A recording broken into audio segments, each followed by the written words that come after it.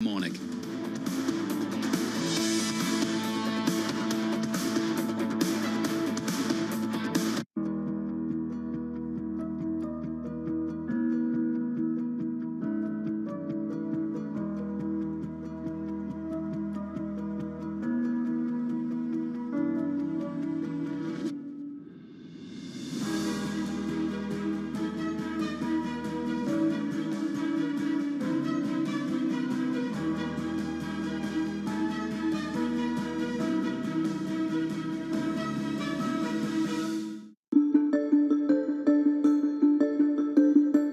Part of the baby boomer generation, and this generation is now increasingly dealing with problems relating to Alzheimer's, dementia, and so forth. Not particularly my age, but maybe some people my age, even younger, but obviously in their late 70s, 80s, and 90s, more and more we're reading about Alzheimer's. Is this an epidemic that you can't really do anything about, or is it something we can deal with in some way? It's a real challenge for a lot of families, mine included. You know, I have a 90-year-old grandmother at home who's struggling with dementia, and providing care for her has been a real challenge. And for my family, we love her dearly. We want to be there for her, but it's painful for us to see the toll dementia has taken on her. This is rightfully, a concern for families across the country. We're investing a lot in studying dementia, to not just Alzheimer's, but other forms of dementia, to understand what's driving it. But very interestingly, there's also some research that's taking place, lifestyle research, if you will, on the impact of diet, of social connection, of physical activity, and sleep on dementia as well. Dean Ornish, professor at the University of California, San Francisco, has been actually one of the key folks, who has been leading some of that research on the impact of lifestyle and dementia. This is a promising area.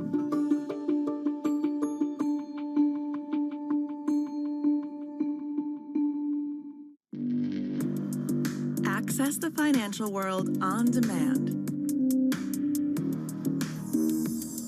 Hear from leading economists, policymakers, and industry experts via live and on-demand webinars, only from Bloomberg.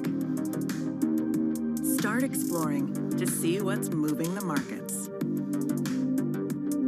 Visit Bloomberg.com/webinars. Good morning. This is Bloomberg Surveillance on TV and radio. Welcome to Bloomberg Markets, China Open. Good morning, everyone, and welcome to the Pulse. This is Bloomberg Technology. And welcome to Balance of Power. This is Bloomberg. Top names in climate finance are on Bloomberg. I can't tell whether you're optimistic or pessimistic about climate finance. A lot of great stuff is happening, but is it enough? No, it's not enough. I'm biased. I'm a huge investor in both fission and fusion, and hoping that it comes in time. Transition is not going to be an event. It's a process. But at the end of the day, it's the right thing for the planet, it's the right thing for the industry, and there is business opportunity.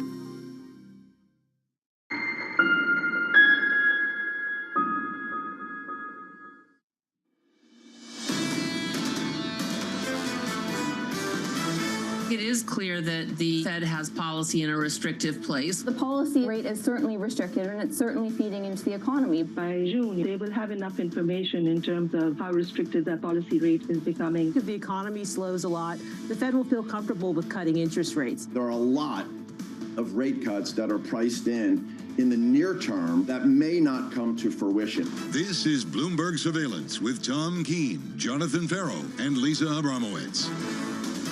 Here comes earnings season, live from New York City this morning. Good morning for our audience worldwide. This is Bloomberg Surveillance on TV and radio, alongside Tom Keene. I'm Jonathan Farrow. Your equity market on the S&P 500, just slightly negative on the S&P. It's all about bank stocks. Let's take a look at the pre-market.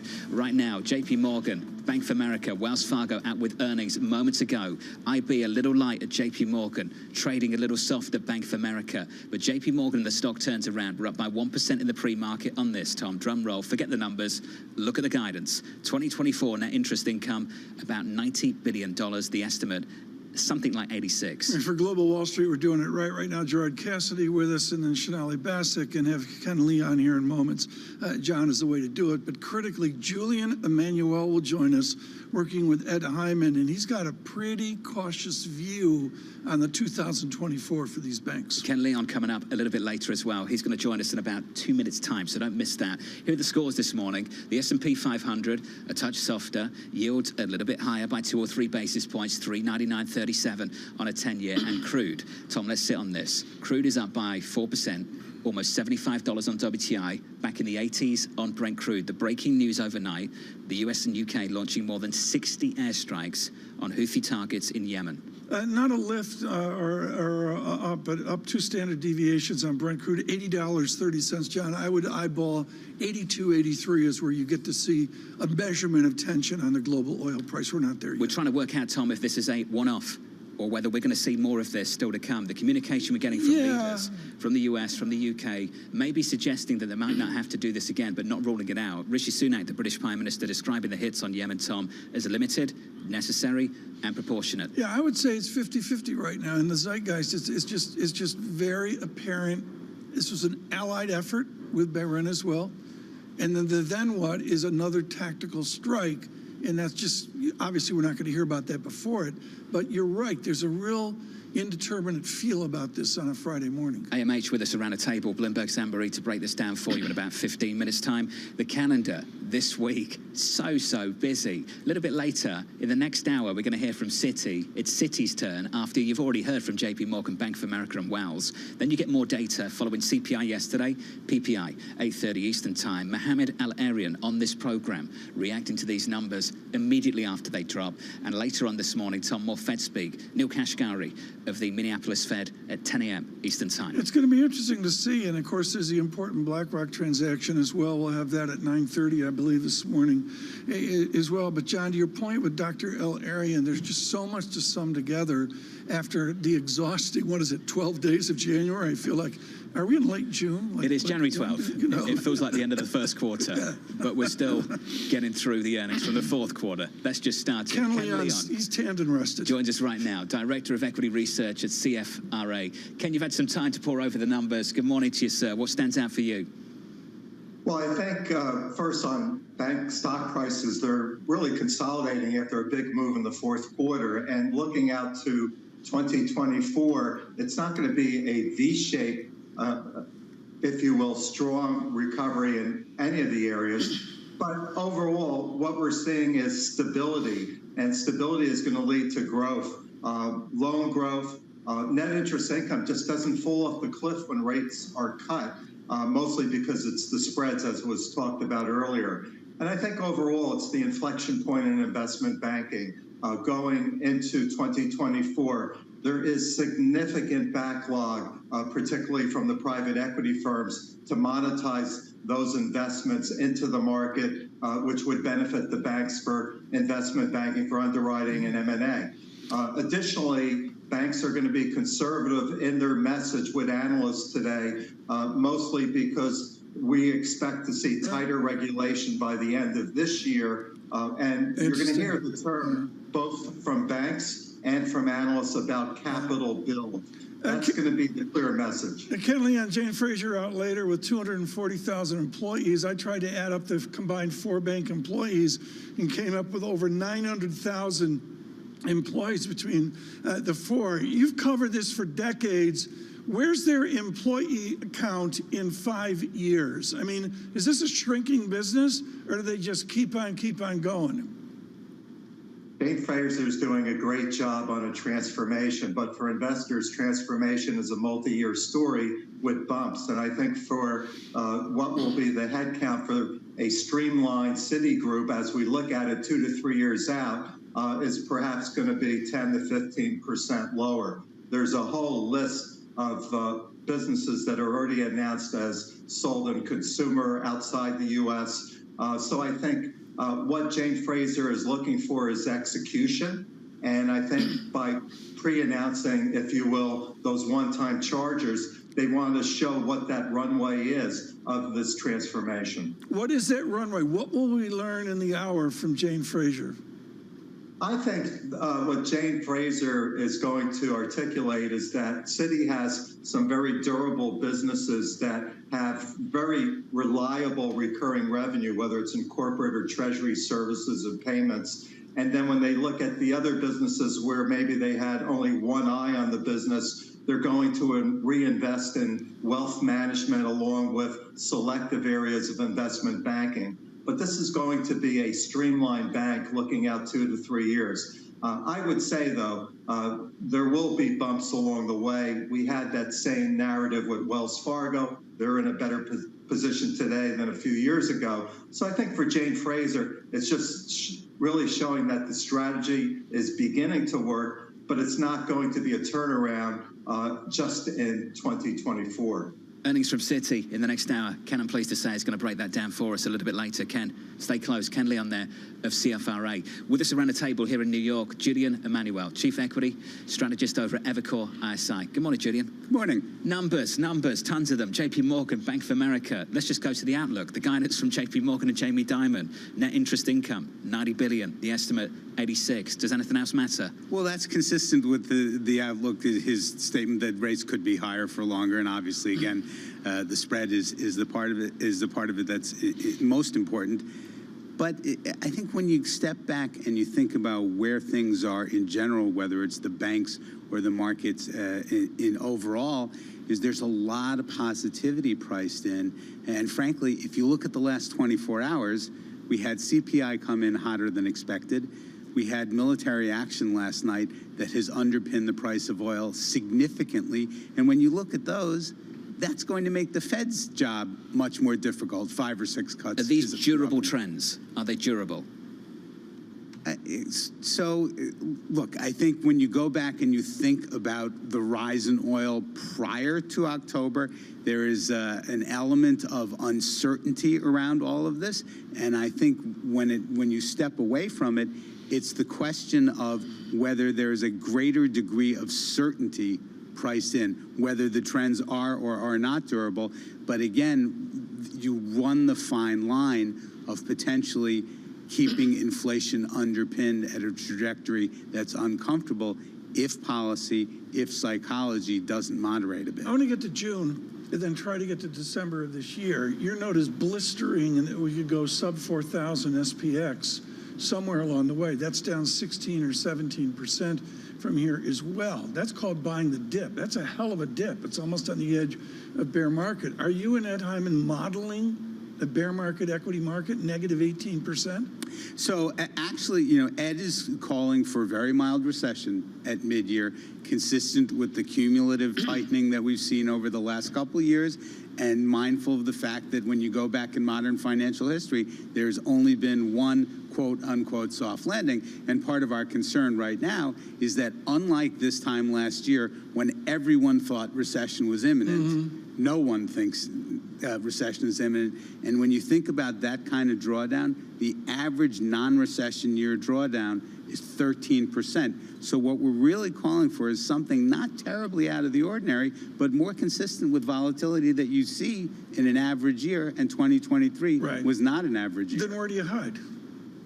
We like defensive names. There is a very well-known history of consumer staples, of healthcare, of communication services working during the time between the last Fed hike and the first cut, which in our view comes in the spring. What you're getting into is in your note, and I enjoyed your note in the last week, by the way. It's fantastic. The nothing can go wrong optimism that sort of gripped markets, equities and bonds alike at the back end of last year. What's going to shake it? What's the number one thing you can point to right now that shakes that up?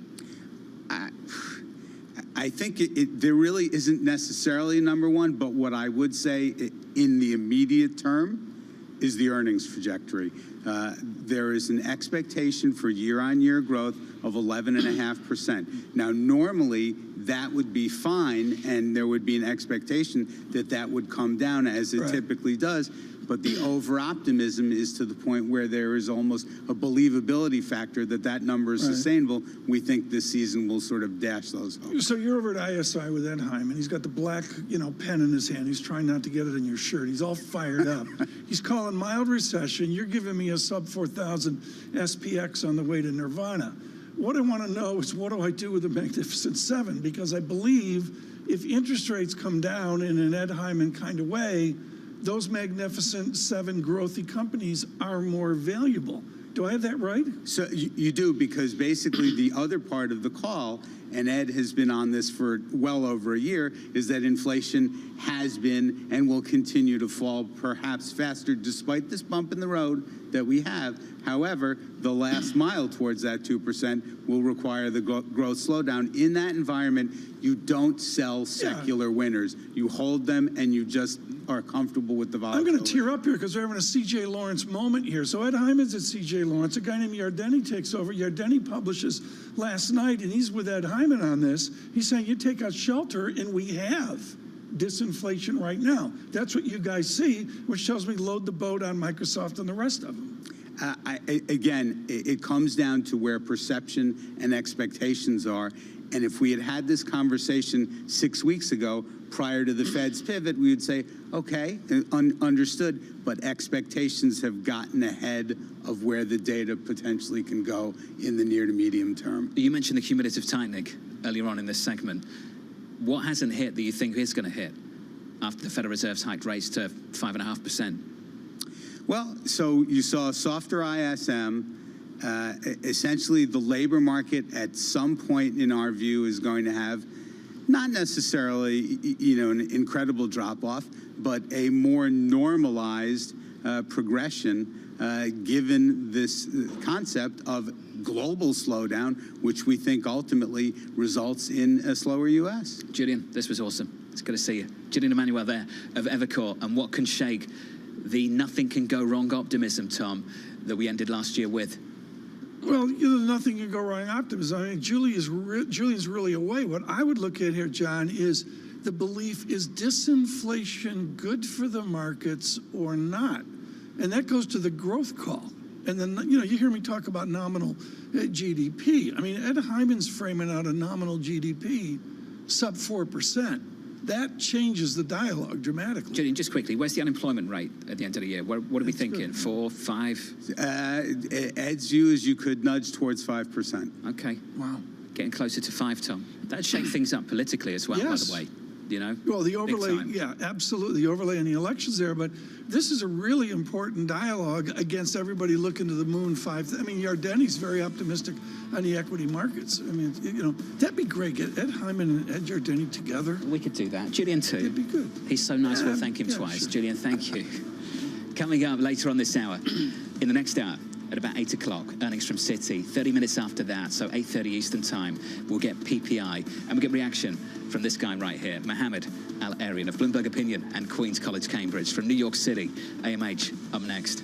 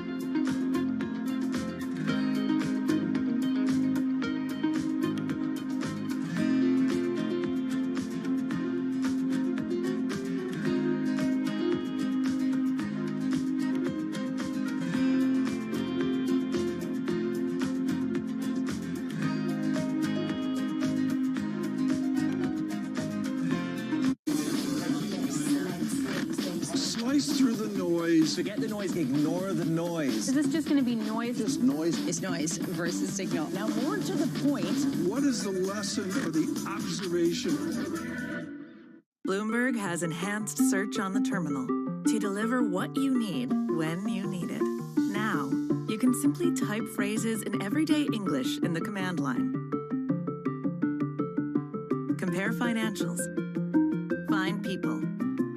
Analyze markets. You can enter phrases or ask questions. What do you want to know today? Ask a question or visit SearchGo to find answers now. authority. Could face bigger challenges next. It was going to keep real World Cup. This is a 3 as the economic picture. covering the intersections of Hollywood, Silicon Valley, and beyond. The 2024 nominating contests are here, and the candidates are making their cases to voters in Iowa ahead of the caucuses. Bloomberg is live on the ground, bringing you the fastest news. Trump is leading by a long shot. Insightful interviews. And at the end of the day, that's what the American people want. And the most informative analysis about what it all means for November's presidential election. What is your path to the nomination? It all starts Monday in Iowa, only on Bloomberg. Context changes everything.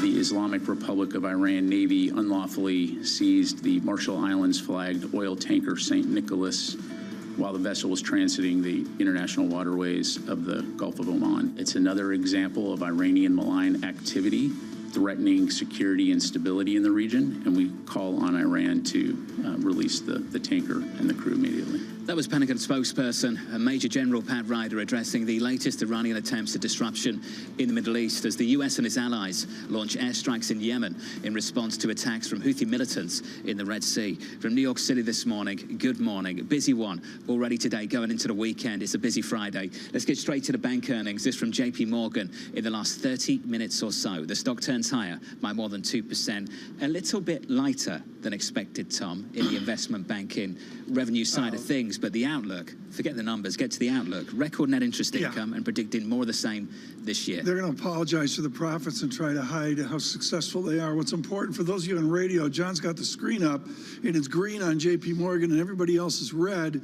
And what matters within Big Bank America is a 410 basis point spread between JP Morgan and Bank of America this morning. That's what needs to be said. Here's the outlook from JP Morgan 2024. Net interest income, $90 billion. The estimate, 86. 90 against an estimate of 86. That stock is higher. Let's turn to the broader story in markets at the moment. Equity futures are a little bit softer, down by 0.3%. Crude is a little bit higher by 3.5%, 74.50 on WTI. On Brent crude, back in the 80s briefly, 79.96.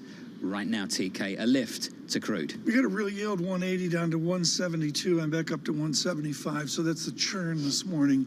We should remember that in an hour and 15 minutes, I believe we get some more inflation. Another snapshot of inflation in America. PPI following CPI yesterday. Let's get to it right now. And of course, we must address the bottom end of the Persian Gulf. Amory Horton joins us right now, Bloomberg Washington correspondent. Will there be another attack? That seems to be the mystery out there within the British press, the American press, this allied tactical effort. Is there just an assumption there's more to do? Potentially. This is what the president said last night, that they want to send a clear message that the U.S. and its partners, notably the United Kingdom, that they will not tolerate attacks on personnel or allow hostile actors to imperil freedom of navigation in one of the world's most critical commercial routes. So if the Houthis were to respond, and they do not knock it off, to be frank, in the Red Sea or the strait that leads from the Indian Ocean to the Red Sea, then we could potentially see more escalation. What the U.S. went after last night was, I believe what Norman Rule said in the last hour, was a degrading of capability.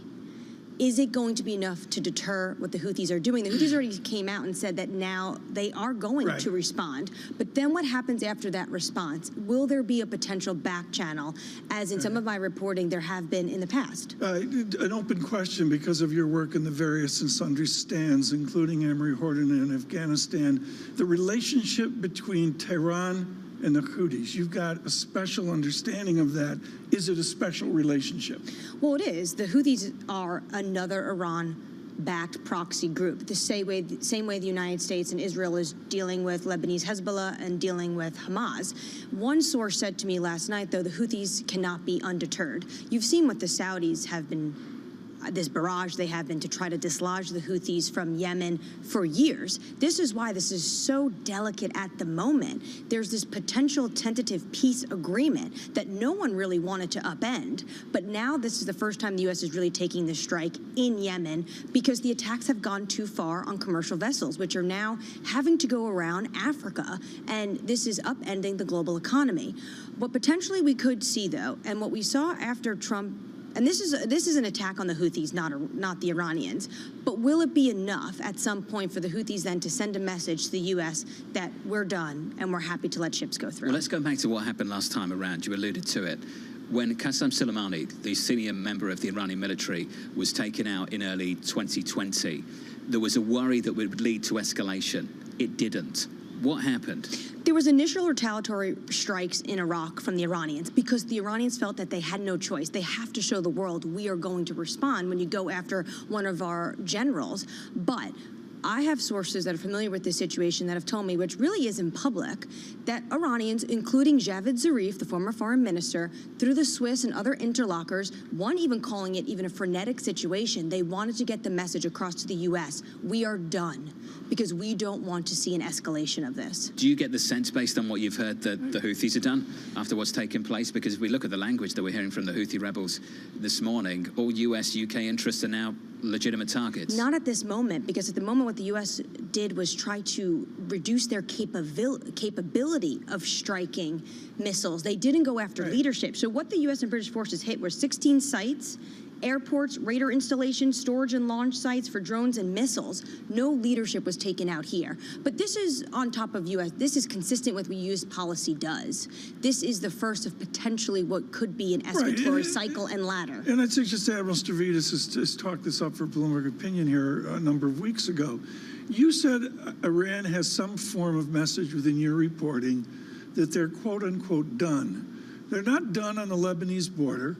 They're not done in Gaza, and now they're not done somewhere down in Yemen out into the Red Sea. They don't look done. They were done. What I was referring to was 2020. The message they sent to the Trump administration after the killing and strike of Qasem Soleimani was, we're done.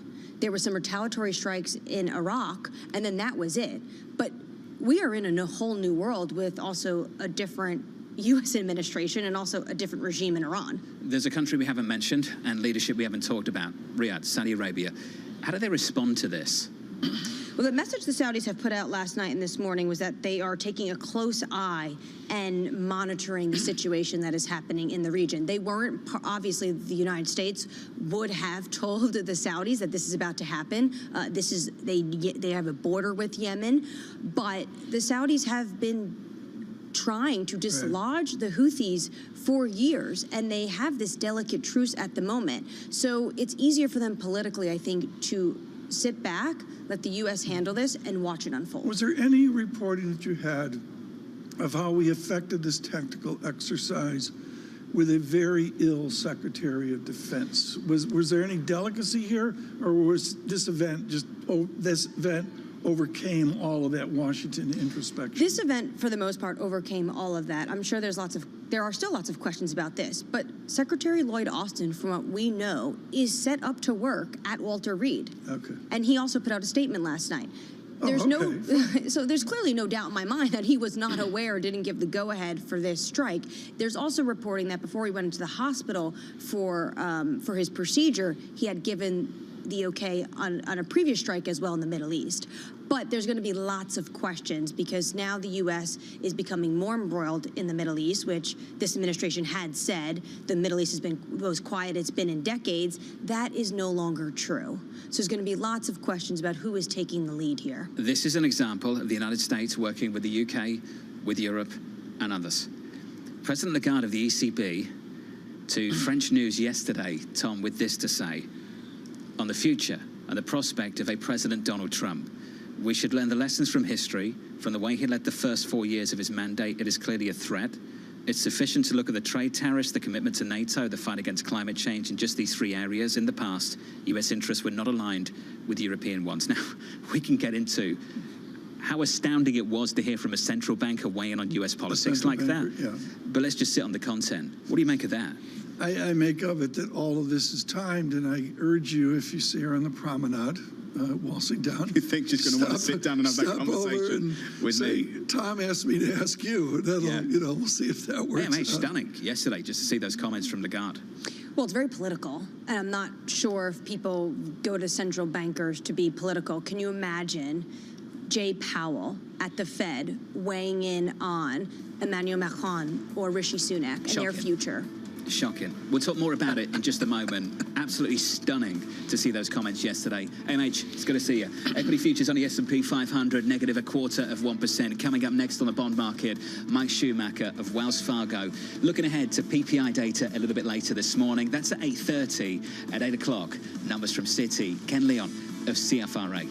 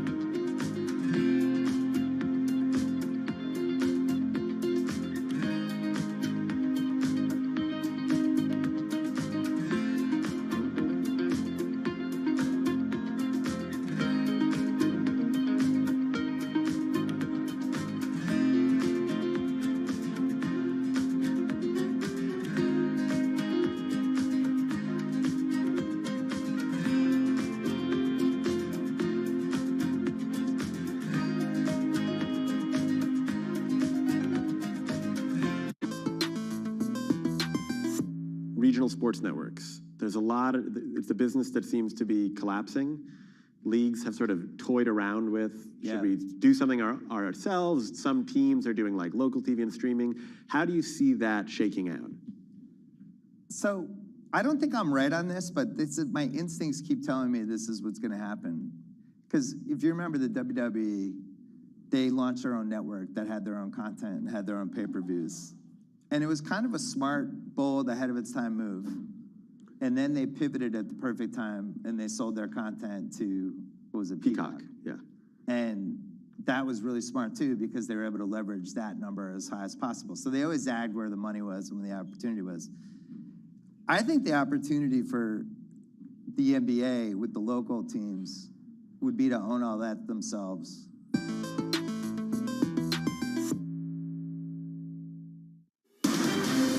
Of politics to the world of business. Every weekday at 5 p.m. Eastern Time, hosts Anne-Marie Hordern and Joe Matthew alongside Kaylee Lines deliver news, insight, and analysis live from Bloomberg's Washington headquarters. Get the latest from and about politics' biggest power players at the end of every trading day. Balance of Power, every weekday at 5 p.m. Eastern Time, only on Bloomberg. Context changes everything.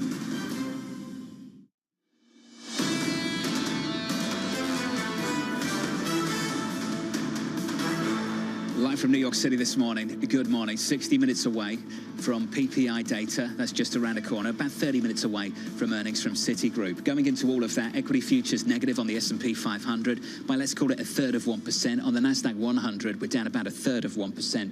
Also, we were lower on JP Morgan, then we were higher off the back of better guidance from JP Diamonds Bank. Net interest income, about $90 billion. The estimate, 86.08. So JP Morgan better in the pre-market off the back of that. In the bond market, 2-year, 10-year, 30-year shaping up as follows. A 2-year yield higher by a basis point or two, 426.38, higher by 3 on a 10-year, 399.56. Got to sit on this, Tom. Crude, back in the 80s, briefly on Brent crude, and we're back again, up by 3.7%. WTI up by 3.9%.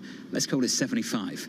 let's call it a lift. And I've said this a number of times. I do think we've got to stay on the story as we get more news out of Washington and London on what is next. But the answer is up $2.85 on Brent crude. I need to see 82, 83 before it has my full attention. I would want to know, John, on a Friday here, with all the data that we've got, I would call it a churning in the yield space. There's a value here to watch yields into the Friday close. Agreed. And into the data a little bit later on this morning. That's the price action. Let's sit on the top stories. Under surveillance this morning, Houthi rebels in Yemen vowing to continue targeting commercial vessels in the Red Sea after a US-led coalition launched over 60 airstrikes against the group. President Biden saying in a statement, quote, "I will not hesitate to direct further measures to protect our people and the free flow of international commerce as necessary." Tom, not ruling out more strikes. Yeah, absolutely. And what's important there is the people. There was an attack. I mean, I'm in the camp, John, that if there's 18 drones in the air and you do a victory lap because you shot them out of the air, that's great. But that's an attack because there's this humbling reality. 1 of 18 could have got through. 3 of 18 could have got through. So I think the president's language there is appropriate. The mere presence wasn't a deterrent. We kept seeing those attacks, and you wonder if the strikes overnight, Tom, will be. Your second story, the bank earnings. So busy the last hour, wasn't it? Bank of America, JP Morgan. Shinali saved us.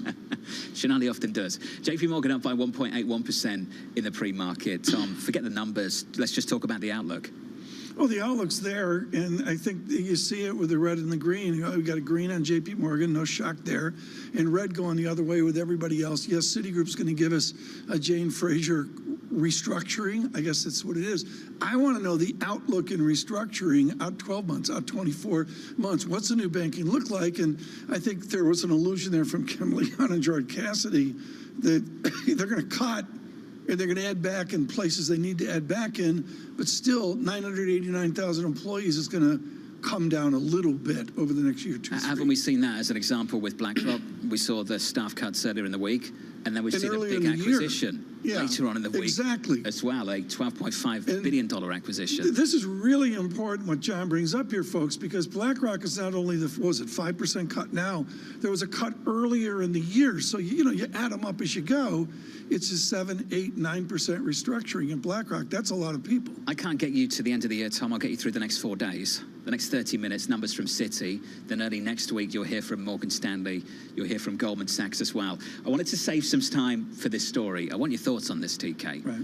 Christine Lagarde, the ECB president, with her most vocal comments on US politics to date, warning that another Donald Trump presidential term is, quote, clearly a threat, saying trade tariffs, the commitment to NATO, the fight against climate change, in just these 3 areas, US interests were not aligned with European ones. She has really caught my attention. She and her team would tell me this was taken out of context, et cetera, baloney. This is a central banker talking about politics. Now, the former trade minister of France, with all of her work at the IMF, certainly she can weigh in on politics, except she's got a new job as central banker.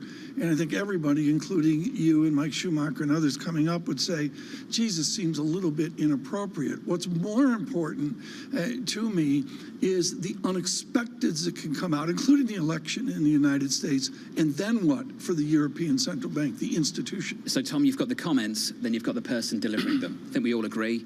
Highly unusual for a central banker to speak this way. Absolutely. Let's put that to one side and just focus on the content. On the content, she is absolutely right. It's a statement of fact.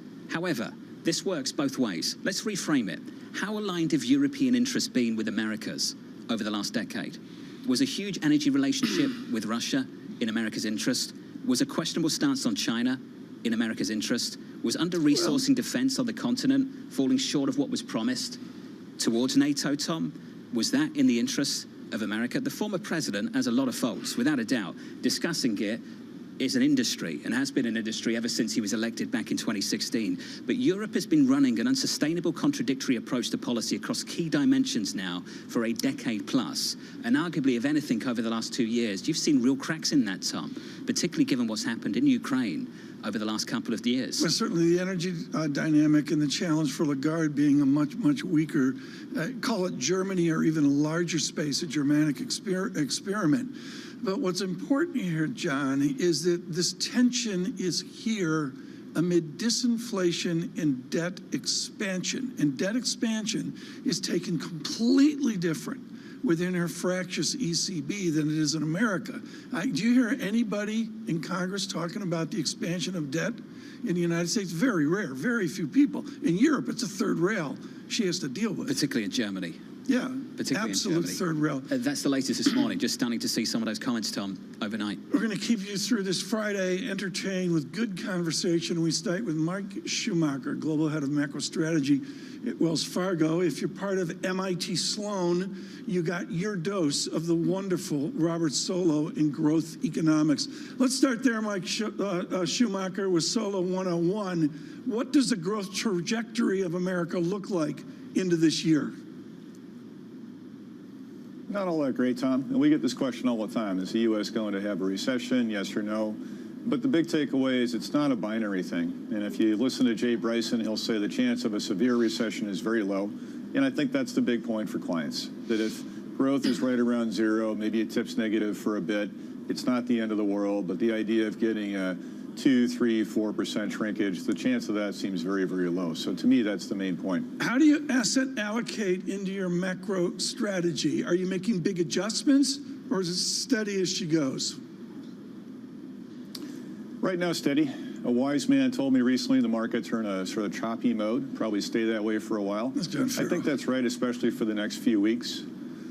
John Farrow, perhaps, and also Jeff Shore on our FX desk. So John's got plenty of company there. But when you think about the data flow for the next couple of weeks, it's pretty light, frankly. So why take a big swing right now? I think people are looking to the Fed, looking to the central banks, waiting to the end of the month, and probably reassess at that point. But for now, it's been pretty thin as far as activity. Let's turn to Jamie Dimon, who put out some comments with earnings this morning, Mike, who talked about the economy could see stickier inflation for longer than expected. Rates could be high for longer than expected, and said this on government spending as well. The economy's been fueled by large amounts of government deficit spending. Mike, those tailwinds that have supported growth and arguably fueled inflation in some places, are you expecting that to continue for much longer? We're not expecting the fiscal, call it impulse, John, to continue for much longer, but a big risk, I think, for markets, and a lot of my colleagues would agree, is that inflation effectively gets stuck. So it's come down a lot in many countries. A lot of people hope, and maybe that's not a great strategy, but hope it comes down further. We think it probably will, but there's at least a chance you get core inflation in the U.S. that sits in the high 2s. And in Europe, it doesn't approach 2%. And then what? What do you do if you're a central banker? We don't know. They probably wait and watch for a good 6 months and then say, do we really have to come in and hike again? We don't want to do that, but we can't really come in and ease. So that's a risk out there for the markets. I'd say the chance of that's probably a 10, maybe 20% chance, but it's certainly material. People have to think about it. How do you study the cash conundrum that we have? Trillions of dollars that have wandered out to 5.x% money market fund. A lot of good work being done on this, Mike Schumacher. But what's a summary of what our listeners and viewers should think about trillions potentially exiting money market funds? Yeah, it's a question, Tom, of how much actually can move. Certainly money market funds can lose a lot of the assets they have currently, and it's been a very attractive spot for a lot of people. 5% plus sounds great, right? So for the first time in a generation, cash has actually been viable. So we do think some of that cash is going to exit, but it's going to be a fairly methodical process.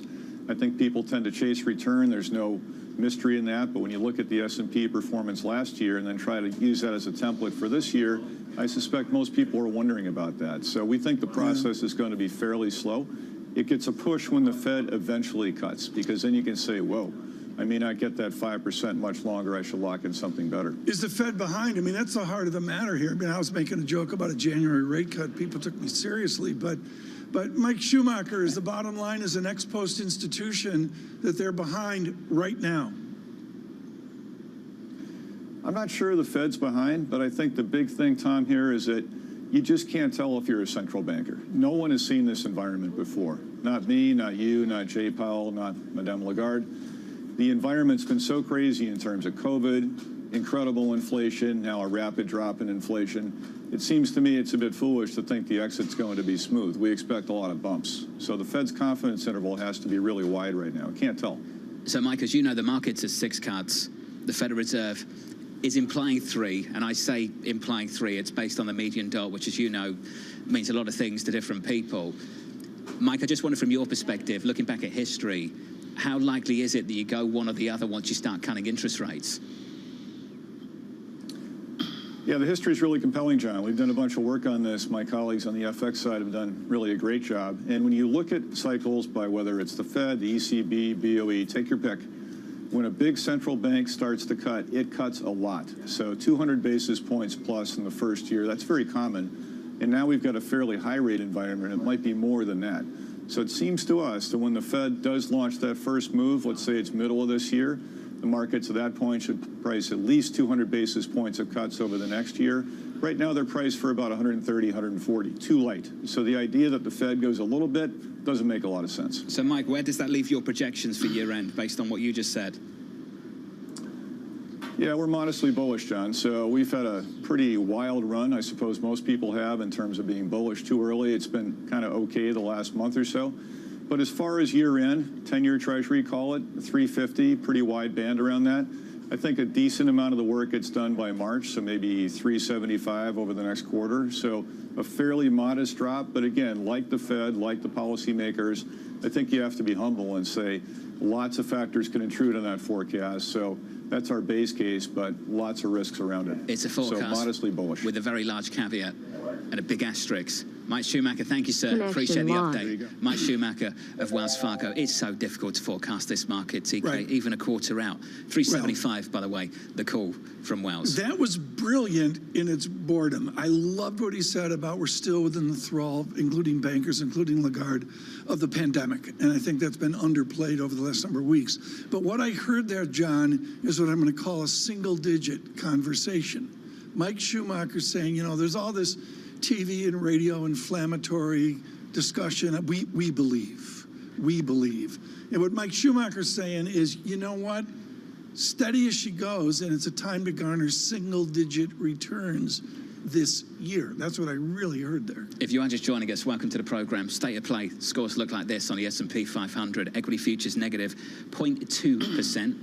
0.24% lower on the S&P. Yields higher by 3 basis points or so to 399.75, and crude up by 3.6%, 3.5% at the moment, 74.53. Tom, you asked this question just moments ago, so we've just got some comments from the Pentagon spokesperson. Oh, they were listening. Defense Secretary Lloyd Austin actively engaged in overseeing and directing operations.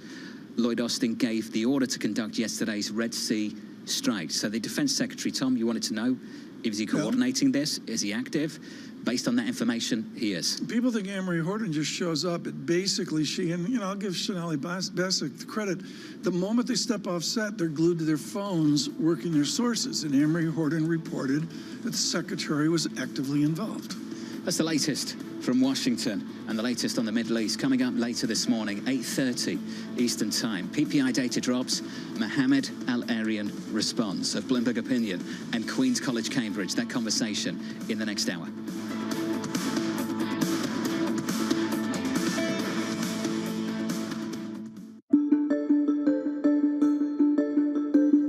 Maybe I should go do something else. I can't do anything better than I'm already doing. I've already turned this company around. I've made a lot of money for the investors, the shareholders, and yourself. Are you happy doing this? You're going to do this for the foreseeable future? I'm going to do it for the foreseeable future. I love what I do, and the reality is we've accomplished a lot. As you described, we've made Blackstone a lot of money. We made our shareholders a lot of money. More importantly, we've grown the business, and we've been a huge engine of opportunity. If you think about all the jobs we've created around the world, all the communities we've made better places, all the ownership groups who we've helped grow their business, and having built a world-class culture, the opportunities we've created for upward mobility for people. And this business, I would still say, is like a coiled spring coming out of COVID particularly. So I feel like we just have more to do. My job's far from done.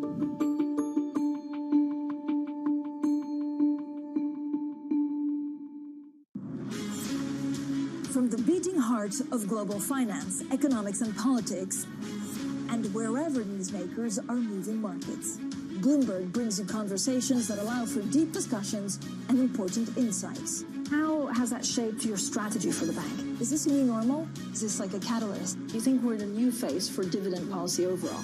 That's a great question. I'm Francine Lacqua, and this is The Pulse, every weekday at 9 a.m. only on Bloomberg.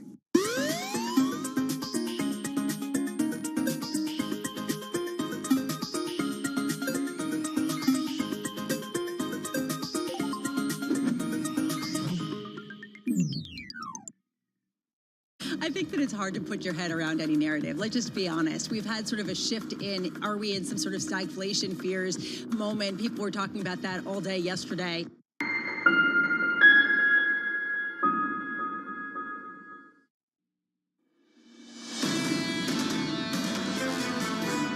Right now, the NFL Sunday Ticket is a big area of focus for us. And again, as I said, getting that viewer experience right, making that game day experience on Sunday flawless and seamless. And you should expect from us a lot more innovation there in terms of products, in terms of creator integrations, all the things that our fans, especially younger fans of the NFL on YouTube, expect. You should see more of that through the season and in the many seasons to come. The fans are tuning in. That was the YouTube CEO speaking back in October. Since then, the NFL reporting its best rating since 2010. 93 of the top 100 TV broadcasts last year, NFL games. And it's not just YouTube. Peacock getting involved this weekend, set to broadcast their first playoff game, the NFL signaling a shift away from linear TV. Michael Nathanson and Nathanson weighing in, writing, quote, where the history of linear TV has been written, a sad and sorry chapter will be dedicated to how such a once great business was supplanted by a model that wasn't nearly as good for anyone. Michael, I'm pleased to say, joined us right now. Michael, great to catch up with you, sir. Let's discuss it. Let's talk about the sport itself, the dominance of football in this country. What's everyone else getting wrong? American football. Yeah, American football. What else is getting wrong? It's a perfect sport for TV, right? You have a set of games, very predictable every week. It's a short season. Every game matters. And sports gambling is growing very quickly. So it's a combination of it's easy to watch, you can bet on it, and we have national storylines, right? The teams are now nationally followed in a way that when Tom and I were younger, that wasn't the case. It was a regional sport, but now it's national in terms of fandom. Mike, I was watching reading Digiday, I should say, about the complete total dominance of Mr. Mohan's YouTube. And I'm absolutely you've been so far out front on this with Craig Moffett. Is anybody down the road going to compete with the two consolidated giants, YouTube and Netflix? Amazon. So it's interesting. People have always said content is king. I think the past decade, what we see now is the platform is king. And I put Amazon, Netflix, and YouTube as the future leaders in this industry, current leaders in the future.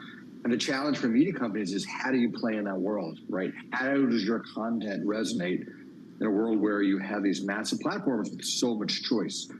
And this is the challenge next decade. Michael, we got to make some news here, so let's get to it. It's a Friday. We need Nathanson news right now. Paul Sweeney modeled out yesterday the idea of ESPN with a 40% lift, I believe, in expense they have to pay for all this sporting activity. Is Mr. Iger setting up ESPN for an immediate sale to Amazon? He has floated the idea of finding minority partners. I don't think he wants to give it up at this point in time.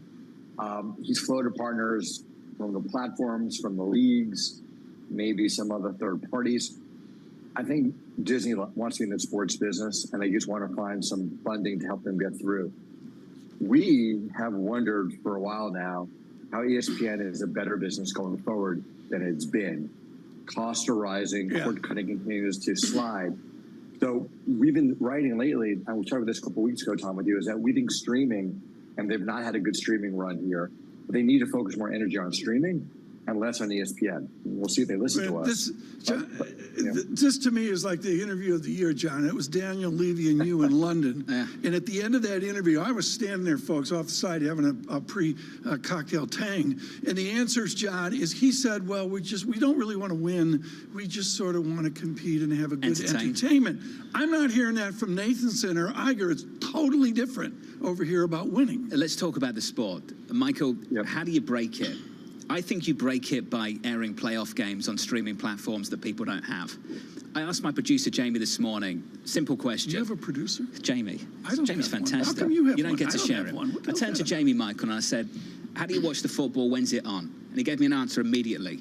I said, how do you watch the baseball? When's it on? Couldn't answer the question. He's a basketball fan. I said, when's the basketball on? How do you watch it? Couldn't answer the question with a direct answer. That's the problem for all these other sports. And a great example of that is boxing. They have killed boxing. This used to be something everyone used to watch together. It's not anymore. It's buried on a streaming platform, whatever it's called. I don't know. I like boxing, and I don't pay to watch it. Michael, are they about to break it? You talked about the loss of the experience, and I'm with you. They're killing it. They've got success. Are they about to break it? Yeah, John, I'll break news on the air with you. I totally agree with you. It makes me so angry as a consumer and an analyst that this playoff game is probably the top game of the weekend, right? And when I saw the schedule when it came out, I'm like, wait, they're putting the Dolphins Chiefs on Peacock, so we have to pay $6 more a month to get it for one night. That's just outrageous to me, right? It just is. And I think it's greedy. And I know why Comcast is doing it in Peacock. I think the league is overreaching here, and they've done an amazing job navigating the entire fragmentation of media. But I think you're right, John. I think there's a feedback loop which says these guys don't care about the fans. They're in it for the money. And it's just loud and clear by having the best game of the weekend on Peacock. And I totally agree with you. Michael, is this because the numbers simply don't work? I've heard TV executives talk about this. The problem with sport is that you build out the asset, but you never own it. You have to lease it. You get a 4 or 5 year deal. I just wonder whether the numbers really work anymore. It was always about grabbing that appointment of view. There were very few left. Let's go to sports. Live TV, all that's left is sports, and this right here, broadcast news. Michael, I just wonder the future of that, given how much the asset now costs. It was interesting, John. When you had 90 to 100 million homes in America, it was a great model. But as homes start to slide, the cost of sport keeps going up, and the cost of the revenues keep coming down or flattening. So it doesn't work for every sport. The NFL is key because for 5 months out of the year, it maintains the PTV Bundle. That is the different sport, right? Hockey, as much as I love hockey, is small. Baseball's become, a small sport in America, but the NFL and college football are different.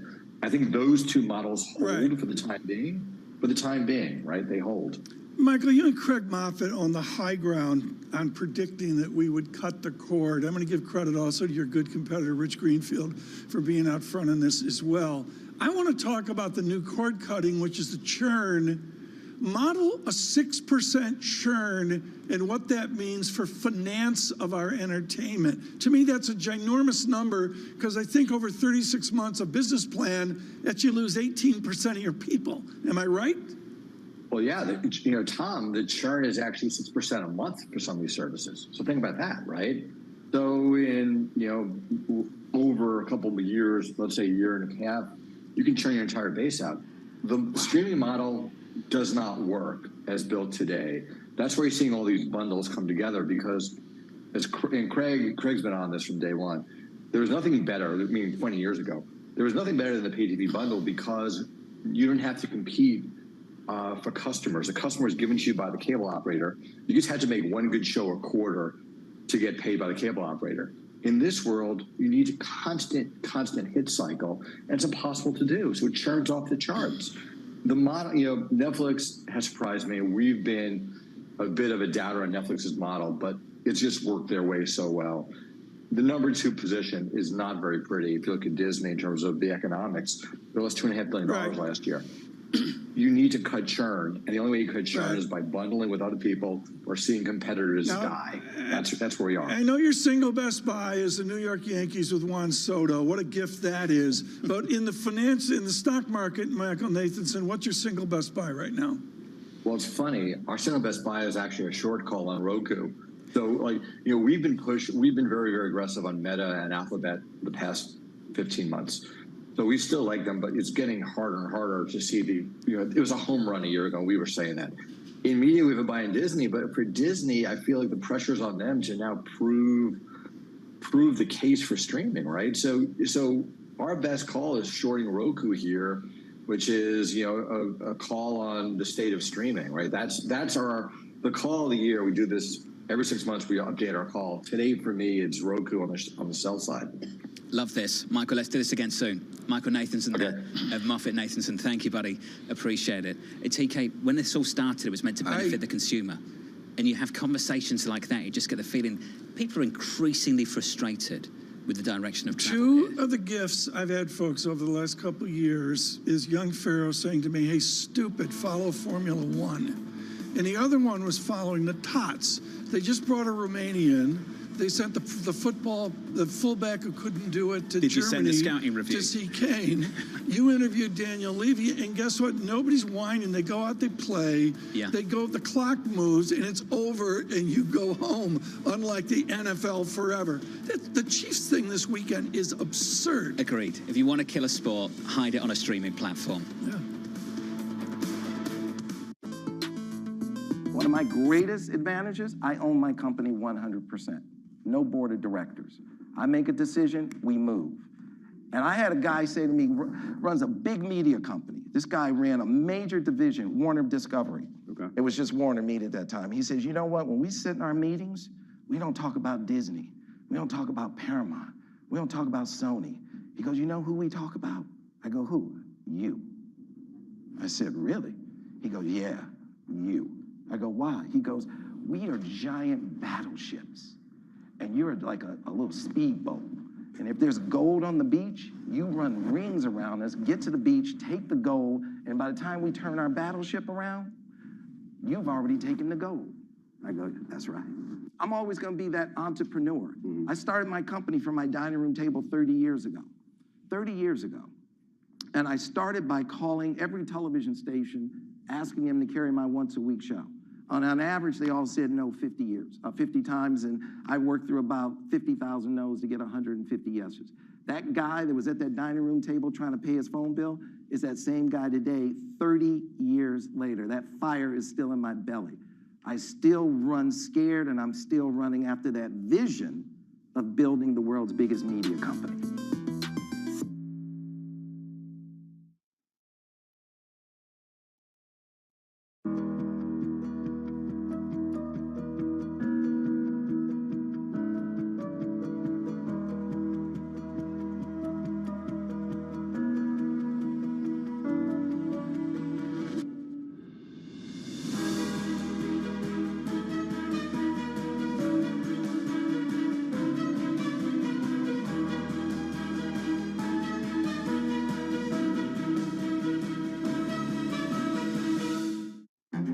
This will probably go down in history as one of, if not the largest financial crimes ever. I cannot imagine a scenario where $8 billion just disappears. Bankman-Fried has pled not guilty to multiple fraud charges. Sam was just too important in the crypto community. When someone says, I'm going to give $1 billion in the next 2 years, like that catches everybody's attention. As time went on, their ideas got like weirder and weirder. I don't think he even had almost a conception at some point that it was wrong or right. I think he just had the mentality that he has to win. This committee will not stop until we uncover the full truth behind the collapse of FTX. Sue, Mark. Are you in? I'm in. I'm in. We're in. Will this be the last of its kind? No. This is the nature of capitalism. Get over it.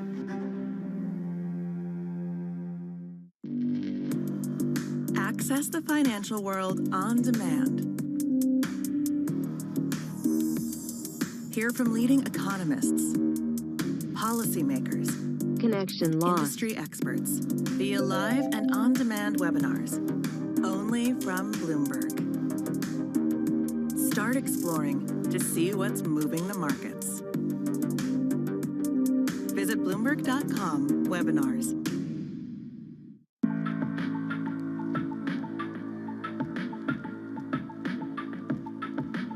This is Bloomberg.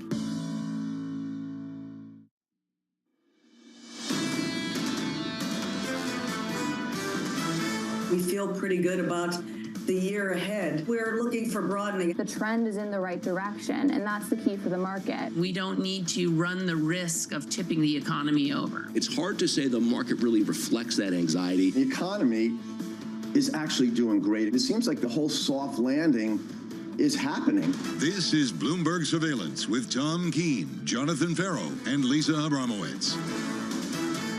Good morning, everyone. Bloomberg Surveillance from New York, and it is a day of big bank earnings. We've seen that out in the compare and contrast, as Sonali Basak nailed. JP Morgan, 1.72 is their book value. Citigroup, last in line, 0.52. John Farrow picks up the pieces from Jane Fraser. She's got a wall to climb. She does, and the stock has been rallying in anticipation of a year ahead and a new strategy. We are higher by more than 30% since October. The stock is lower this morning by 2% with the numbers. Here's Sonali Basak. Hey, Sonali. Very simply, John, we're looking at that fourth quarter revenue line, the very top line. We're looking at the miss on expectations. Investors expected them to bring in $18.7 billion. They brought in 17.4. So that is the top line number there. We are making it through the numbers here, but even returns on equity as well. You're looking at the fourth quarter come in just a little above expectations, or sorry, below expectations. They're negative. I'm sorry, in the fourth quarter. They were expected to be positive. So again, this was a kitchen sink quarter. Investors had known that about Citigroup. So what we're going to see for the next couple of hours is a few things. What are all of the costs tied to restructuring? We already know there were costs tied to extraneous items in different parts of the world, parts they're largely exiting. This is Jane Fraser's year. This is the year she has to bring the turnaround story to Wall Street. And remember, we have to see what that is in terms of those markets and investment banking businesses, in particular, core Wall Street. The fourth quarter was very disappointing. Not my words, the words of Jane Fraser, the Citi CEO. The fourth quarter was very disappointing. Revenue coming in at $17.44 billion, the estimate 18.68. Sonali, as you know, investors won't pay as much attention to this because these are yesterday's results. We want tomorrow's off the back of the changes they've made. What kind of changes have been made in the last 12 months, and how quickly will we see the results of them? Project Bora Bora. This is the project that they have that is eliminating layers and layers of management. Jane Fraser, we know, inherited a bank that was bloated, that had regulatory issues, and that had many layers of bureaucracy that she is now taking an absolute axe to. Investors have largely rewarded her moves to do that, though it'll take a minute to get through all those layers of management. Now, again, that is the fixing story, but where does she get competitive in those Wall Street businesses? And also, I'm looking at cost of credit as well. Remember, Citigroup's cost of credit rose to $3.5 billion in the fourth quarter. Right. It was 1.8 the year ago. To her great credit, she puts the ugly ratios up top. Return on common equity is single digit, 5% versus 13, 14, 15% for more successful shops. Let me ask you this: in 6 months or in 6 years, is Citigroup still a big bank?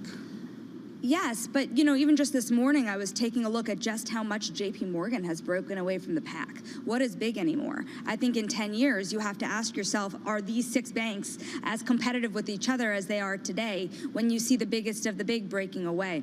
Citigroup has won on being a big global bank. The most profitable and exciting, if you will, business they have is their treasury and trade solutions business, which really makes its money from global internationals. But as we've seen from the losses they've taken tied to Argentina's currency fluctuations, operations that were tied to Russia, again, largely businesses that they've exited, it's hard to be a big global bank. Sonali, stay close. More to come from Sonali Basak to wrap up these numbers. We'll give us some more time to go through the earnings release.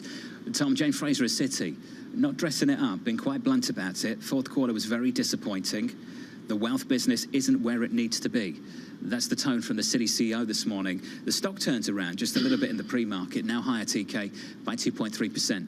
Absolutely fascinating. Let's dive into this. Ken Leon joining us with expertise 60 minutes ago and reappears with CFRA, their Director of Equity Research, and he's familiar with a 10-to-1 reverse stock split in 2007-8, which is where Citigroup maybe was repriced from $40 down to $4 per share. Ken Leon, let's just cut to the chase. Is Jane Fraser going too slowly? Jane Fraser has no choice. She has a monolithic bank that she's trying to streamline to be a very different bank in the future. And by doing that, I think the story that hasn't been told is that key talent is looking over their shoulder whether they have a job or not, or whether how much risk they should take, whether it be in investment banking or trading, their key talent. The strategy is going to work, but it's going to take several years. And I think to the prior discussion, this will no longer be a leading global bank, but one more akin to a custody bank, like a Bank of New York Mellon. That's right where I wanted to go. Thank you so much, Ken Leon. And that it goes back to culture and character. My first checking account, John, was with Manny Hanny. And when you said Manufacturers Hanover, that meant something. So what's Citigroup look like in 5 years? Is it BNY Mellon? Or is there a better analog out there that we can look to? I think clearly it's going to be where they have durable businesses with recurring fee income. That will be in treasury services. It will be in wealth and asset management. They will also try to play a role with catch-up with asset management and wealth. But it's really an enormous competition for Jane Fraser.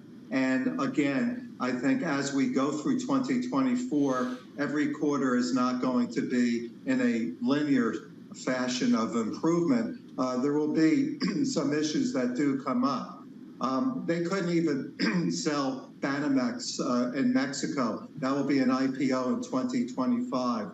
The analysts generally are very positive about Citi.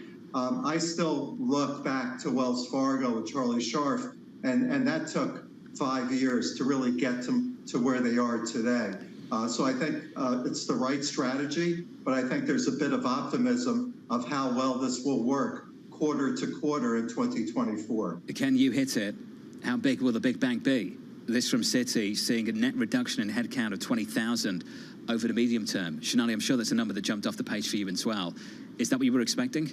In line, yeah. I mean, we knew that it would be tens of thousands. It's nice to get a head count number here because they had been holding off on giving the full extent of what we would see here. It is in line with what we were expecting. Now, how much it's going to cost them is something we'll look at as well. This was going to be, we call it kitchen sink quarter, right? I mean, they had a lot of charges that they're going to have to announce and work through for those headcount reductions. If you wouldn't believe it, they had the biggest, among the biggest of headcounts of the top two banks. I believe that they were even over Bank of America. So they had a lot of room to cut, as painful as it is. Ken Leon, let's talk about what this could all mean for capital returns. The latest from Citi is we'll continue to evaluate buybacks quarter by quarter.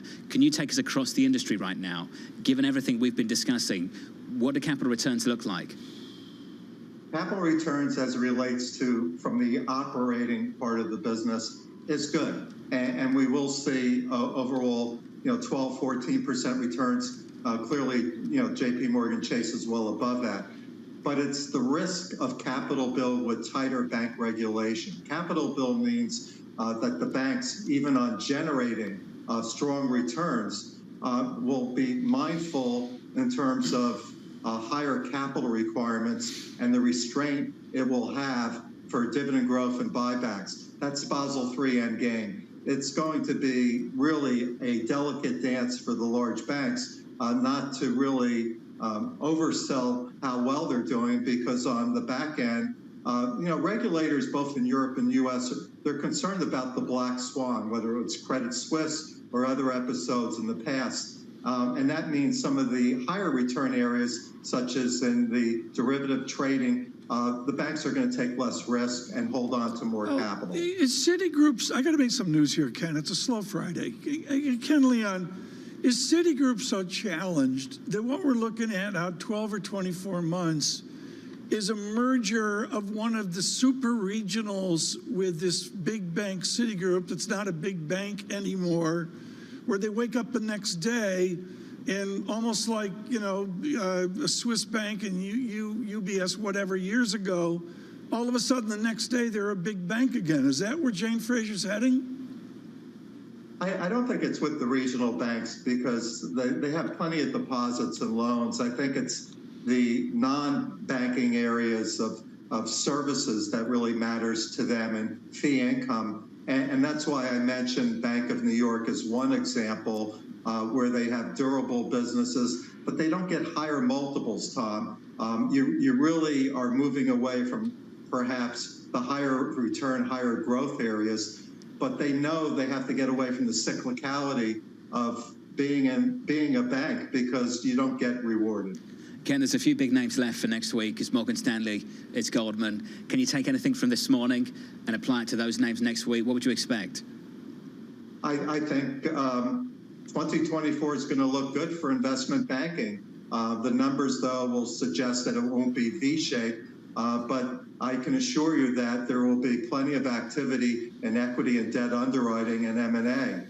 The alts, there's only about 2 analysts on the street that cover banks and the private equity firms. I'm one of them. There is enormous backlog to monetize these, and Goldman Sachs and Morgan Stanley will be there to help execute on that.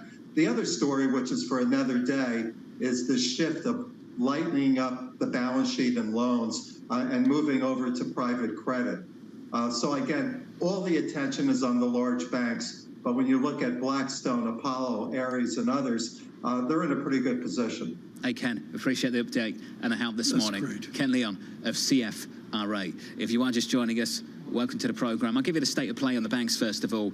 JP Morgan positive in the pre-market by a little more than 2%. Their outlook for net interest income better than expected. Citi, Tom, turns around up by almost 3%. Yeah, Mike Mayo looking like a genius. 41 up to 53 on Citigroup. I guess that's the beginning of a move for this year. John, what I would emphasize there in all that tumult and that turmoil is Jane Fraser, the execution of this down Lexington Avenue.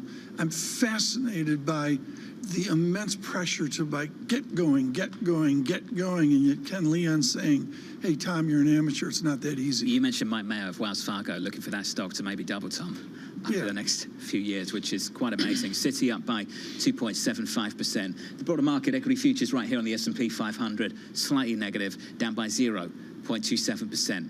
Yields are higher by 3 basis points, 4% on a 10-year. So much more still to come this morning. PPI data, 8:30 Eastern Time. Reaction to it with Mohammed Al-Arian of Queen's College, Cambridge. A must-watch conversation in the back half of this hour. Charlie, before you go, you've had some time to pour over it. What's the big takeaway from this morning? The outlook. We've said that this was going to be a kitchen sink quarter for Citigroup, but she wants to grow the revenue by $2 to $3 billion, and she wants to shave off tens of thousands from her headcount. Medium term, she sees it being about 180,000, which is remarkable. That could signal more job cuts ahead. This will be a much smaller bank, to Tom's point, and if you look throughout the entire banking system, the margin at which JP Morgan is expanding over everyone else is remarkable. Right. They brought in $10 billion more in net interest income than Bank of America alone Quickly, the last quarter. And this is what you're best at. The cultural shift from Sandy Weil, Travelers, Citigroup, over to what Ken Leon said is this is the next BNY Mellon. I can't frame that culturally in New York. The financial supermarket was Sandy Weil. Focus is Jane Fraser. That is the simplest way to put it. This will be a smaller bank with more defined business lines, with more accountability on every single person in that bank. Shanali, absolutely excellent as always. Shanali Bassett, thank you. More from Shanali through this morning, through the day, and into next week as well. Earnings still to come next week from Morgan Stanley and Goldman Sachs. In your equity market, S&P 500 futures negative by 1/3%. Crude 74.30 on WTI, up by 3%. Brent crude briefly in the 80s, 79.80 right now. Victoria Fernandez of Crossmark Global Investments up next from a beautiful New York City. Good morning.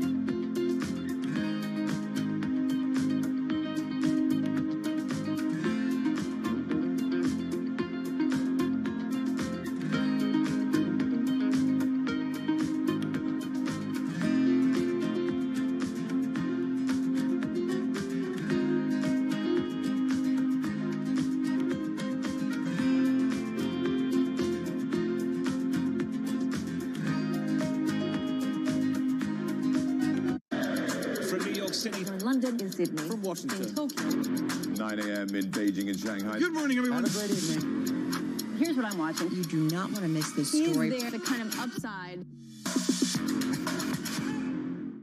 Top names in climate finance are on Bloomberg. I can't tell whether you're optimistic or pessimistic about climate finance. A lot of great stuff is happening, but is it enough? No, it's not enough. I'm biased. I'm a huge investor in both fission and fusion, and hoping that it comes in time. Transition is not going to be an event. It's a process. But at the end of the day, it's the right thing for the planet, it's the right thing for the industry, and there is business opportunity.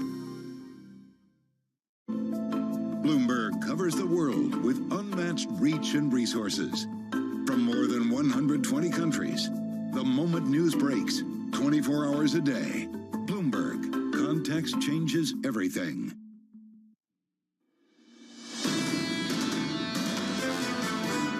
There are a lot of rate cuts that are priced in the near term, starting as early as in 2 months from now, that may not come to fruition. I mean, the Fed is good at waiting and watching and lagging, right? They lagged on the way up, and they are probably going to wait too long and keep rates too high for too long before they cut, and then they're going to have to cut more aggressively. There was a real shift yesterday from Michael Collins, fixed income senior portfolio manager over at PGIM. He's been constructive on credit for a while. He's not anymore. He's been reducing risk. And when we asked him why, is it about price or fundamentals, the story or the price of the story, he said the price of the story. TK, spread's just getting too tight over the last few months. I can't say enough about PGIM across the Hudson River. They picked up Tom Porcelli as well this year for economic wisdom. But I thought that interview was great with Michael Collins about just grab the coupon and don't overthink. Now, where you are in duration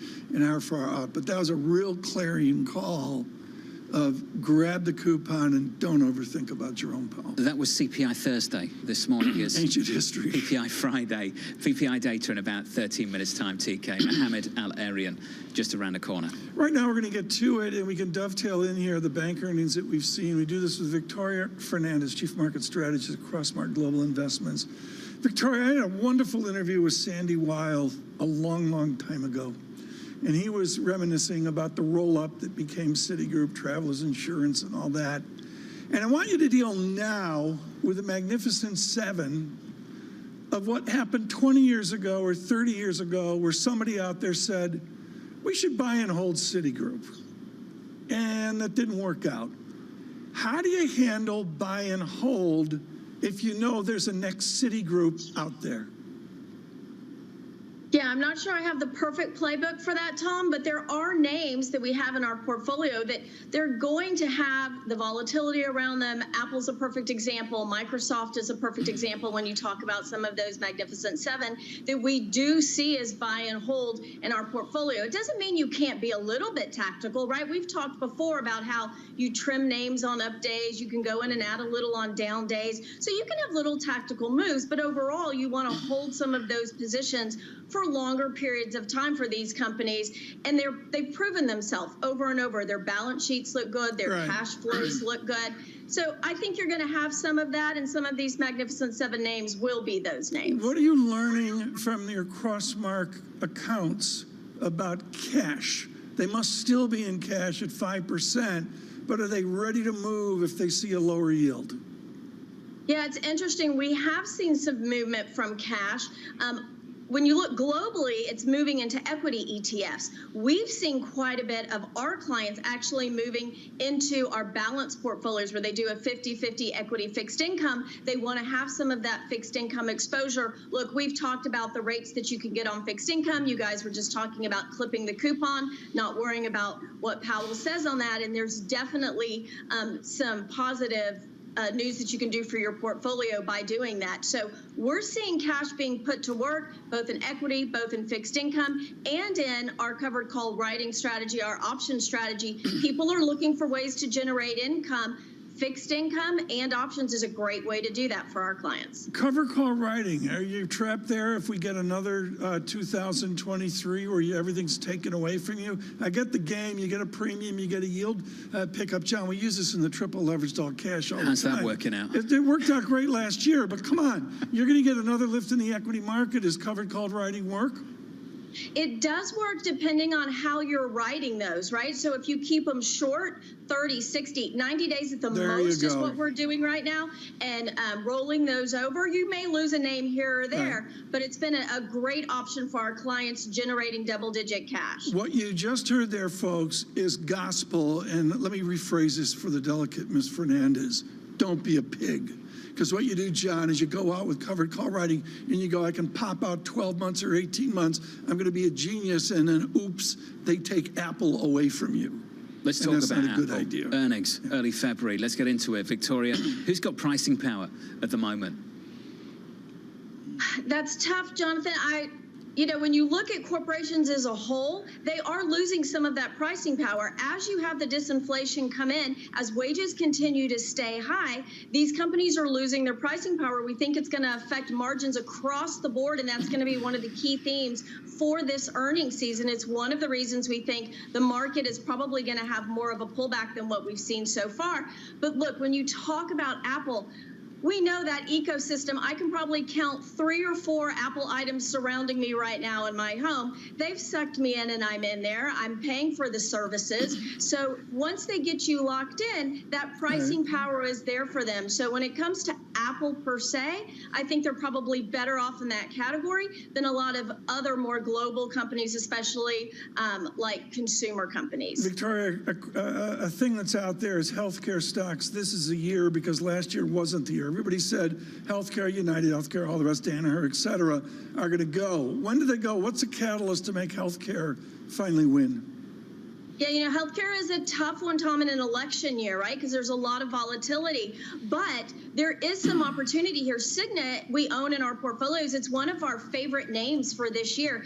They were so beaten down over the last 12 months, but their balance sheets, you know, we always come back to balance sheets, are looking pretty good. So I think you can dip your toe in some of the healthcare names, put them in your portfolio, let them ride a little bit. You will have volatility as we get talk around election into regulation and pricing of drugs and different things, but we think you can have some good upside opportunities here. Like I said, Cigna being probably one of our favorites.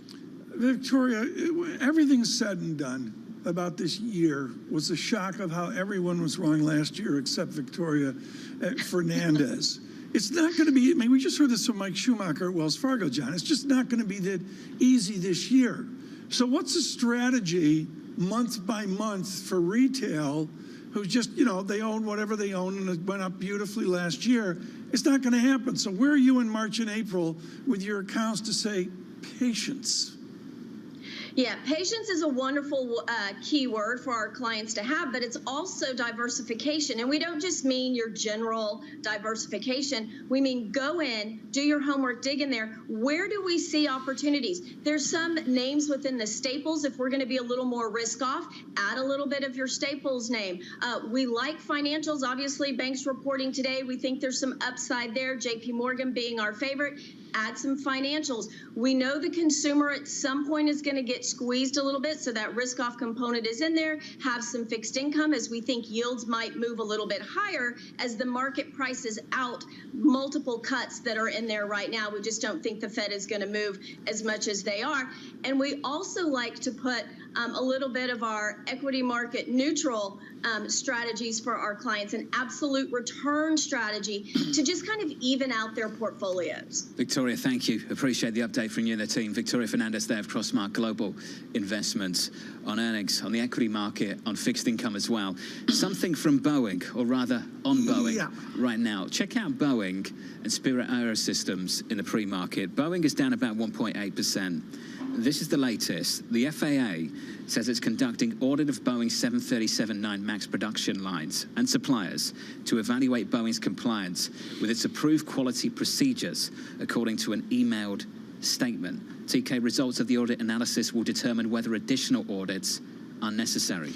You're talking real standard deviation moves where it unravels. Support here off of October of this year is a 180. We're at where are we? 218 right now. So we got room to move to get back to where they were before the bull market boom of just, a cup of coffee ago, 4 months ago. You wanted to know how quickly the 737-9 MAX would go back into service fully, Tom. The FAA says safety of the flying public, not speed, will determine the timeline for returning the Boeing 737-9 MAX back to service.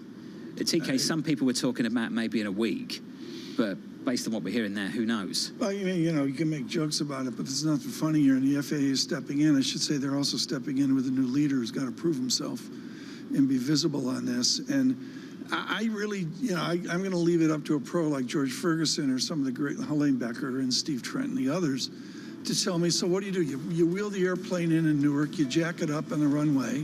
What do? Check every rivet? I mean, how does that work? Boeing's down 2%. In the pre-market. Coming up on this program, economic data, reaction to it. PPI just around the corner. Mohammed Al-Arian of Queen's College, Cambridge, with us for the next 30 minutes to close out this hour and this show. From New York City, this is Bloomberg.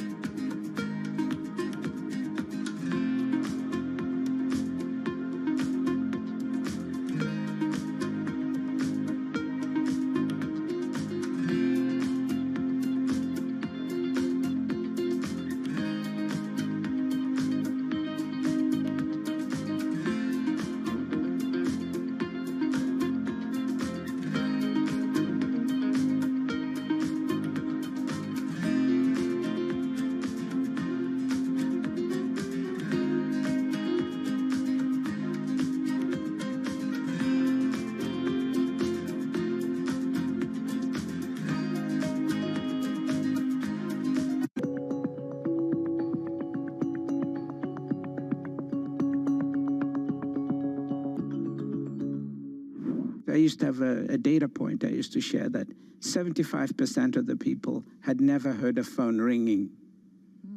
Just think about it. I didn't say had never used a phone. They'd never heard it ringing. Today, 75% of the African people have a mobile phone.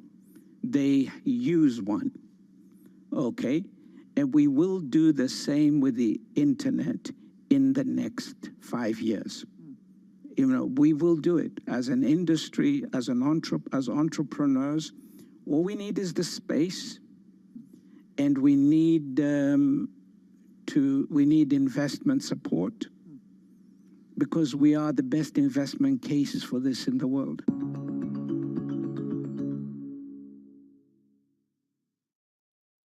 Bloomberg has enhanced search on the terminal to deliver what you need when you need it.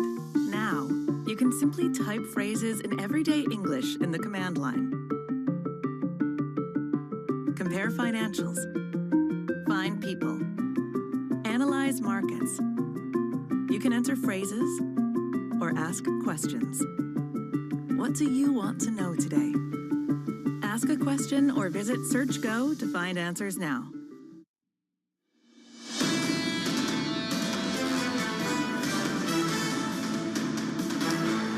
We had CPI yesterday. We've got PPI this morning to round out economic data for you. That data is about 20 seconds away. Here are the scores going into it. Equity futures on the S&P 500 look like this. We're negative by 0.3%. In the bond market, yields are a little bit higher by 2 basis points on a 10-year. Just short of 4%, 398.99 on a 2-year, higher by 2 basis points to about 4.26. With the economic data, let's say good morning to Michael McKee. Morning, Mike. Good morning, John, and good morning to everyone out there with some good news on inflation. After yesterday's higher than expected CPI, we get a lower than anticipated PPI. PPI for final demand down 0.1%. The forecast was for a 10th gain, and last month it was completely flat. The core ex-food and energy is flat, and that was expected to be up 0.2%. And ex-food, energy, and trade, which is kind of really the important core of this number, up 0.2%. That is on expectations and a little bit higher than we'd seen. So for the year-over-year number, PPI goes up to 1% from 0.9%, core 1.8%, and the ex-food and energy and trade stays unchanged at 2.5%. Now, everybody says, does this mean good news for the future? There's not a direct correlation between the two, but PPI has been falling faster than CPI, so we shall see. Now, the important thing to note is there are a number of categories within PPI that are used by economists to figure out what PCE is going to be, used by the government as well, including healthcare data. And so if we're basically in line here, it probably means that PCE is going to come in lower than CPI. And John, the revisions of PPI out seconds ago are also diminished over what they were 30 days ago. Mike said it was good news. The market seems it the same way. Let's go through the boards. We'll start with equities, then to bonds, and then we'll get to foreign exchange. Equities turn around just a little bit. We're well off session lows. We're still down a touch on the S&P by almost 0.1%. After that, into bonds, yields were higher. Now they're lower at the front end by 2 basis points. Your 2-year is 4.22, and the dollar, the euro against the dollar was negative. We're just about unchanged now, 109.68. So the dollar giving up some of that strength. Mike McKee, you caught up with the Redemaster of the Cleveland Fed yesterday. March is too early. Is that the Cleveland Fed view or the view on the FOMC? Oh, I think it's a much wider view than just the Cleveland Fed. They're going to want more data. Obviously, we could see some big change in the data, but the data that we have been getting kind of tells the same story, and so they don't need to cut in March, and unless the economy slows significantly, they probably won't. But it does set up May. Let me just note, this is a services story in PPI today. Final demand services unchanged. Final demand goods fell 0.4%. That continues a long trend. And the one thing that went up is the thing that's been going up for quite some time, and that is securities brokerage, dealing, and investment. That increased 3.3%. The fees you're being charged to trade. That's John Day trading Bitcoin. It is kind of an interesting point to make on a day when bank earnings are coming out. I want to squeeze this in before Dr. Alarian. Ed Yardeni published late last night and made real clear ex-shelter inflation is disinflation. There's no shelter in PPI, so does this quiescent report suggest Yardeni's right, that basically there is disinflation in place except for a some shelter statistic? In a general sense, yes, it does. And it suggests that we're going to see continued improvement in inflation, but how fast is the open question. Before we go to Mohamed El-Erian, I have to take a moment and congratulate him. Oh, wow. Because we've been talking about this for a long time. He's the man, if you're an NFL fan and you don't like the New England Patriots, the New York Jets are the team that not only does Mohamed follow, but they're the team that drove Bill Belichick out of the NFL by defeating him last weekend. His last NFL game, until maybe he gets another job, is a loss to the New York Jets. I'm about to offend Jets fans across the city, so forgive me ahead of time, but that does speak a lot to where the New York Jets are at, that's like the big defining moment of their season. Well, I would bet you that Mohamed is sitting there probably with a glass of champagne because it is important. Can Belichick coach the Jets? Why not? He already quit that job once. Okay. We are going to turn now to Mohamed El-Erian at Queen's College, Cambridge, and it is on economics, finance, and investment. But today it's on something different. After the attacks we saw overnight against Houthi rebels and terrorists, and of course their relationship to Iran. Mohammed, this goes back to Albert Harani and what we all learned about the history of the Arab people. Bahrain is one of our allies here. Would you suggest that the Arab nations are in support of this allied attack on these rebels? I would suggest they're nervous. You saw a statement by Saudi Arabia that is warning against escalation.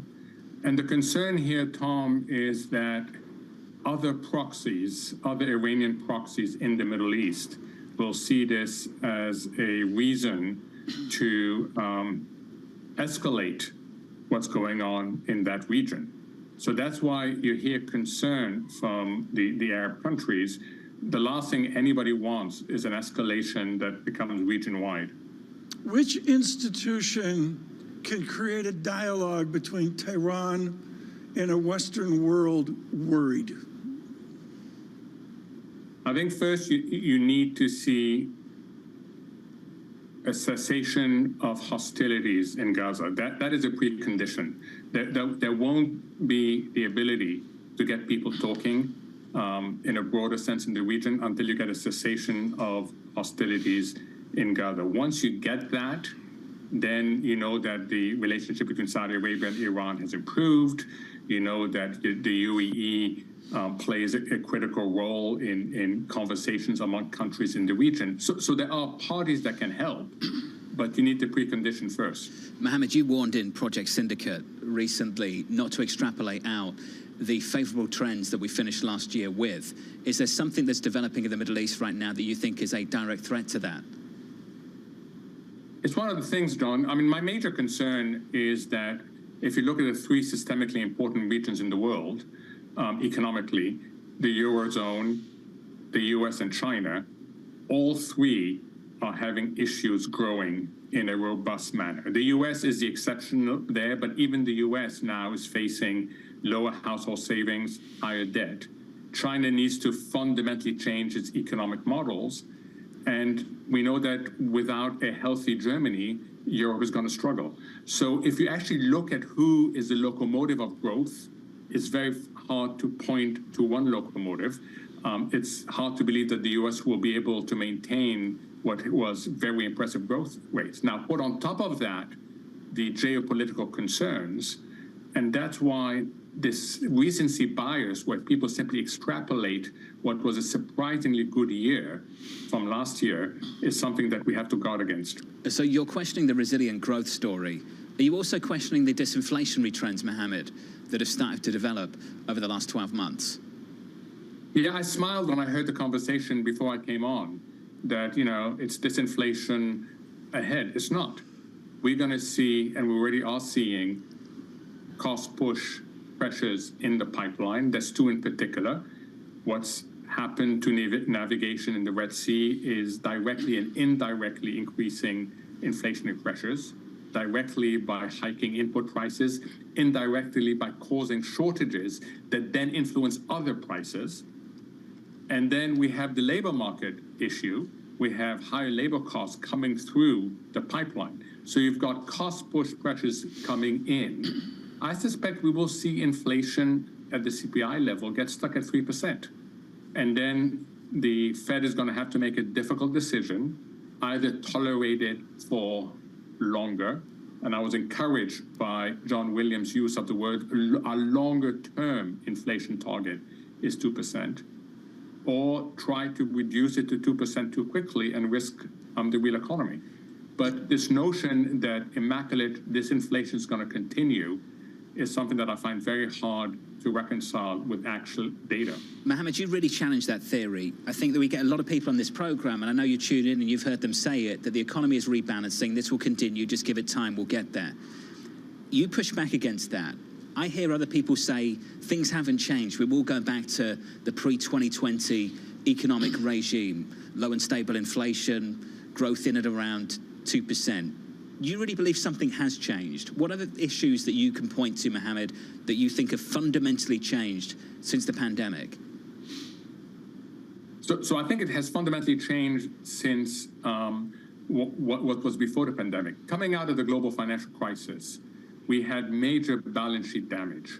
And that resulted in a decade of insufficient aggregate demand. There simply wasn't enough demand in the system. And when there isn't enough demand in the system, you pump in liquidity from the monetary side, from the fiscal side, and you don't have to worry about inflation. You boost up asset prices, and you get some growth response, but nothing really exciting. That was the story before the pandemic. Coming out of the pandemic, in addition to the pandemic disruptions, we have 4 factors that are leading to insufficient aggregate supply. So it's a fundamental change in the macro environment. So what are those factors? We have fragmenting globalization, which means that supply chains are starting to be determined by geopolitical and not just commercial reason. We have companies themselves looking for more resilient balance sheets, more resilient supply chains after what happened during the pandemic. We have a significant transition on climate. And we have the labor market also, where labor force participation has not gone up as much as all of us wish. This is a world in which we are fragile to begin with on the supply side, and then you get the occasional shock. So that is a fundamental change. Mohammed, I'm not going to be at Davos. I'm going to be watching QPR at Watford this weekend. Really looking forward to that. Mohammed's not. You know, but I'll be there. Mohammed, if I was in Davos, my banner for the year would be "It's cost of carry Davos." What's fundamentally changed off of your good analysis there moments ago is all of a sudden money costs something. Every single business and family out there has a new cost of money. How's our world going to change a year out with this new after the free lunch of the last decade? Yeah, and the issue is the legacy of the free lunch. I think on a flow basis, we can deal with the higher cost of money. The problem is the stock. And we know there are 3 major areas that somehow have to be refinanced, and you've got to get volume back. One is the U.S. housing market, where the higher mortgage rate is just stopping people from moving. And it's very hard to get onto the housing ladder right now because you're not getting the flow you need. Second is commercial real estate. There's $1 trillion plus that has to be refinanced, and some of it cannot be refinanced at what is assumed in terms of value. And then the third area that needs to do is we have a wall of corporate maturities coming up in 2025, and companies normally try to get ahead of it.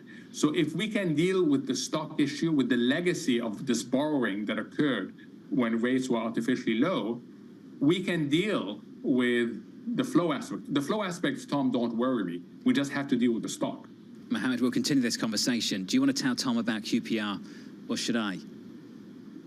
No, I really don't want to get depressed and start crying on relegation zone, TK. Really? Relegation zone. Can the Jets be relegated? I mean, they are like the Jets of English football in the Championship right now. Yeah, and there's a level below them. They can go down a league, yeah. This is not looking good for QPR. Well, you know, Mr. Rubinstein's rumored to be looking into Baltimore Orioles. I think Professor Alarian, I mean, come on. If they get relegated, can we get some kind of consortium together and take out QPR? Yeah, that's what get some movie actor involved that watches us every day. That'd be great. Mohammed's in the UK you could do the Ted Lasso thing. You could go over and do it. I could go and coach the team or something. I'm not sure anyone at QPR wants that. I'm not sure QPR fans. I know Mohammed Alarian doesn't want that. Mohammed's going to stick with us, the brilliant Mohammed Alarian of Queen's College, Cambridge, to round out the week, TK. To round out this morning as well. So PPI comes in a bit better than expected. Equities almost unchanged on the session. In the bond market, Tom, yields are a little bit lower at the front end. We're down 5 basis points on a 2-year. And Boeing struggling as well. Another story tangential after the huge bank earnings report today. From New York City this morning, good morning.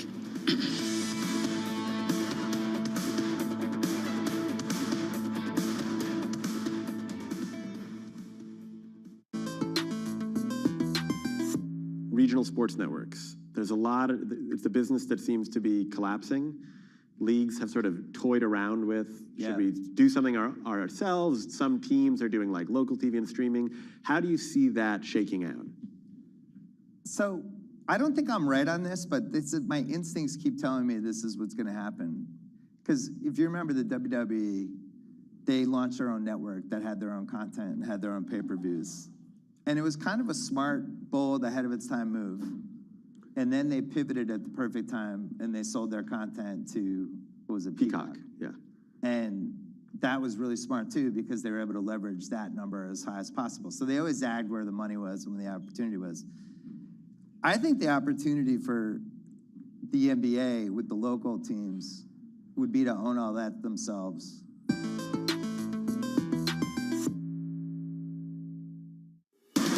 From the world of politics to the world of business, every weekday at 5 p.m. Eastern Time, hosts Anne-Marie Hordern and Joe Matthew alongside Kaylee Lines deliver news, insight, and analysis live from Bloomberg's Washington headquarters. Get the latest from and about politics' biggest power players at the end of every trading day.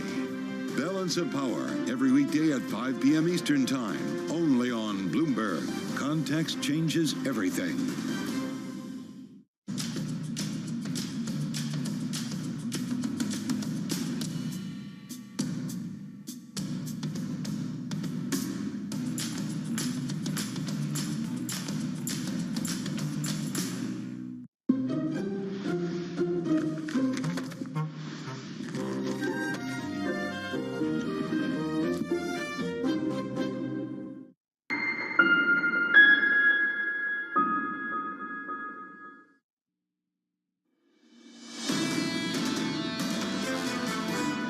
When you go back in modern financial history, there's only been one quote-unquote soft landing. And part of our concern right now is that unlike this time last year, when everyone thought recession was imminent, no one thinks recession is imminent. And when you think about that kind of drawdown, the average non-recession year drawdown is 13%. That was Julian Emanuel of Evercore, looking potentially for a rocky path ahead in 2024. The team led by Ed Hyman looking for recession, I believe, in the middle of this year. If you are just joining us, equity futures just about unchanged on the S&P 500, going into the opening bell about 44 minutes away. Yields are a little bit higher on a 10-year maturity, but at the front end of the curve on a 2-year, we're down 5 basis points. PPI a little bit softer than anticipated. Going against the grain a bit with CPI coming out a bit hotter than expected yesterday, but encouraging the view that the Federal Reserve can reduce interest rates sometime soon. We had bank earnings a little bit earlier this morning. Allow me to go through just one of them for you. JP Morgan earnings this morning, TK, but it's all about the outlook from that bank. The outlook is better than expected, and the stock turned higher off the back of that information. At the pre-market right now, JP Morgan, Tom, up by 2%. And I would suggest even at Davos with their annual soiree, John, they're going to have to manage the excellence that they've got to underplay profitability, they've got to underplay dominance, they've got to underplay what we see tick by tick, as Shanali said, they stand alone. It's so difficult to forecast this year. Imagine trying to forecast this year, Tom. The next 12 months, all the elections around the world, the tension in the Middle East, the expectations that the Federal Reserve is going to reduce interest rates 6 times, may well start in March. Got to reconcile a lot of things. Well, we're going to have to see. We continue with Mohammed El-Arian. And John, this is just wonderful after the accolade he has received from Dubai and an award given to him for all of his commitment to the Arab world and to economics as well. Dr. El-Arian's father, the former Egyptian ambassador to France a few years ago. And I guess I could start with Dr. El-Arian. I know what Dubai was like the first time I was there, Mohammed, and the growth just since I've been there is extraordinary. What was Dubai like the first time you were there? So that's going to expose my age. But I was there first time in the 80s, and there was nothing there. There was absolutely nothing there. To see what there is in Dubai right now, and it's a combination, Tom, as you know, of vision, leadership, and agility. And those 3 things have delivered something that is much admired. I was really surprised to learn, for example, that more people go to the Dubai Mall, more tourists go to the Dubai Mall than they do to New York. That's an incredible statistic. I still can't get over it. How do they sustain the Persian Gulf, and to use a phrase from the British years ago, the tribal structure? How do they get to nation and institutional solidity a generation or 2 beyond where we are now? Would have done it. I mean, Dubai's done it, Abu Dhabi's done it, the UAE which is the 7 Emirates, have done it. And they've done it through very consistent, wise leadership. And that has allowed them to position themselves as a major trading hub, B, a major hub for people. A lot of people transit through Dubai on the local airlines. And third, increasingly, a hub for finance. And it's this long-term vision. It reminds me of Singapore. It's the same approach that they've had and the same agility, always looking at what's happening outside them and recognizing that they are small and they just have to keep agile. The UAE really has shown incredible progress. Mohammed, this was Tom's way of saying congratulations. Congratulations, by the way, for being named the Great Arab Minds winner. The quote, and I'll share it with our audience, for your exceptional contributions to the field of economics and your perspective analysis of changes in economic and financial systems, perceptive analysis. Mohammed, let's talk about some of that perceptive analysis right now. The financial system, I want to go back to last year just briefly. I remember the banks that were failing, and you would come on the program with me, and I would refer to it as a crisis, and you would say, this is not a crisis. Just how resilient is this system, and how well do you think it's standing up to this aggressive rate hiking cycle that started not so long ago? I think if you look at it as a system, it's highly resilient. And if you look at JP Morgan's results today, it'll show you how resilient they've been. It's really impressive what that bank keeps on delivering quarter after quarter. The system as a whole is very resilient. There are some banks that are fragile. They make mistakes. And if it wasn't for the fact that we de facto changed deposit insurance in March of last year, we would have a few more of the mid-sized banks come under pressure. But the change in deposit insurance has made it possible to contain the crisis. But the system as a whole is strong. I don't worry about the banks. I worry about the non-banks. But the banks, I think, are strong. I look, Mohammed, at the core economic course at University of Cambridge, and you got to go in there and give some central bank theory. I can't see Dr. Larian wandering in with a chalk in a hand saying, okay, forget about ISLM and all that. We're going to rip up the Phillips curve and move forward. Do we have an operative central bank theory right now, or post-pandemic, is it completely ad hoc? We have a theory of central banks. I think reaction functions have become ad hoc. You know, the phrase you hear most often is data dependent, which is quite curious because everybody acknowledges that the measures act with lags. So the fact that you are operating with measures with lags based on historical data is a little bit strange. But what you see lacking, which is very different from the Bernanke Fed, it's very different from the Yellen Fed, certainly from the Greenspan Fed. Right.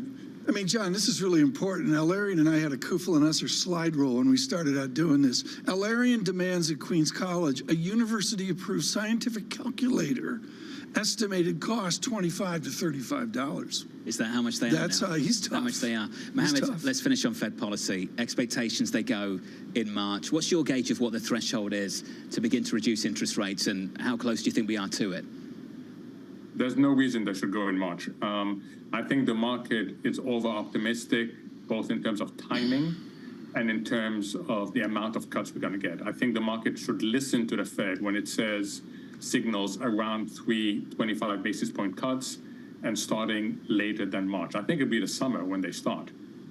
Mohammed, appreciate the update and congratulations on the award. Thank you, sir. It's good to hear from you. Mohammed Al-Arian of Queen's College, Cambridge, TK and the Federal Reserve. March is too early. Yeah, the operative theory here is interesting. And, you know, I'd go back to that phrase I was saying about Davos, cost to carry for everybody, including Jerome Powell.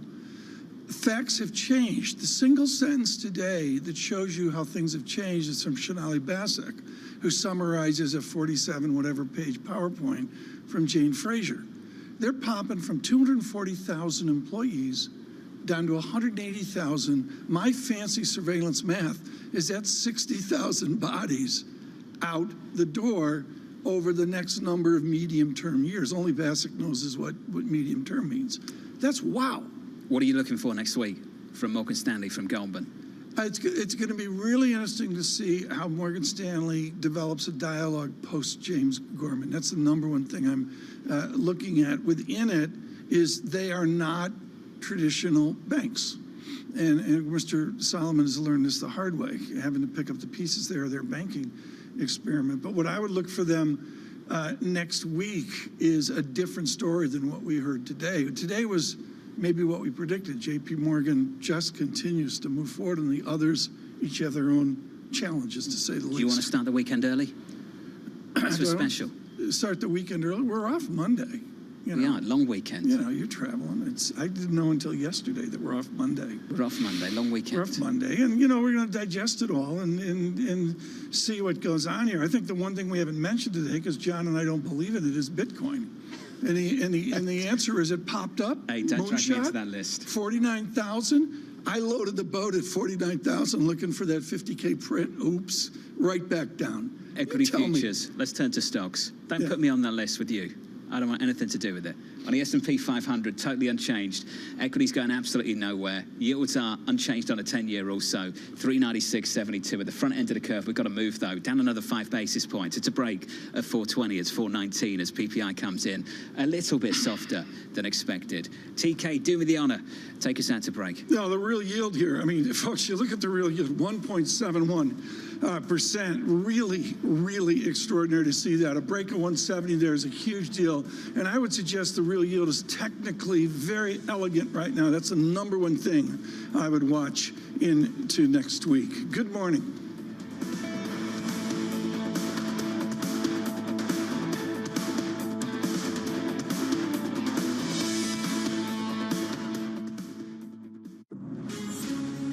From the beating heart of global finance, economics, and politics, and wherever newsmakers are moving markets, Bloomberg brings you conversations that allow for deep discussions and important insights. How has that shaped your strategy for the bank? Is this new normal? Is this like a catalyst? Do you think we're in a new phase for dividend policy overall? That's a great question. I'm Francine Lacqua, and this is The Pulse, every weekday at 9 a.m. only on Bloomberg.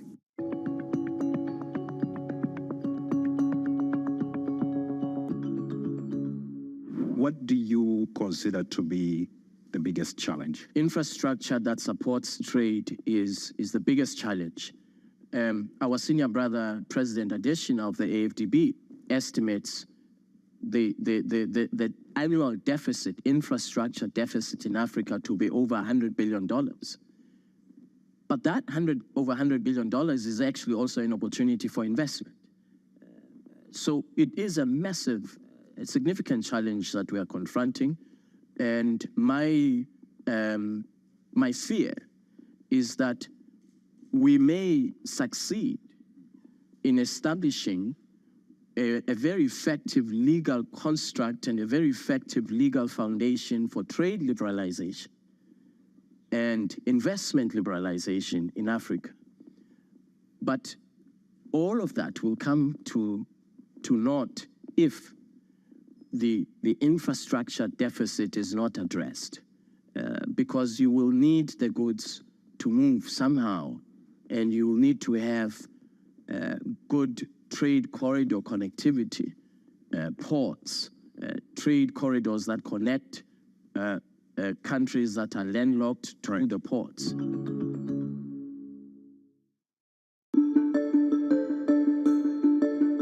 Have you thought maybe I should go do something else? I can't do anything better than I'm already doing. I've already turned this company around. I've made a lot of money for the investors, the shareholders, and yourself. Are you happy doing this? You're going to do this for the foreseeable future? I'm going to do it for the foreseeable future. I love what I do, and the reality is we've accomplished a lot. As you described, we've made Blackstone a lot of money. We made our shareholders a lot of money. More importantly, we've grown the business, and we've been a huge engine of opportunity. If you think about all the jobs we've created around the world, all the communities we've made better places, all the ownership groups who we've helped grow their business, and having built a world-class culture, the opportunities we've created for upward mobility for people.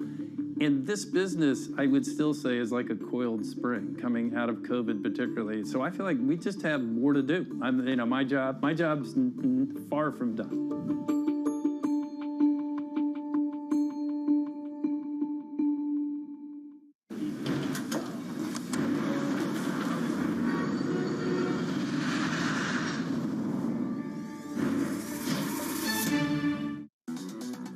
From New York City for our viewers worldwide, I'm Manus Granny in for Jonathan Farrow. The stock market simply does not take the bait from the lower PPI. We're caught somewhere in the vortex between bid up by Jamie Dimon and offered by Jane Fraser. The countdown to the open, it starts right now. Everything you need to get set for the start of U.S. trading. This is Bloomberg The Open with Jonathan Farrow.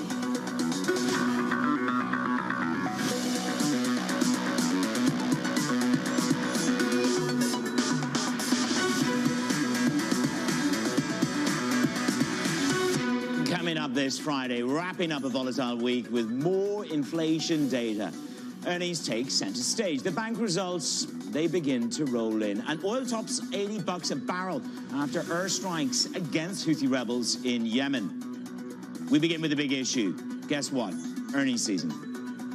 We have big bank earnings, those banks' earnings. There's a fairly high bar. The banking industry in the United States is doing extremely well. The banks have had a very big move, 30% plus in the last 6 weeks. And we're talking about 85% of financials are in an uptrend. Are those sort of strong numbers that we've seen in terms of performance going to hold up? The fourth quarter earnings are not really going to be as much in focus as what people say and what companies say on those fourth quarter earnings about 2024. The key theme of earnings for 2024 at large is, do they broaden out? We've got some pretty juicy expectations built in. We're in a position where earnings are recovering more broadly this year. Right. We really go in and look at the financials for clues on the plumbing of the economy, on the health of the consumer. It's going to be a really messy quarter. Loan growth continues to be pretty soft. The banks are striving for positive operating leverage. It's really a function of revenue growth from here is, I think, what we're certainly going to be focused on. Joining me now to break down the earnings and the sentiment, JP Morgan's Priya Misra and Jay Pawlowski at TPW Advisory. If I look at what Jamie Dimon has told us, the U.S. consumer remains strong. They are spending. They continue to be resilient. So I'm bid up on Jamie Dimon, and yet we have the PPI numbers coming down. This equity market doesn't believe the disinflation narrative. Let's start the conversation with the sentiment from the bank CEOs, Jay Pawlowski. Jamie Dimon, I believe him every time. The U.S. economy continues to be strong. Consumers are still spending, and the markets expect a soft landing. What does that do for you? Good morning. Yes, good morning, and happy Friday. You know, Jamie Dimon has said many things over the years. Sometimes he's right, sometimes he's wrong. Guess what? It's the markets. You know, we're constructive on things. We think the market is strong. A number of sectors are breaking out to all-time highs. The thing that really struck me after being on vacation the last couple of weeks and coming back this week is NVIDIA. And I know this is not a bank, but just bear with me real quick. So NVIDIA is the poster child for the AI innovation age. And yet it is trading at the cheapest multiple it's traded at in the last 5 years, even after the run it's had, because earnings have exploded so much. And so, you know, financials, we like financials, mostly in Europe, also somewhat in the U.S. We like the leadership sectors, which are cyclicals, semis, industrials, things of this nature. We're constructive on risk assets into 2024. Okay, and certainly if yields continue to drop as they are at the moment, then that will support that. Priya, good morning to you. What's the spoiler alert here? Because you ultimately see a hard landing, and that's not what I'm seeing in the commentary that's coming through. Citigroup have got their own domestic issues to play with. Wells Fargo needs to cut costs. But when it comes to the U.S. economy, you know, you're still seeing a strength there in the consumer. Delinquencies are rising. So you go for a hard landing. Why? Sure. So I would say, you know, right now we're very much in a soft landing. The consumer is resilient, and I think the Fed is trying very hard to keep that soft landing continue. So all this talk around perhaps the end or slowing of QT for the Fed to start to cut rates, they're trying very hard to get that soft landing. And the only way we get a soft landing is if the Fed was to start to cut rates, start to normalize policy across QT as well as rate cuts. Now, I think March is a little too soon, and I think the reason why the market's a little wobbly is, number one, we had a really strong fourth quarter, right? We had, you know, significant outperformance across asset classes. Some of this is we need more data. Some of it is nervousness around how quickly will the Fed start to cut. I think the market might be a little too optimistic in terms of looking for the first rate cut in March. And if the Fed is not that aggressive, or they start slow and they cut 25 basis points, those lags work both ways. So we think policy is restrictive. The reason I'm in the hard landing camp is I think policy is restrictive. Real rates, well north of 10-year real rates are north of 1%, closer to 2%. That's putting an impact on the consumer, on the corporate sector, as this lock-in, the low-rate lock-in effect starts to, fade, and people start to refinance their debt. Those interest rates start to hurt. If the Fed doesn't cut rates quickly enough, I think that's what's going to slow things down, and I think that'll force them to have to ultimately cut a lot more than what is priced in. But right now we're in this tricky time period because the economy is resilient. We're seeing inflation continue to come down, and I think the way we can maintain that soft landing is if this immaculate disinflation continues. But I'm just a little nervous that the Fed might want to look for a little bit more proof or start cutting rates a bit low, and that's what's going to slow things down. And then I think we're going to see a lot more dispersion within the risk asset spectrum. Okay, well, that's going to be a debate as to whether they're late to the party in the size and the scale in terms of the cuts. Let's go under the hood. We've had another inflation report for the United States. Surprisingly low print on core producer prices. Mike McKee is with me. Mike, the short end of the curve loves this. Take me through the detail. Yeah, well, it is a little complicated in that we saw some revisions to the prior month, November, that pushed PPI even lower for that month. Now, even though we get a negative print for the headline number on a month-over-month basis, we go up on a year-over-year basis. But overall, it is pretty good news, as you can see here. Now, let's go under the hood, as you said, on the PPI trade issue. Trade services in the U.S. is basically what the BLS looks at. They look at margins at retailers and wholesalers to come up with this number. Look at that. The margins have fallen tremendously over the last month because I guess prices have been going down and you're not being able to pad your margins with the higher prices. So that tells you something maybe about what we might see from retailers during the earnings season. Now, if you're looking at what's happening with the banks as we are today, we could call this the PPI for the banks. The reaction to all of this is that now we have about an 80% chance of a Fed rate cut in March, despite what Loretta Mester and others are saying. So the cost of money is going to go down. The question is, are you going to see it in what the banks are charging you? PPI and CPI, the ongoing question is, does PPI lead CPI? Not usually, but right now it's been falling faster than CPI, so that does increase the optimism about it. And the interesting thing is a number of components of PPI go into the PCE, which is, of course, the Fed's target.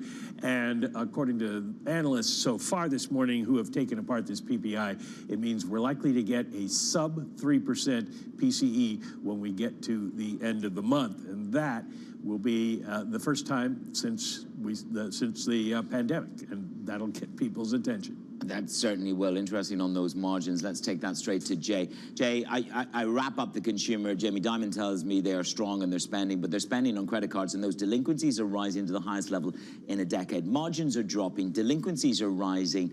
How hedonistic can the U.S. consumer continue to be? Jay? Yeah, we're constructive on the consumer. Household net worth is at an all-time high. Payments for interest and credit cards and things of that nature, as you note, is quite low on a personal income basis.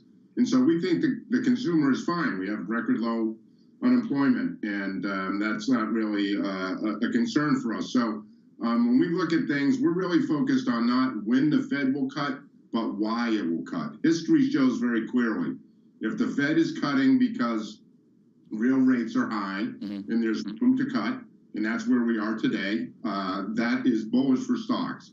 If the Fed is cutting because recession is imminent, that's bearish for stocks. Fourth quarter GDP, according to the latest Atlanta Nowcast, suggests growth of about 2.5%. Consensus for GDP for this coming year, for 2024 in the U.S., is about 1%. The bar is quite low. And the real important data point for us is that earnings expectations are double digit, not only for 2024, but for 2025. And so when we think about the markets, we're looking at a market, equities, U.S. equities, that are breaking out to new all-time highs, double-digit growth for the next 2 years, That's pretty constructive. And there's the rest of the world, by the way, which is also doing well, and segments of that are also breaking out, particularly Latin America and Japan. So we see a lot of market strength. Okay, I'm going to come back to Japan in a moment. I'm a bit fascinated by the Japan trade, which can have an impact on American treasuries as well. Priya, the type and quality and timing of rate cuts is going to matter. It's either disinflationary narrative that continues, and that gives me constructive, mellifluous rate cuts, or it's a recession and a hard landing on the way, as you suggest, which might mean chunkier, back-ended rate cuts. Is that the camp you're in, which is chunkier, back-ended rate cuts, and ultimately taking bonds to around 3%, you say? We are, yes. I think in a hard landing, the Fed's cutting rates to 2%, perhaps even lower, so that can take that 10-year Treasury, closer to 3%. But I would say even in a soft landing, the Fed is likely to cut rates to 3%. We can debate whether they start in March. Do they start with 25 or 50, or do they sort of start later this year? But let's look at the total amount of cuts that's priced in. The market's pricing in the end point after all the rate cuts at 3.25. I would argue that's high even in a soft landing scenario. In a soft landing scenario, the Fed thinks neutral rate is closer to 2.5. I think the Fed could cut even in a soft landing close to 2.5 or 3%. That's actually lower than what's priced in. So I would argue that the 10-year is likely to decline even in a soft landing. Less in a soft landing. I think we end up in a 3.5% range in soft landing. In a hard landing, we're going, to 3% or lower. So I think to the extent that the Fed has opened the door, I know they're telling us not so fast, they've opened the door to normalization in terms of at least rate cuts here, resulting in some start of easing. That's bullish for bonds. And I think this correlation, we've all struggled with it for the last 2 years, correlation between equities and bonds, they come back. If the Fed's starting to respond, whether they're normalizing or they're actually cutting rates to easing territory, I think owning some duration here against risk assets makes a lot of sense. In that narrative, very briefly, because I do want to square off on Japan with Jay, does that make you incrementally bullish on credit, Priya? It does. I mean, I think credit spreads have tightened a lot. But from a carry standpoint, if you do your credit work and you're picking these high-quality companies that still have decent margins, still have decent earnings, I think it does make sense. High-quality investment-grade credit, I think does make sense. I got to throw it to you, Jay. You're the only one that's come on the show that goes beyond borders. I've been banging on about Japan all week, 34-year high, biggest rally in 2 years. How long of Japan do you want to be, briefly? Yeah, no, we're double weight versus our benchmark, and we just extended that positioning into the Japanese small caps where there's tremendous value.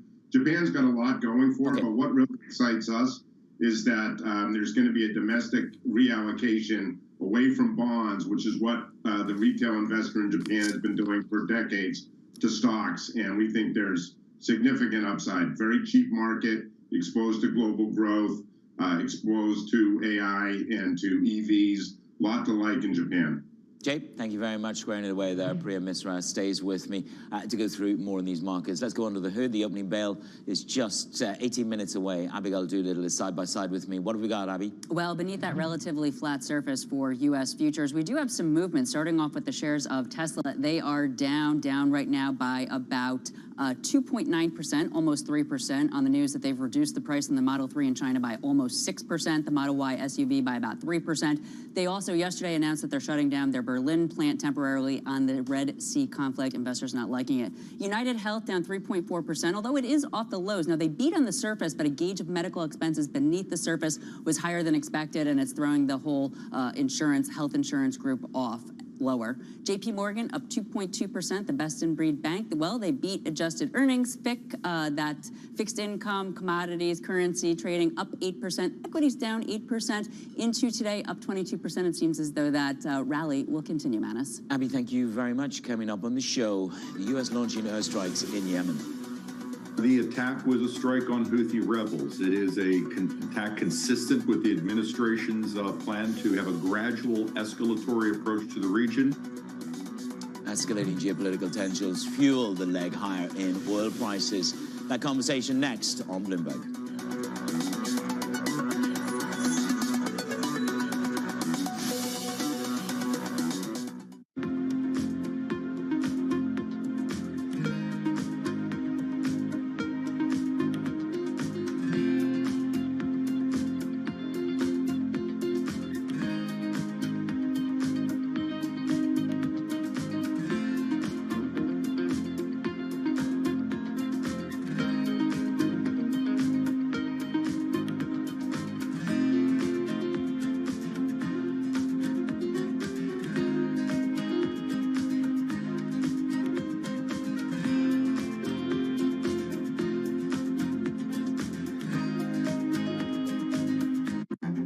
this will probably go down in history as one of, if not the largest financial crimes ever. I cannot imagine a scenario where $8 billion just disappears. Bankman-Fried has pled not guilty to multiple fraud charges. Sam was just too important in the crypto community. When someone says, I'm going to give $1 billion in the next 2 years, like that catches everybody's attention. As time went on, their ideas got like weirder and weirder. I don't think he even had almost a conception at some point that it was wrong or right. I think he just had the mentality that he has to win. This committee will not stop until we uncover the full truth behind the collapse of FTX. Sue, Mark. Are you in? I'm in. I'm in. We're in. Will this be the last of its kind? No. This is the nature of capitalism. Get over it.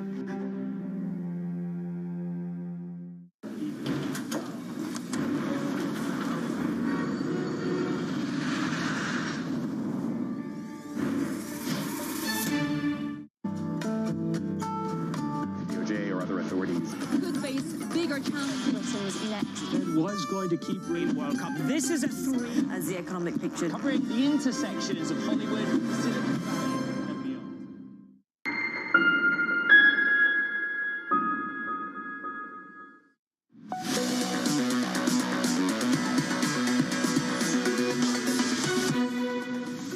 The attack was a strike on Houthi rebels. It is an attack consistent with the administration's plan to have a gradual escalatory approach to the region. Houthi rhetoric and Iranian rhetoric will remain defiant and strong, but again, we're likely to see Houthi attacks against shipping in their neighborhood. Their reach is really not far beyond that. This response was tactical in deterring and degrading activity. It was not strategic. It was not aimed at leadership or destroying all Houthi military assets. The US and the UK retaliating against the Houthi launching about 70 airstrikes on rebel targets in Yemen. President Biden says this: the United States will not allow hostile actors to imperil the freedom of navigation in one of the world's most critically commercial routes. A senior Houthi leader is saying that the response to the strikes is, quote, imminent. The latest developments boosting oil prices. Brent topping $80 for the first time in 2024. Team coverage assembles. Katie Lyons in DC, Will Kennedy in London. Katie, it's interesting there to hear that take, which is this was a tactical strike, not a strategic escalation. But Biden makes it clear he's ready to do more. Well, the U.S. and its allies for weeks, Manis, have been warning of consequences if the Houthis were to continue their attacks on shipping in the Red Sea, which they have. So now we have gotten a taste of what those consequences actually look like. As you say, 70 airstrikes conducted by the U.S. and U.K. on really infrastructure targets within Yemen, trying to impair the Houthis' ability to continue to conduct these attacks. The U.S. military says it was 16 sites in total that were hit, including airports, radar installations, and storage and launch facilities for drones and missiles. So again, going after the infrastructure here, and according to the Houthis, killing 5 fighters in the process. It really, though, is going to become a question of what happens next. We already have heard from the Houthis, as you mentioned. They have said a response is imminent after the leader of the Houthis just yesterday warned of a big response if the U.S. were to hit it militarily, proceed with military action. It said it will confront the American aggression, and any American attack won't go unpunished. They are unpunished. They are also vowing to continue the attacks on commercial vessels and saying that the U.S. and U.K. interests are now legitimate targets. There's also other considerations here. Of course, the Houthis are backed by Iran. Could this draw Iran more directly into conflict with the U.S. is a question this morning, as Iran has condemned these airstrikes. Russia has as well. And Turkey's President Recep Tayyip Erdogan says that the U.S. and U.K. acted disproportionately here and could turn the Red Sea into a sea of blood. That has always been the concern, man, is that actual offensive action could escalate this conflict in the Middle East. And I guess we may be about to find out the extent to which that is true. Yeah, it certainly is. And it's reflected in oil prices to a degree this morning. Kelly, thank you very much. Will Kennedy, let me bring it to you. I mean, for the first time in a while, we've seen a bid return to the oil market. It's a debate as to what level of war premium is. Standard Chartered say it's $10. Rapidan say it's $12 from when I spoke to Bob last week. What would you say to the price action this morning? The Saudis are uncomfortable with this level of escalation as well.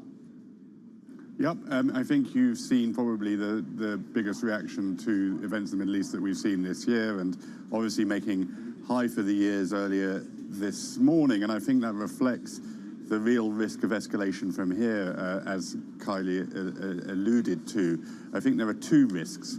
Firstly, it is Houthi retaliation and them attacking a much broader range of shipping. So far, the action has been against mostly container shipping, and we've seen that have an impact on global trade. Tesla's impact was mentioned earlier. But if they start hitting oil tankers, that can have a material effect on trade.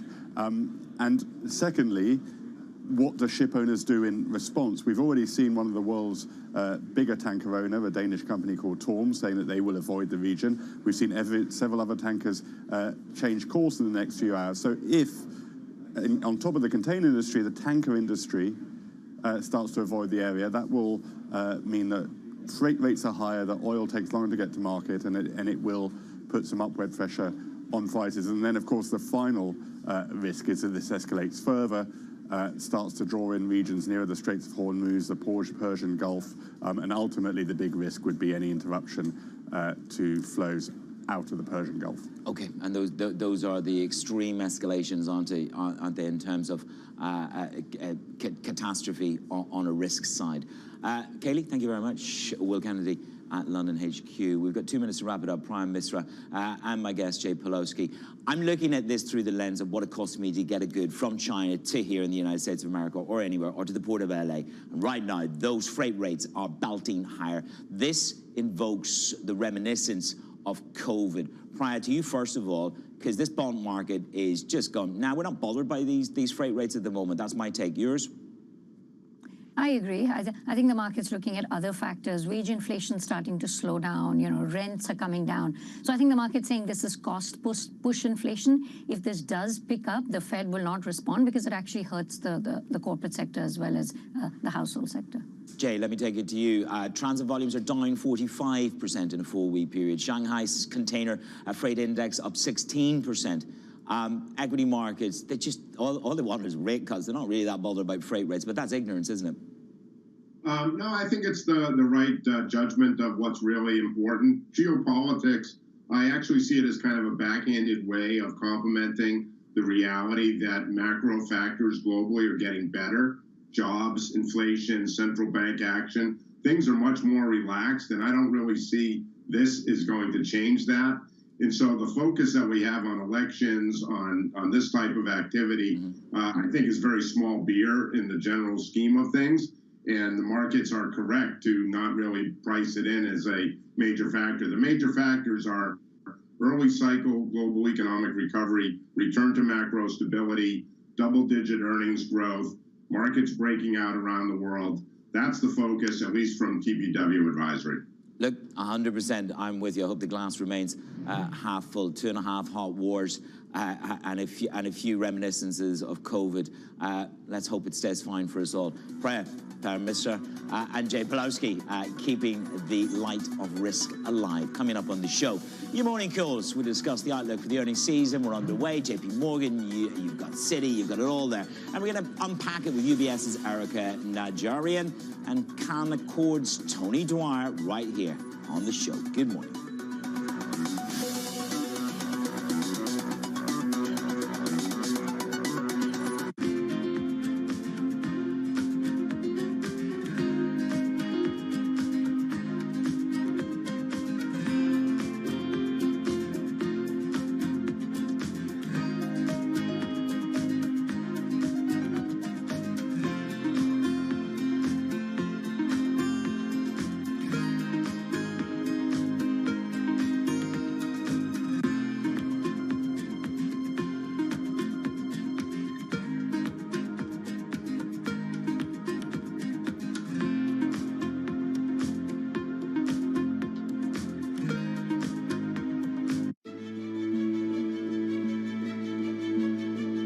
The younger generations are more, of course, pay more attention to sustainability, and so they are looking at brands that are greener. But you have to make sure you're authentic because they hate greenwashing. But what is very important to remember is that none of them, whether they're young or not, will ever sacrifice product quality and efficacy to sustainability, which is why part of the big transformation of our RNI, where there's this €1 billion we spend every year. Most of it is spent on transforming our formulas from petrochemicals to biosourced ingredients and green sciences, but without losing the efficacy.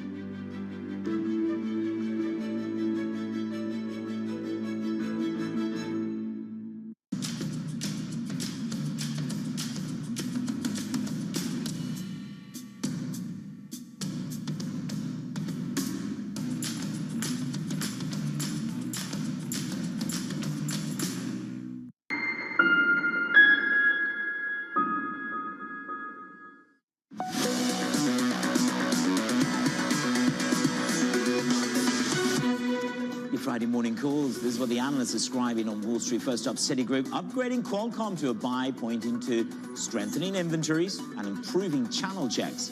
Next up, Mizuho upgrades Chesapeake to a buy, applauding the company's upcoming merger with Southwestern Energy. And finally, Oppenheimer raises its Netflix price target to $600, forecasting notable acceleration in subscriber growth. Where will that come from? A new show on Netflix? I feel one in the blood. Earnings season is upon us. The curtain has been raised on the banks. What will UBS make of the numbers?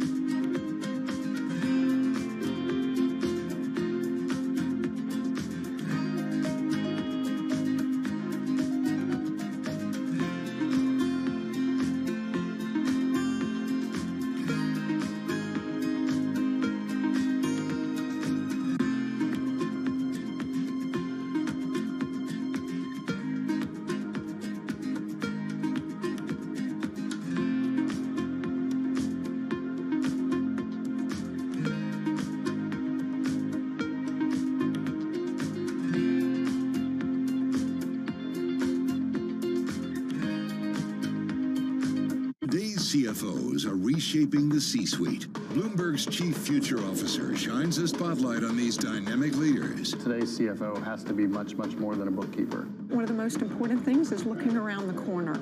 We have to let go of the traditional legacy department store. Their impact goes far beyond the balance sheet. And on Chief Future Officer, they focus on much more than just revenues and margins. You also have to be credible business leaders in order to really impact the business and steer the direction. We are like biologists. We need to deeply understand the financial DNA of a company. People just come with a playbook and say, okay, we're going to roll that. Don't do that. Think longer term. It's an amazing time to be in this role. It's a lot more than the profit today. It's building the future of tomorrow. Get passion, perspective, and more from the chief future officers of some of the world's most influential companies. A new episode every month, only on Bloomberg.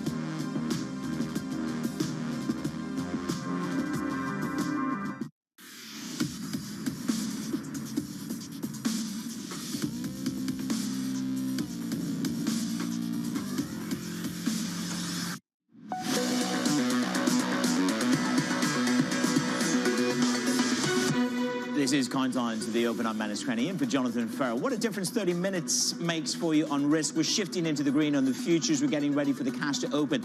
Is there more of a belief in the drop in rates and the disinflation story rather than perhaps Jane Fraser, who missed by $1 billion on her revenue? But then Jamie Dimon refreshed it all for us, didn't he? It's all good for the consumer in the USA.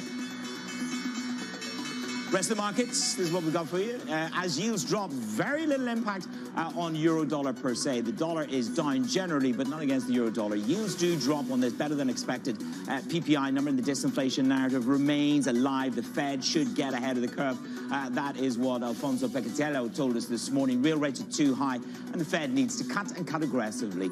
On the escalation of missile strikes by the US and the UK into Yemen, you have got oil bid up by over 3%. 74.28 is where we are. Is that a real value of war premium? They're clapping like Billy there at the NASDAQ and on the rest of the markets. Yeah, that's right. Cheer Jamie Dimon, because the consumer in the USA is strong. Let's kick off with the financials. First of all, it is the sector to watch. It's the theoretical curtain raiser to earnings season. Oh, where did Alcoa go?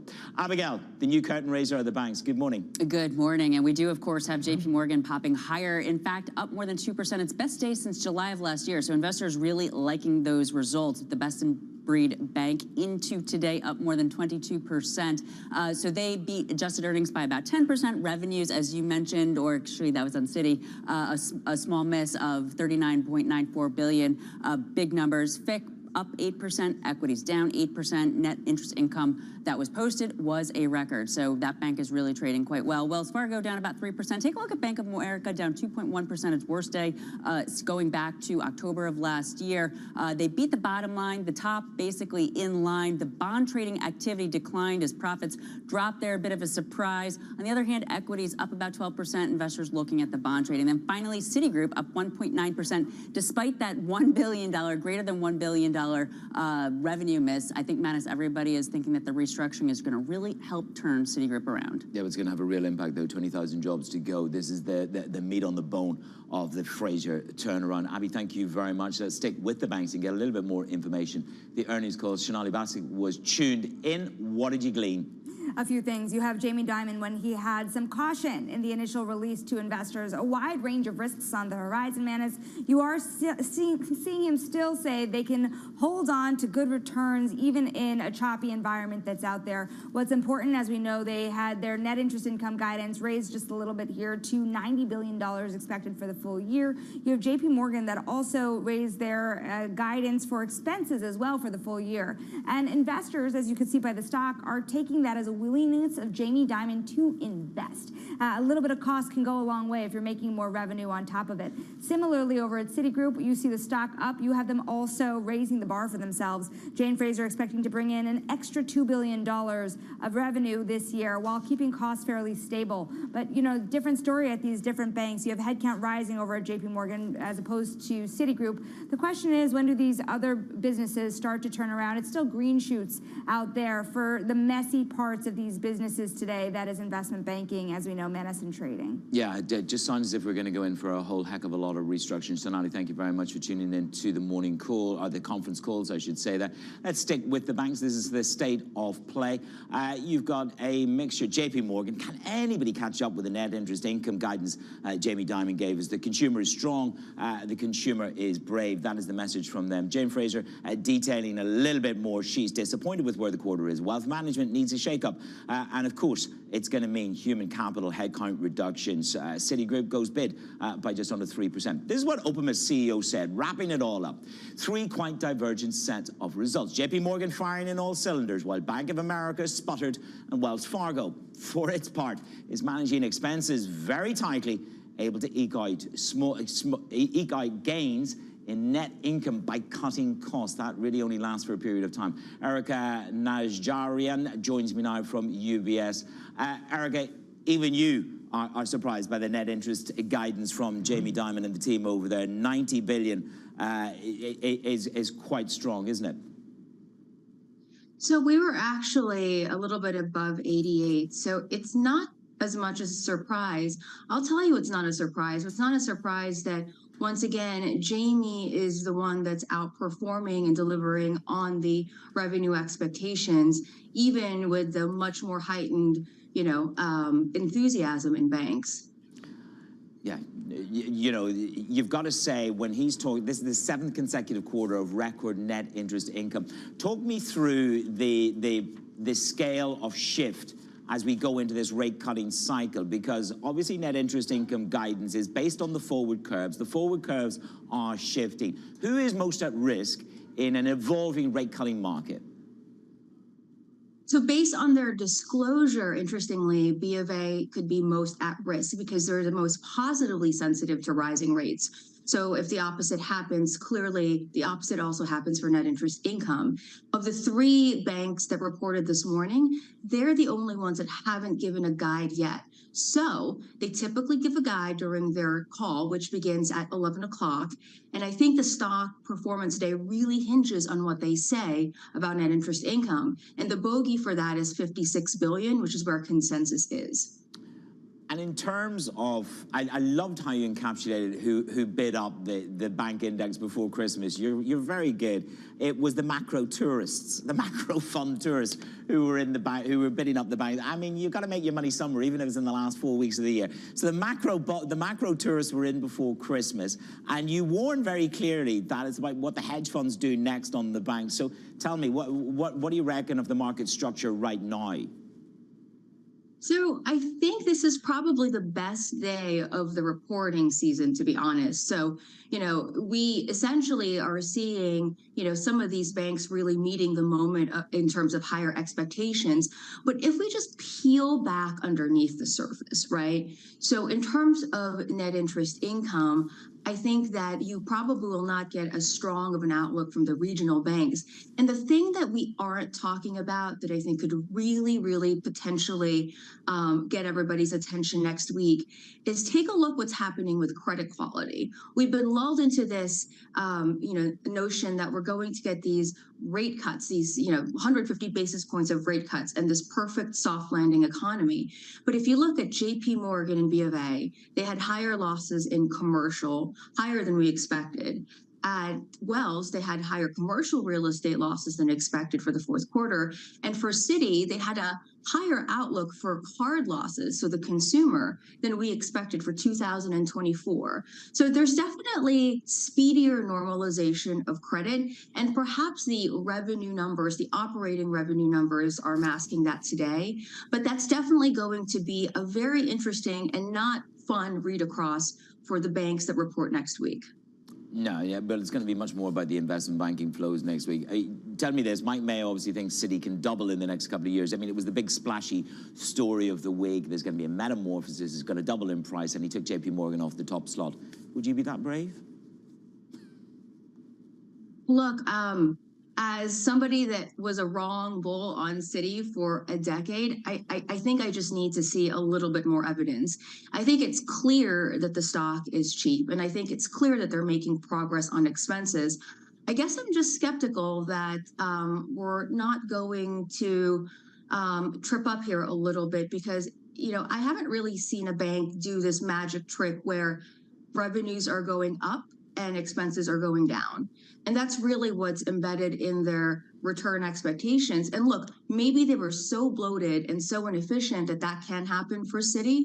But again, I think, I need a little bit more evidence in order to get off the sidelines despite that valuation. No, that's fair enough. The red headline this morning, of course, was 20,000 job cuts as part of that restructuring in totality. Erica, thank you so much for being with me. That is our guest from UBS. Let's get the movers. The transports this morning, what have we got? Simone. Well, we have Delta missing earnings expectations for the fiscal year of 2024. Even though it beat on the top and bottom line, it says that earnings per share for fiscal year 2024 are going to be $6 to $7. Everyone had expected since 2021 this would be over $7. That's seeming to meet some concerns about pricing and potential cracks in consumer demand. That's why we're watching shares now down close to 7%, and the whole airline space is feeling this. We're also watching shares of Tesla this morning. Two big headlines out here. Tesla telling Reuters that it is going to suspend production at its only plant in Europe, a plant outside of Berlin, for 2 weeks starting later in January because of supply disruptions traffic disruptions through the Red Sea, those Houthi attacks on container ships. Volvo coming out and saying it was going to do the same for a plant in Belgium for about 3 days. And separately, Tesla cutting prices in China, where consumer demand has been the big question. All of this business likely to play on profit margins. Both of these names down in early trading. Tesla shares down now 1.75%, Menace. Simone, thank you very much. I dream of being, Diamond at Delta, but I'll leave you with that thought. Joining me now is Tony Dwyer, Canaccord Genuity, with me on the markets. I'm trapped. I'm really trapped. I got the short end dropping, okay, believes the disinflation narrative, and I've got an equity market that's a reluctant buyer of the disinflation narrative and the rate cuts. Where do you stand? Manus, thanks for having me. So it's really an interesting environment in terms of now you're almost going positive on the 210 yield curve. So that is getting everybody's attention. You're having an 11 basis point improvement in the 2-year today on the disinflation idea. And I've long said that over the last 6 months that inflation is not the problem. Inflation, the trajectory is coming down pretty sharply. The issue is going to be ultimately what lower margins and lower input costs are going to mean, which is corporate earnings could have a little bit of risk near term. So I think your earlier guess when you did the interview with Priya was good, because I think I'm in the camp that the Fed is going to have to cut rates more than the market thinks. Well, can we just break that down a little bit more? Because I've had 2-3 conversations on this now this morning, which is real rates are around 3%. Depends on the measure that you have. CPI translates into a PCE of around 2%. So the narrative should be the Fed should be cutting for all the good disinflation reasons now, and yet the Fed narrative is push back, higher for longer, higher for longer. There's a divorce. There's a continuing divorce in the market and the Fed. Well, and so what that dovish pivot did, Manus, was very important because it shifted the outlook for money. Even though the Fed is suggesting that they're going to stay higher for longer, the economic data may compel them to do the opposite. Inflation was going up. We don't have to guess what the Fed uses. Of course, they look at the PPI and the CPI, but they've told us how many times they use the core PCE. That is going down as fast as it was going up. So by that definition alone, they were late getting into the tightening mode because inflation had moved up too much on the core PCE. Now it's coming down to the same amount. So the idea in an election year that they're going to go up 25 basis points at a clip right up to the election doesn't make a lot of sense to me. Our view is that as inflation comes down, it's going to make them get more aggressive. And ultimately, that's what benefits the market in the second half because the outlook for money will improve. We've had corporate credit new issuance surge. Mortgage rates are coming down. The mortgage spread to the 10-year Treasury is narrowing on comments that the QT might lessen. So, we're in this environment where that dovish pivot hasn't affected what the Fed is really saying, but what it's affected is the credit markets and the availability of capital. Absolutely, and there's the 2s, 10 spiking higher by 8 basis points. I'll give you my dream, which is they cut rates by a couple of 100 basis points and get approved for a mortgage in September, and property prices don't fly away to the moon, Tony. There you go. There's a dream. There's a dream for everybody if I get the credit rating right. Tell me this.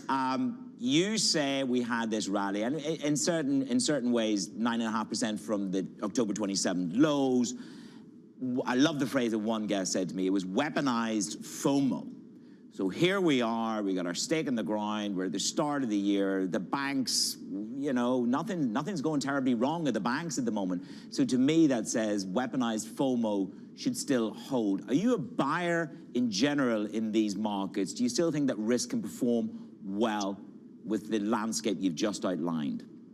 So, as we came into the year, in late October, on October 27th, we put out a note called The Stage is Set for a Rally. And coming into 2024, we wrote a note called Opposite Day, because the setup coming into 2024 from a tactical perspective was exactly opposite of where it was at the end of October. You were extreme overbought, volatility was historically low, and the 10-year bond yield has already moved down so much. You're not even getting the reaction now in that. You're getting it in the 2-year. So our call has been that we're in an intermediate term correction, and you don't go down every day. We're getting a bounce today, and you could have a little bit more of a bounce on the PPI and the banks. But ultimately, for us we do want to be a buyer.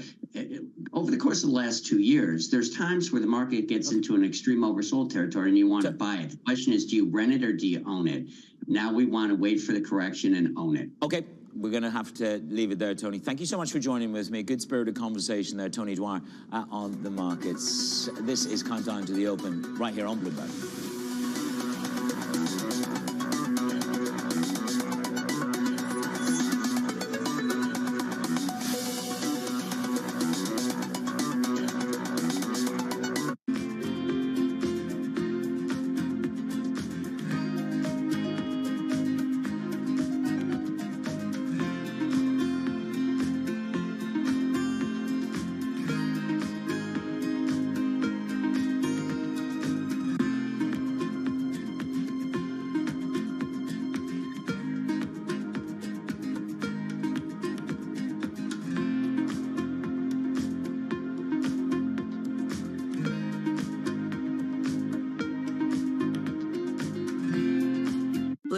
has enhanced search on the terminal to deliver what you need when you need it.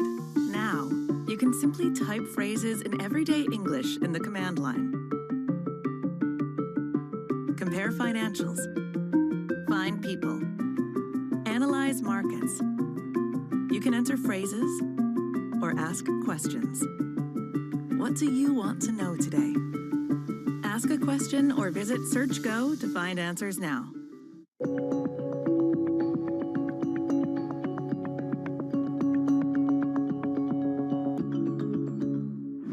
I do think what we are going to find is that outside of a very few industries and sectors, governments are not going to be willing to subsidize indefinitely production that brings it home or brings it to allies. And so the benefits of international supply chains that we've seen over 40 years, from economies of scale, from specialization, from innovation, and the like, those aren't going to go away.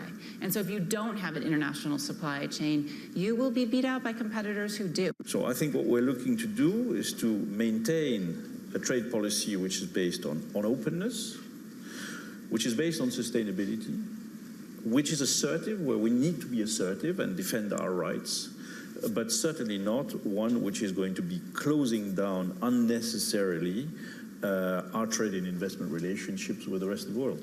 Globalization, that open supply chain, global supply chain is really important for the life science industry, particularly pharmaceutical supply chain. You think about the stress the pharmaceutical supply chain has been under since COVID-19, the war in Ukraine, not to mention the geopolitical tensions, if you will. You know, we don't have the luxury of saying we can temporarily stock out on our product, because these products, these medicines keep people alive. Bloomberg UK, your source for news and analysis covering the biggest challenges facing the UK government, economy, financial services, and markets. Tax cuts should not be the priority. It's about a credible plan for growth over the next 2-3 years. In this post-Brexit world, how do you see actually servicing your clients? It was disruptive, and it's going to have implications to how capital raising works. Now we're having the perfect storm in the UK. Watch Francine Lacqua Thursdays at 9:30 a.m. only on Bloomberg. Context changes everything.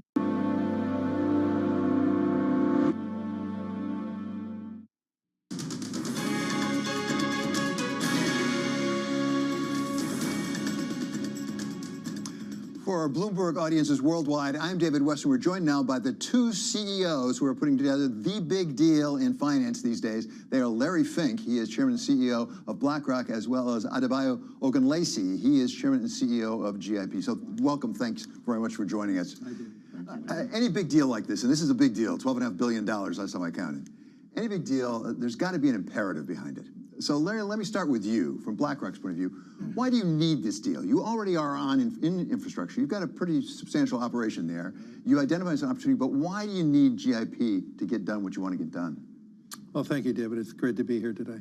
No, we believe infrastructure is only at the beginning of a real major asset class. There are some structural demands that are going to increase the issuance of more and more infrastructure. I've said for all along, and Bloomberg has been talking about that for a number of years, that deficits matter. It's going to be harder and harder for countries to continue to deficit finance. And at the same time, there's a giant need to rebuild and build out infrastructure, whether it is the digital infrastructure, as we are all trying to become more engaged with AI and other forms. We have a decarbonization process. More and more countries are more interested than ever before in energy independence. And one of the ways in countries that do not have available hydrocarbons, they're going to be doing it through wind and solar, maybe other forms of decarbonization. We have corporations now that are using partial infrastructure sales as a mechanism to finance their future growth. And then from the demand side, what can be better for retirement investors than long duration assets with a high coupon that is inflation protected? So you think about, our clients, 65% of our clients are retirement assets. And when you think about BlackRock and the roles we play with many governments, our continuous ownership in stock and bonds of every major corporation in the world, more and more companies are coming to us. And over the last few years, we did build up a very large and really successful infrastructure team. But I've always looked with envy, with admiration to what Bayo and his team have done. We are both refugees from First Boston. We knew each other at First Boston. We have a common culture. We laugh about what we learned at First Boston over dinners. Yep. And so with the respect, the appreciation of GIP, when you think about GIP, what are they known for? They invest in major and larger projects than we did in infrastructure, like Gatwick Airport and Sydney Airport. But they're particularly superb in the operational efficiencies of these investments. They improve the quality of service. And so if you think about what we have brought at BlackRock over the last 8 years in infrastructure, what GIP has been doing since 2006, the two organizations look like a perfect match, and then you've overlaid the cultural connection, and we always underestimate the cultural connections. In our business is a business of people. Right. And if you don't have that cultural connection, that friendship, that continuity, it makes it harder to do. So I think we have the business strategy down. I'm confident we are in the early part of this infrastructure revolution, and we wanted to have the scale.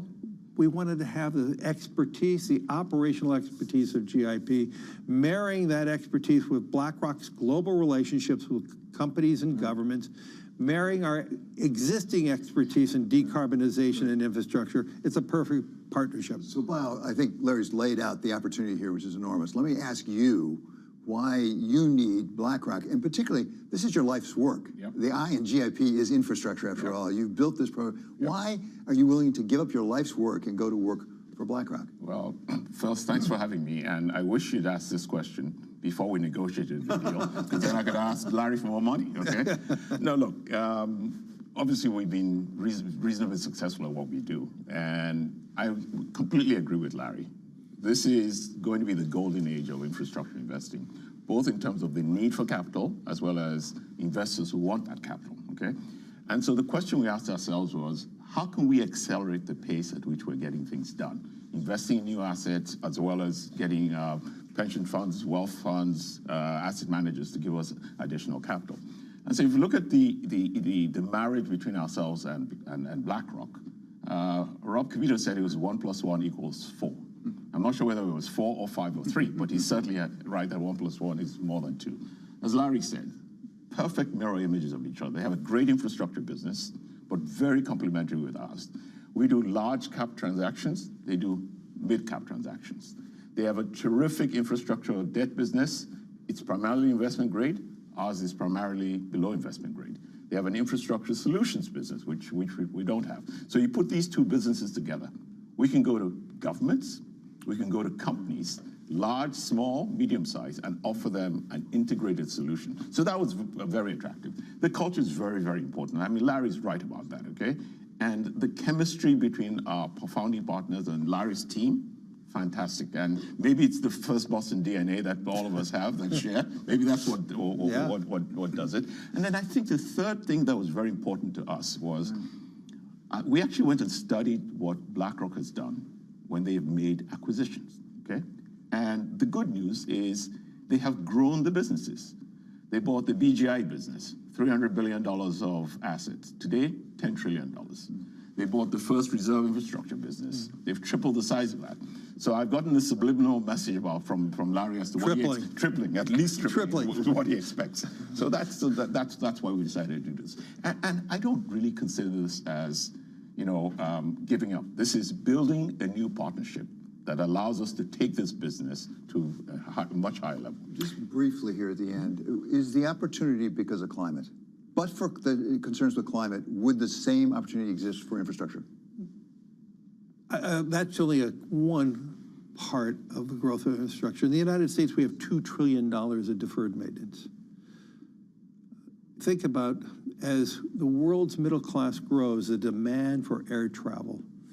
Most of the airports in the world are rather poor and antiquated, and GIP has had a great track record improving the quality of services at airports. The need for speed in ports, we saw that during COVID, the backlog, and the need to create more resiliency at ports. So I would argue decarbonization is obviously a major component of it, but we should not lose light of the need to be constantly upgrading and growing. And then when you talk about if we are going to really have a more equal world, we have to find ways of lifting more of the global south. Larry, thank you so very much. Larry's going to be staying with us as we talk about his earnings. And Uncle Lacey from GIP, thanks so much for being with us. We'll turn to the earnings for BlackRock as well as ETFs next. And this is Bloomberg.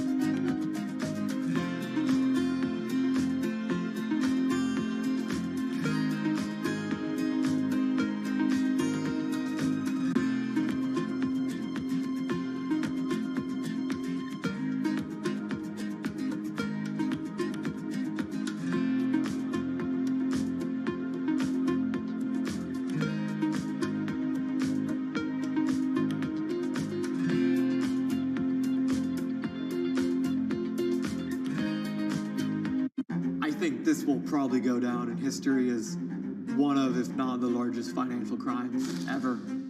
I cannot imagine a scenario where $8 billion just disappears. Bankman-Fried has pled not guilty to multiple fraud charges. Sam was just too important in the crypto community.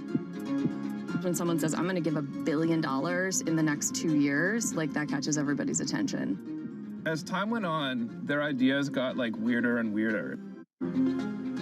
I don't think he even had almost a conception at some points that it was wrong or right. I think he just had the mentality that he has to win.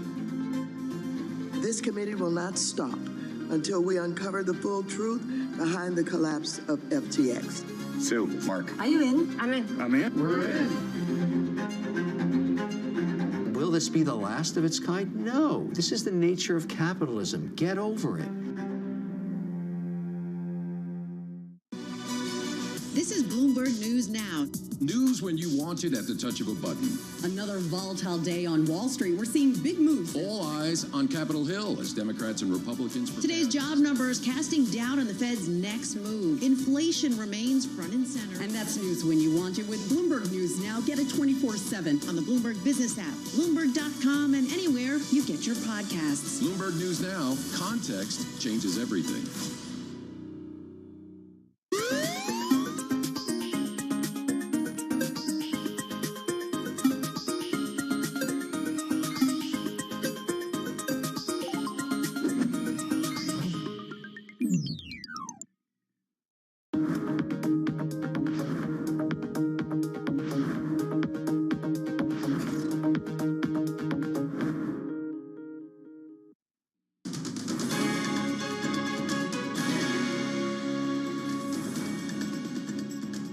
For our Bloomberg audiences worldwide, I'm David Weston, and I'm joined here once again by Larry Fink. He is the chairman and CEO of BlackRock. So, Larry, thanks for staying with us. First of all, your earnings came out. Besides the merger with GIP, By the way, they did. By the way, it's some earnings that will look pretty good. You got a lot of inflows. You're over $10 trillion AUM. Congratulations on that. So much, what do you think that tells us about the investment climate, perhaps the overall economy right now? Well, I would say what the first and probably the most significant fact. I mean, I can't control one quarter or another, and we had an incredible quarter. But the fact that stands out for me is over 5 years, clients rewarded BlackRock with $1.9 trillion. This is not market movement. This is how much new money we receive from clients worldwide. So clients have, over the long run, have great needs to put money to work. We advocate only long-term strategies. We advocate that you need to be in the market. You can't be in and out of the market. If you're looking to do that, there are many venues where you could be doing that. We are trying to help people build retirement savings. We want people to have a life in retirement with dignity. We spend so much time in our world talking about how we could have healthier lives, but we spend no time focused on, can we afford that longevity? And BlackRock is a firm that tries to provide that type of long-termism. I do believe we spend a great deal of time talking about hope. In a world today where we have greater hatred and greater fear, I think there are many opportunities to think about, despite all those issues, that long-term investing is the way to go. And I believe, you know, at the moment right now we have trillions of dollars money sitting in a money market funds. And so that's just an indication of fear. We have more money sitting in bank balance sheets right now and deposits. That's an indication of fear or uncertainty. And I do believe one of the greatest differentials between U.S. and any country in the world is the strength of the U.S. capital markets. And this is something that we at BlackRock betted on years and years ago that we believe in. And so over time, we believe the opportunity to invest in our economy, investing in our companies, and at times when you want to have a more global view, investing in the world, over a long run, you're going to outperform any bank deposit, you're going to outperform any money market fund, and it's our job to provide the appropriate investments for our clients so they can have that life with dignity. The form that those investments are taking is changing. Yes. And you also announced a sort of a new architecture, I guess is what you're calling it, for BlackRock, really pushing on to ETFs. You've had a lot of success with iShares already. It's grown. It looks like you're doubling down on that. Explain that move into ETFs. How far does it go? When we bought BGI in 2009, we were ridiculed by most of the financial community saying you cannot marry the culture of an active investor, who we were, and a passive culture. And we said, why? Our clients use both products. Our job is to be agnostic to our clients, to work with our clients, to provide a whole portfolio solution. But over time, more and more clients started to think about, how do I want to get an exposure? Do I want an exposure in this area or this product? And I could do that through actively investing in ETFs. In 2012, we said, ETFs are going to be the new engine for fixed income. And boy, did that get a lot of ridicule by many people in the business community. And today, the fixed income markets are totally imbued by ETFs. And so at BlackRock, when we bought BGI, we had $290 billion of ETFs. Today, we have $3.5 trillion.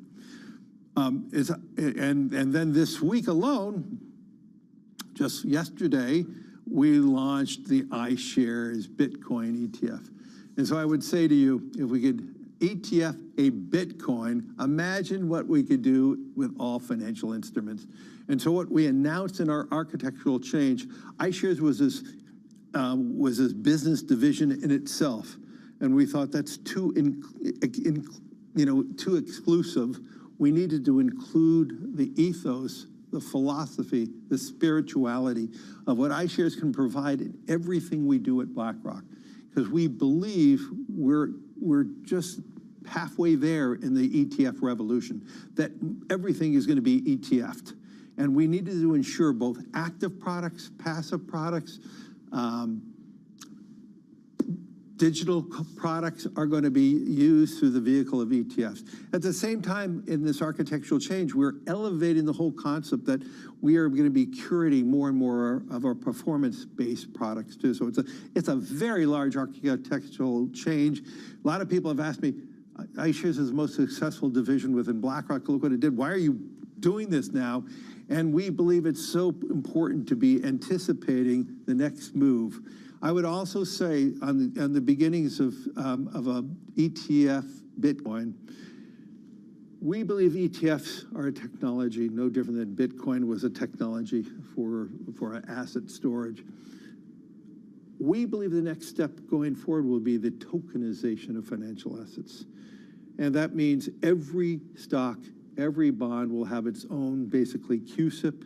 It'll be on one general ledger, Every investor, you and I, will have our own number, our own identification. We could rid ourselves of all issues around illicit activities about bonds and stocks and digital by having a tokenization. But the most importantly thing, we could customize strategies through tokenization that fits every individual. We would have instantaneous settlement. Think about all the costs of settling bonds and stocks. But if you had a tokenization, everything would be immediate because it's just a line item. And so we believe this is a technological transformation for financial assets. I believe if you want to talk about voting and voting choice and all the things, if we know every moment who is the owner of that stock, and it's now time to vote, every individual who has ownership is identified and they can vote their own shares. Is this the end of mutual funds? I think, well, a lot of people, it's a wrapper. It's not the end of it, but I would say the dominant form of bringing products going forward will be in the form of ETFs. I don't want to say it's the end because that's too finite, but let's be clear. The growth of ETFs like this has been this, and mutual funds have been declining. And there are going to be some product where a mutual fund might be the best structure, but overall, I think in everything we do, in active and passive, we are going to see in the form of ETFs. In the United States, it is so much more transparent. You could buy and sell that instrument throughout the day. In a mutual fund, you have to wait till 4 o'clock in the final pricing. In a mutual fund in the United States, you have a lot of tax issues around the activity within the fund. In an ETF, you control your tax activity. And so these are the technological changes that gave us the idea in 2007 and then executed in 2009 why we needed to buy iShares. All of this investment comes within a larger context, a social and political context that really affects the investment necessarily. We've got a lot of elections coming up this year in the United States, but not just the United States, almost half the world. Korea voting this weekend, yeah. And there is perceived to be a rise of populism in the United States through a particular candidate Connection lost. Who wants to be president again, but around the world there is. Yes. What is the policy risk for investors and, for that matter, for BlackRock, including, for example, with your big move into infrastructure with GIP? I'm mindful of the fact that ESG has sort of gotten a bad political name in some parts of the country. Well, I don't use the word ESG anymore. I think I've been quoted on that quite a bit now. But the amount of money that is entering in the decarbonization investing pools is enormous. More and more money. We announced the Occidental Petroleum transaction where they are the leader in air capture. Even former Governor Rick Perry wrote a whole editorial on the power of that. So there is going to be a lot of populism, there's no question. Our job is to make people have a brighter financial future. Our job is to give people more certainty, and our job is to provide information so they have better choices of what to invest. Keep in mind, all $10 trillion of the money, none of it's ours. Our job is to be a fiduciary on behalf of every client in the world. And if you are somebody who does not believe in climate change, and you want to invest 100% in hydrocarbons, we're your investment manager. We will advise you here are the opportunities we see. But if you are somebody who truly believes in new technologies, I would say the venture capital of new technologies, so we can decarbonize the world, we have a fund for you. We have a product for you. We are aggressively sourcing new and interesting companies that are going to be the leaders in the future. A couple years ago, I wrote there's going to be 1,000 unicorns who are going to be these innovative companies who are going to help us decarbonize the world faster. And so, and I fully believe that outcome will happen. Larry, you've taken BlackRock through some transformations. iShares certainly was one of those. Yeah. GIP looks like it's transformational. Yes. The world is changing. Take us back to that world at Credit Suisse First Boston with the young Bio Ogunlesi and young Larry Fink. What are those people looking forward to today? Those people who are just entering the business, how different is it and where is it heading? Where are the opportunities for people? What excites them? I would say for those who have a passion for investing, a passion to grow and learn, a passion to do the right thing on behalf of your clients, the opportunity today is just as great as when Bio and I started our careers at First Boston. Obviously, the markets are entirely different. They're much larger. They're much more efficient. But my gosh, I mean, the young people that we're bringing on board at BlackRock, those who show that imagination, that passion, their opportunities are going to be just as great as my opportunity that I had. And I do believe that is the biggest differentiator between somebody who has this great career and someone who doesn't. You need to be in a career where you're passionate about, that every day you have a desire to learn something new. You have a desire to impart that to your clients and helping your clients. And then when you get into leadership, your job is to make everybody smarter than you. Your job as a leader is to lift more people. And as a big leader, your job is hopefully to have more people earning more money than you did. That's what leadership is about, lifting more and more people. And so I don't think anything's changed. Obviously, how we live our lives have changed. You think about the role of the capital markets. In my mind, the two biggest firms that were so instrumental in driving the growth of the global capital markets is our two founding New York City companies, and that's BlackRock and Bloomberg. And I truly believe there's a lot of similarities. When we started, I think Bloomberg started in '84, we started in '88, but the knowledge barrier, the knowledge information, expansion of the capital markets, the globalization of the capital markets, to me, that is what's driving the success. David, when I go to a country now, many times the political leaders of the country are asking me how can they build their retirement system and how they can build their capital markets. They want to be more dependent in country. They're excited by having international flows go into the country to help that, but they know for long-term stability of their country, to have great and excellent companies, they need to have their own capital markets and they have to have their own retirement system. And this is something that BlackRock can play a big role. And this is one of the more exciting new chapters that I see for the next 10 years for BlackRock. And I believe infrastructure will play a big role in that exciting future. Larry, thank you so much for spending time with us. I really appreciate it. That's Larry Fink of BlackRock. Back to you. All right, fascinating discussion there with Bloomberg's David West and BlackRock's Larry Fink on the purchase of GIP, as well as earnings. Among the headlines that came out of the interview, Fink says the next step is going to be tokenization of financial assets. You are listening to and watching on YouTube, Bloomberg Markets. I'm John Tucker, along with Lisa Mateo. Hi, Lisa. In for Paul Sweeney and Matt Miller. We made it to Friday, and no shortage of market-moving events. The U.S., the U.K. launching airstrikes against Houthi rebels, oil popping higher. Banks, of course, delivering their earnings reports today. Credit quality better than expected, but investment banking lighter than expected. So what's now the outlook for 2024? Final trading day of the week. Let's get you a market update right now. S&P 500 up just 2 points, still flirting with that 47.96 number right now at 47.81. The Dow Jones Industrial Average, 139 points lower. That is down 0.4%. We're at 37,596. And the NASDAQ 100, pretty much unchanged right now, 16,823. As far as treasuries, got the PPI, that coming a little lighter than expected after the CPI was hotter than expected yesterday. 2-year yield down 9 basis points. The 10-year is 4 basis points lower. Well, as promised, bank earnings. So let's break down the bank earnings that we got today. We're joined by Allison Williams, Senior Bank Analyst with Bloomberg Intelligence. Quick overview would suggest credit quality better than expected, but investment banking, as I said, a little lighter than expected. Allison, what's the overall take?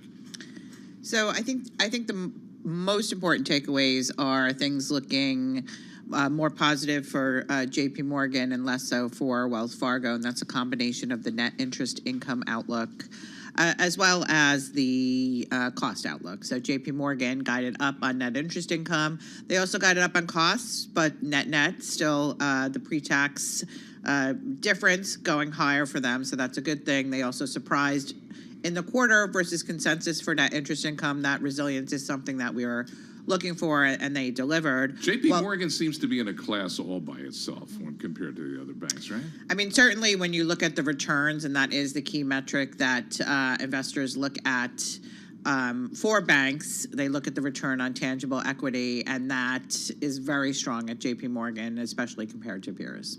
Now, you mentioned something that surprised you, a couple of things, but what really else stood out to you when you were going through and you were seeing all the results come in?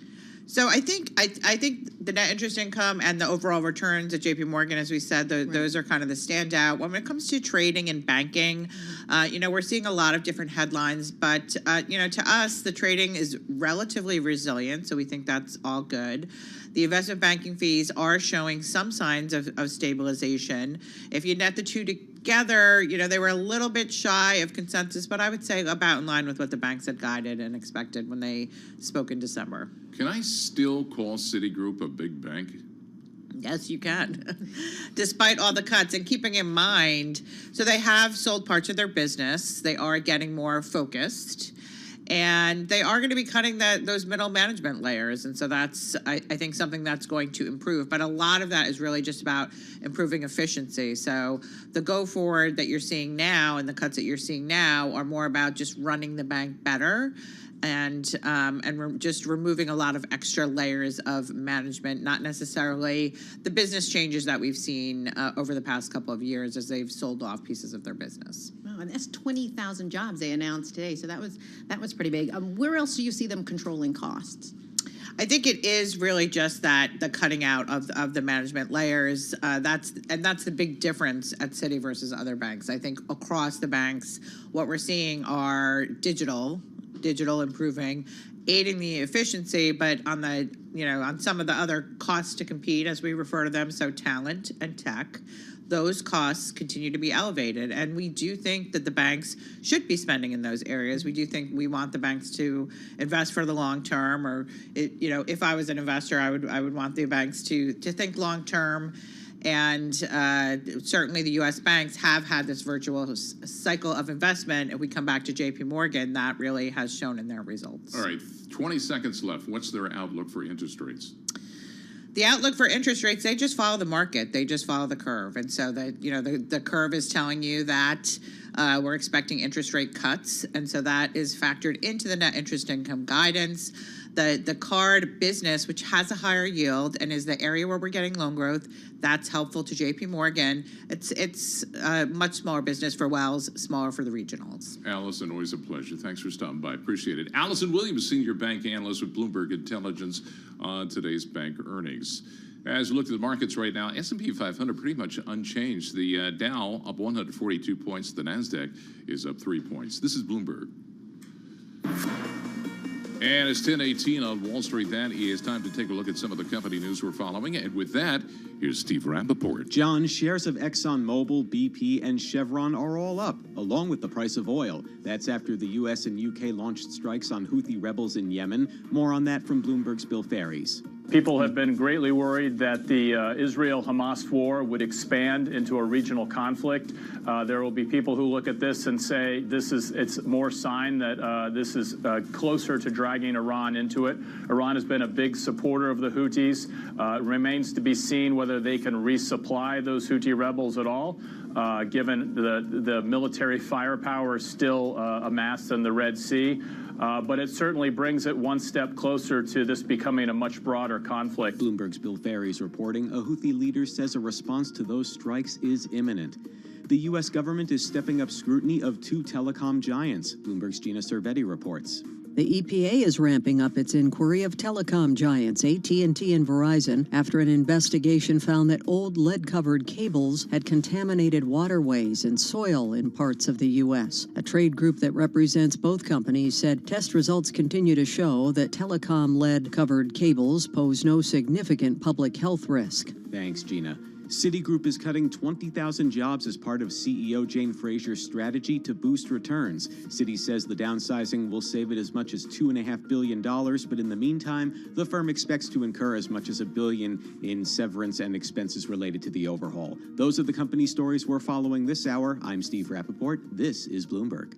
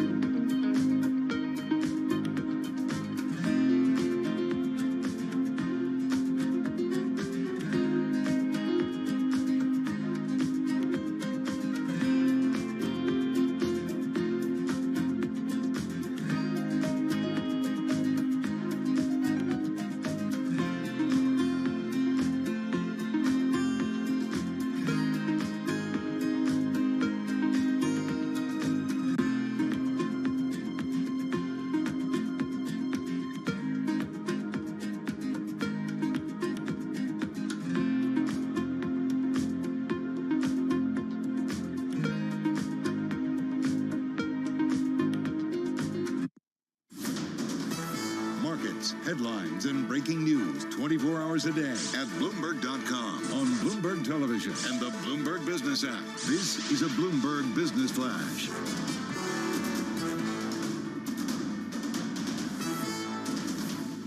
Coming up to 10:22 on Wall Street, I'm Nathan Hager. This update's brought to you by Interactive Brokers. Interactive Brokers clients earn up to 4.83% on their uninvested, instantly available USD cash balances. Rates subject to change. Visit ibkr.com/interest rates to learn more.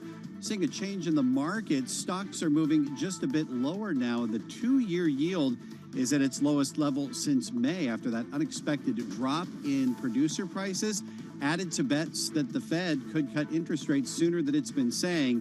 We check the markets all day long on Bloomberg. Right now, the S&P 500 is down 1 point. 4779 is the S&P level. The Dow Jones Industrial Average is down 0.4%. That's a drop of 154 points. The NASDAQ Composite is little changed, down 1 point. 7 of the 11 main industry groups in the S&P are in the green right now. Energy and communication services are the biggest gainers. Consumer discretionary and healthcare are leading the declines we're seeing in the S&P right now. And looking at NYMEX crude, it's still surging up 2 2/3% at $73.94 per barrel. We've been seeing oil rise after the U.S. and UK-led strikes on Houthi targets in Yemen. COMEX gold is up 2.1%, trading at $2,062.20 per ounce. The euro showing a little bit of strength now against the dollar, 1.0981. The yen is at 144.42. Biggest decliners for the S&P right now are the airlines. We saw Delta come in with unexpected drop in its 2024 profit target. Right now, Delta shares are lower by 7.7%. We're also watching United, American Airlines, and Southwest also posting big declines right now. That's a Bloomberg Business Flash. Bloomberg Markets continues this morning with John Tucker and Lisa Mateo. Nathan, thanks very much. Appreciate it. Well, we all know about geopolitical risk, Lisa. We saw oil pop higher after the U.S. and allies launched airstrikes against Houthi rebels in Yemen. As an investor, can you mitigate risks like that, or should you even try? Let's get some answers this morning. Global Macro View with Jeffrey Kleintop, the global strategist, chief global strategist at Charles Schwab. Thanks for being with us. We call them risk assets for a reason. Should I be losing sleep over events over which I have no control? Well, these types of events are, just an ever-present risk when it comes to investing. We've seen backups, a choke point at the Panama Canal for months now. It's only getting worse as we head into February, as the cargo traffic through that particular vital global supply chain link is really cutting back to less than 50% of capacity by February. 40% of the world's freight traffic moves through the Panama Canal. That's an issue. The Red Sea certainly moves a lot of energy, yet the world is oversupplied right now. And so I think that's one of the reasons, yes, we're seeing a bounce in energy prices, but we are not in a deficit situation. And as a result of that, I think this is something that can be probably absorbed. We're not likely to see the type of surge to input prices that we saw during the pandemic tied to supply chain issues related to these particular threats at these two vital supply chain choke points. That could be different were they to linger into the latter part of this year, where maybe we run into an undersupply situation with energy. But for right now, no, I don't think you need to lose sleep over this, just expecting this is part of one of those risks when it comes to investing. Now, something else people might lose some sleep over, interest rates. I want to give it a little economic outlook. Yesterday, we heard Cleveland Fed President Loretta Mester. She said central bankers probably will have to wait past March before they can start cutting interest rates. What's your take on this? I think that the market has gotten a little carried away with the magnitude of rate cuts likely in 2024. I think it's probably something closer to what the Fed has been telling us, maybe 3 or 4 rate cuts rather than 5 or 6. And some of the reason for that is the potential volatility in the path of inflation. We know inflation rarely subsides in a straight line, and we're now beginning to see this as we get closer to the Fed's target. It's getting harder and harder to push those numbers down. We know housing remains very challenging in the U.S. to try and push those housing rental rates down. And the result is that, yes, it may take a little bit longer. So I think the rally we saw in the market at the end of last year, enthusiasm around a soft landing and a flood of rate cuts, might need to be tempered early this year as maybe we see a push out in the beginning and the magnitude of the number of cuts we expect from the Fed. Hey, Jeff, is disinflation good for markets or not? Well, it's generally good in that it lowers borrowing costs, and we generally see a little bit more investment by businesses. But we've really yet to see that pick up, right? So we're still in an environment of much higher rates than businesses had been used to a few years ago, and so we're not seeing the type of capital expenditures or hiring that would normally go along with lower rates and the disinflation. So in general, it's a good thing, but it takes some time for that begin to show up in economic activity. Hey, Jeff, so big bank earnings out today. That's been the big talk. If rates go lower, what's the impact of margins? I mean, is that still a place to invest? I do think financials are our favorite sector for 2024, and there's a variety of reasons. One is that you've got this balance of, what are banks going to earn in the short term on their cash, balanced by the fact that they hold a lot of maybe longer dated fixed income because that's how they hold their reserves. And of course, we all know the challenges that caused last year with the rout in some of those banking stocks on that big surge in interest rates. So there's that balance in terms of what the yield curve does this year, but maybe even more importantly is the credit outlook. And looking at the credit picture, it looks relatively bright. Usually we're going to see soaring bankruptcies through a deeper downturn in the economy. We didn't get that this time, and we may not. Businesses seem to have been holding more cash. The economy seems to be managing its way through this downturn in manufacturing with a bit more strength in services. And the result of that is that we may see much less in terms of losses and provisioning for losses by banks. So actually pretty bright outlook for the banks, given how they are braced on a valuation basis for a more difficult environment. What's the outlook for the consumer? You mentioned loan loss provisions and credit cards, probably not as high as we would have expected. But what is the outlook there for the consumer? So much is going to be dependent, I think, upon the job market. We've seen some signs of layoffs last year, but really it's not much of a follow-through. Businesses still seem to be hoarding labor, and we know that a lot of consumer spending really comes down to confidence in the employment situation and wages. And as long as that remains fairly high, I think you can see a consumer that continues to spend. And what about your 2024, your whole global outlook? What are you liking right now? So I'm actually looking outside the U.S. Overall, what we've seen is a pivot, but not less of a pivot towards rate cuts and more of a pivot to international outperformance after years of the U.S. market leading the way. Sure, last year on a cap-weighted basis, the S&P 500 beat the rest of the world. But if you look at what the average stock did using the equal-weighted benchmarks, we actually saw the EFI index outperformed the S&P 500. The average international stock beat the average U.S. stock, really eclipsed by just those 7 magnificent stocks in the AI universe that really led the U.S. cap-weighted indices to outperform. I think that broader performance is going to be revealed this year in a period where we're going to see some volatility in the economic data, in the inflation picture. I think those stocks outside the U.S., lower valuations, maybe a better earnings environment as the manufacturing sector recovers, that looks brighter to me. So I think we'll see the first year in a long time of international market outperformance. I look to Charles Schwab when I want to know about fund flows. What are you seeing on that front? Investors are still favoring fixed income. Money is flowing into the bond market after many years where it was just unattractive to be there. So that's where we're seeing money go. But at the margin, we're also seeing money flow into international equities. Perhaps that's a little bit of rebalancing after last year where the U.S. outperformed. But it is interesting to note, this has been several months now, we've seen more money flowing into international markets than the U.S. markets. And I'm speaking broadly for the industry as a whole. And that's encouraging to me as well as investors maybe reconsider their portfolios and broaden that diversification. Hey, Jeff, before we go, quickly, we started this segment here talking about risk. I want to bring it back full circle here. So you can hedge risk, but is hedging worth it because it's not cheap?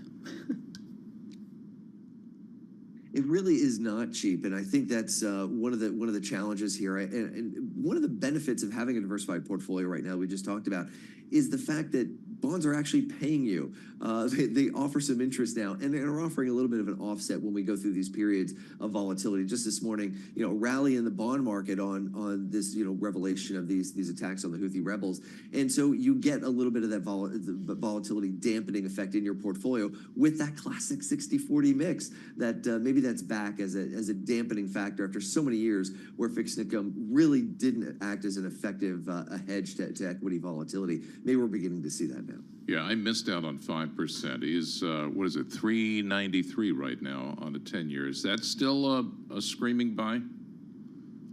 We still think that's attractive and a reason to extend duration. We think that around year-end, yields may be around that same level. So we don't see a big rally in the fixed income markets, but we don't see a further sell-off either. And that means you can pocket some of that yield and benefit from the volatility dampening effect. Jeff, always a pleasure. Appreciate it. Jeffrey Kleintop, the Chief Global Strategist, joining us from Charles Schwab. As we look at the markets right now, not a lot of movement, at least. S&P 500 up 4 points. I'm still looking at that 4696 number, which would be the record close from 2 years ago. Not far away from that, 4785 right now on the S&P 500, up about 0.1%. Dow Jones Industrial Average is down 127 points. That's down 0.3%. And the NASDAQ 100 right now, 24 points higher. That is up about 0.1%. And as far as yields go right now, they're lower after the PPI report coming in a little lighter than expected this morning. The 10-year, 3 basis points lower. That's at 393. The more policy reactive 2-year, 9 basis points lower. That right now is at 415. You are listening and watching to Bloomberg Markets. I'm John Tucker along with Lisa Mateo. And right now, time to head to Washington. Let's get an update on world and national news. And for that, Amy Morris, you made it to Friday, Amy. Just barely, John. Thanks so much. The risk of a wider war in the Middle East is also in focus now that the U.S. and U.K. have launched dozens of airstrikes against Houthi militants in Yemen. President Biden says he will take more action if necessary. Bloomberg's Rosalind Matheson has more. These were very tactical, surgical strikes. These strikes were very well telegraphed also, which allowed them to clear out of some of their bases. So it does seem the objective was to make a point to the Houthis without escalating and the Houthis feeling they need to take massive retaliation. The Houthis responded saying all U.S. and U.K. interests have become legitimate targets. They say a strike now is imminent. Israel is defending itself against charges of genocide before an international court, saying the war in Gaza is not intended to destroy the Palestinian people. An Israeli lawyer made that argument today in the International Court of Justice. The lawyer told the court that Israel is under attack on multiple fronts. Mishaps with Boeing and Japan Airlines drawing fresh scrutiny of the airline industry and safety procedures. Lawmakers want Congress to act on a 5-year bill reauthorizing the FAA before it expires March 8th. Meanwhile, the FAA is also increasing its oversight of Boeing production and manufacturing, and it is auditing the MAX 9 production line and suppliers. Amtrak trains running between New York City and Philadelphia are holding until further notice because of signal issues. The rail operator says New Jersey Transit Northeast Corridor service is also suspended between Trenton and New York's Penn Station. And voting begins for real in the Republican presidential race Monday night. The first-in-the-nation caucuses get underway in Iowa. Caucus goers will have to contend with a polar vortex on their way to the meeting halls. They're hardy. They can handle it. Recent polls show Donald Trump with 51% backing in Iowa, well ahead of Ron DeSantis and Nikki Haley. Global news 24 hours a day and whenever you want it with Bloomberg News Now. I'm Amy Morris, and this is Bloomberg.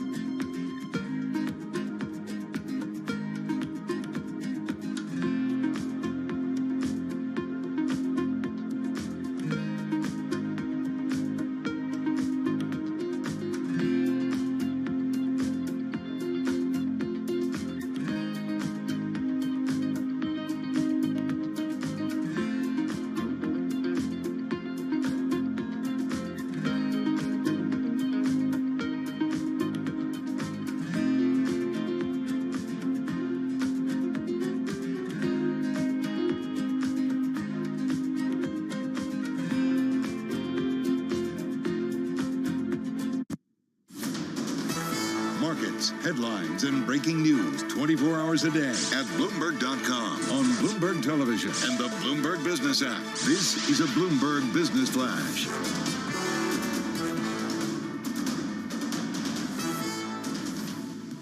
It's 10:40 on Wall Street. I'm Nathan Hager. Stocks are kind of fluctuating, and two-year Treasury yields are down to their lowest level since May after an unexpected drop in producer prices for the month of December. We check the markets all day long on Bloomberg. Right now, the S&P is little changed, down 1 point. The Dow Jones Industrial Average is down 0.5% or 174 points. The NASDAQ Composite is little changed, higher by 2 points. 10-year Treasury yield at 3.94%. The two-year is at 4.15. A lot of focus on the big banks. We heard from 4 of them reporting earnings for the fourth quarter, and it's kind of a mixed bag for them. JP Morgan Chase is up 1.1%, while Bank of America is down 1.5%. Wells Fargo's down about 1% as well. Citigroup is kind of fluctuating between gains and losses. Steve Rasciuto is chief U.S. economist at Mizuho Americas. Basically, the market has discounted this year's earnings already. So if there's any downward adjustment in this year's earnings, we think this leads to a sideways trading range in the market rather than a continued upward spike as some of the bulls are anticipating. And you can hear more of Steve Rasciuto's outlook for earnings across the market on the Bloomberg Surveillance podcast. NYMEX crude is higher by 1.9%, so trimming some of its gains, now trading at $73.40 per barrel. COMEX gold is up 2% at $2,058.80 per ounce. The euro, 1.0978 against the dollar. The yen, 144.76. Biggest drag on the S&P right now is airline stocks. Delta backed away from its 2024 profit target on persistently high costs. Right now, Delta shares are down 8%. Its peers are falling as well. United's down 9%. American Airlines down 8.5%. Southwest Airlines down 5%. That's the Bloomberg Business Flash. Bloomberg Markets continues with John Tucker and Lisa Mateo. All right, Nate, thanks a lot. And that brings us to 10:42 Wall Street time. You are listening to Bloomberg Markets. I'm John Tucker along with Lisa. Welcome to Friday. We're in, of course, for Paul Sweeney and Matt Miller. Lisa, here's a question for you. Yes. What is it that keeps you up at night? You probably sleep my like kids, a baby. I don't know. I'm always worried about them. That keeps me up at night. I know, it's pretty much everything. Well, the folks at the conference board put that question to global CEOs. Dana Peterson is chief economist at the conference board with the results of their survey. So, Dana, welcome, first of all. Are the big wigs in the C-suite gloomy, happy, or what? It's kind of a mix. They're very worried about recessions and slowdowns as well as high inflation and geopolitics, but they are looking forward to growth, and they certainly have plans in terms of expansion and also investments in innovation to make sure that they do grow over the next year.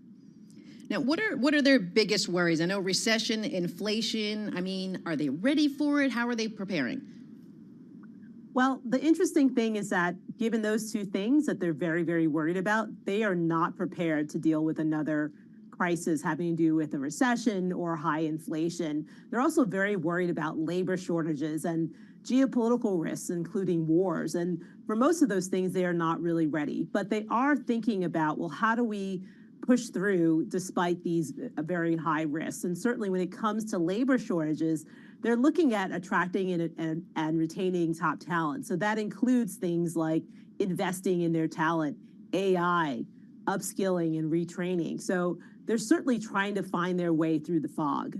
What is it that backs up those views? Is it anecdotal evidence? Is it sales figures? I mean, they have to be gloomy for a reason, right?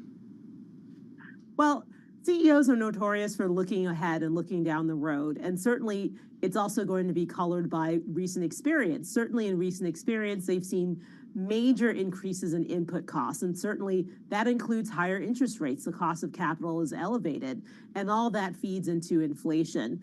They've seen around the world, China slowing, Europe is slowing, a number of conflicts are causing disruptions in production and trade and investments, and all those things have gotten them very worried. So with all these negative things that we're hearing, how do they even plan to grow profits in 2024? Well, they're looking at expansion. So expansion means looking at new regions and countries to investment, new lines of business, looking at new products and new services, and also using tools like AI to really enhance the performance of their businesses and also their workers. And I think all of this is going to be great for not only cutting costs and driving the bottom line, but also increasing profits. Well, wait a second. If they're worried about labor and they want to hold on to their workers and top talent, are they paying them more? I mean, is it an inflationary picture we're looking at? Well, certainly when we look at the BLS data, yes, in those industries that are suffering from labor shortages, they are paying their workers more. And also those industries where they're worried about people quitting or a lot of people are retiring, they are raising wages. But again, that's very costly. So businesses are trying to find ways around that. And a lot of that's through digital transformation and technology. Now, you're talking about the workers getting paid, but where are they working? That's the big question, this whole battle back and forth between, are you in the office, are you at home, where are you going?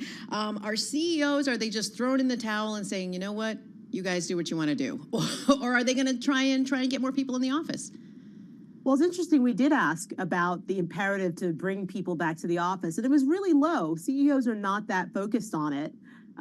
They're more focused on flexibility and making sure that their workers are having a good experience, that they're collaborating, that the culture is very important, that there's a right culture to keep their workers and also to attract new workers. So again, I think they're recognizing that remote work is here to stay in some form, but they're really trying to enhance the culture to make sure that people do, when they come into the office, they have a good experience and they're productive. Is this survey broken down by region and industry? And if so, what, if anything, does that tell you? Yes, it's definitely broken down by region. And so that includes the US, Europe, Japan, Latin America, and then the rest of the world. When we look at those regions, there's really not much of a big difference in terms of how CEOs think in terms of the big issues. Though I would note that Japan was very much worried about labor shortages and also US-China relations. When it comes to industry, we looked at finance, manufacturing, and then everyone else. And certainly there's a big focus in terms of finance on the cost of capital and higher interest rates. But for the most part, there's a lot of synergies, a lot of commonality in the way that CEOs around the world are viewing the business environment. Yeah, with manufacturing, since it's been in recession, I would imagine they're a little more pessimistic than most. Yeah, they definitely are. And you're right. There has been this manufacturing recession. And a lot of that reflects the fact that manufacturing was one of the pandemic darlings. It did extremely well when everyone was stuck at home and buying things. But certainly as we shifted more towards a better balance between goods and services consumption, manufacturing experienced a slump. And certainly when you look around the world, you see that there's very weak growth in China, also very weak growth in Europe, in and out of recession, UK, Germany may go back into recession. And these are areas that, tend to be big manufacturing hubs and also big consumers of goods. And so if you have weak demand in those areas, that's certainly going to impact the manufacturing sector as well. Hey, Dana, we have about probably a minute left. You had mentioned AI, so I want to kind of bring it back there because this has been another problem in the workplace too. Are CEOs, are they embracing it? You had mentioned they have to do some more training. How are they tackling AI in 2024? Well, it's interesting. They're welcoming AI with open arms. Most CEOs that we canvassed said they have already adopted AI or have plans to do so. So they're overwhelmingly for it. They think that it's going to enhance profitability. It's going to make their workers more productive. But they are wary. They are aware that there are some risks and responsibilities. There may be more regulation. You have to think about how to make sure that AI is not going to compromise your intellectual property or even that there will be unethical use. But for the most part, companies are very welcoming. They're excited about AI. All right, Dana, always a pleasure. Appreciate it. Dana Peterson, the chief economist at the Conference Board. What CEOs are worried about? Right now, as we look at the markets, S&P 500, that's down 6 points, down 0.1%, 4773 on the index. The Dow, 214 points lower, that's down 0.6%. The NASDAQ 100, 24 points lower.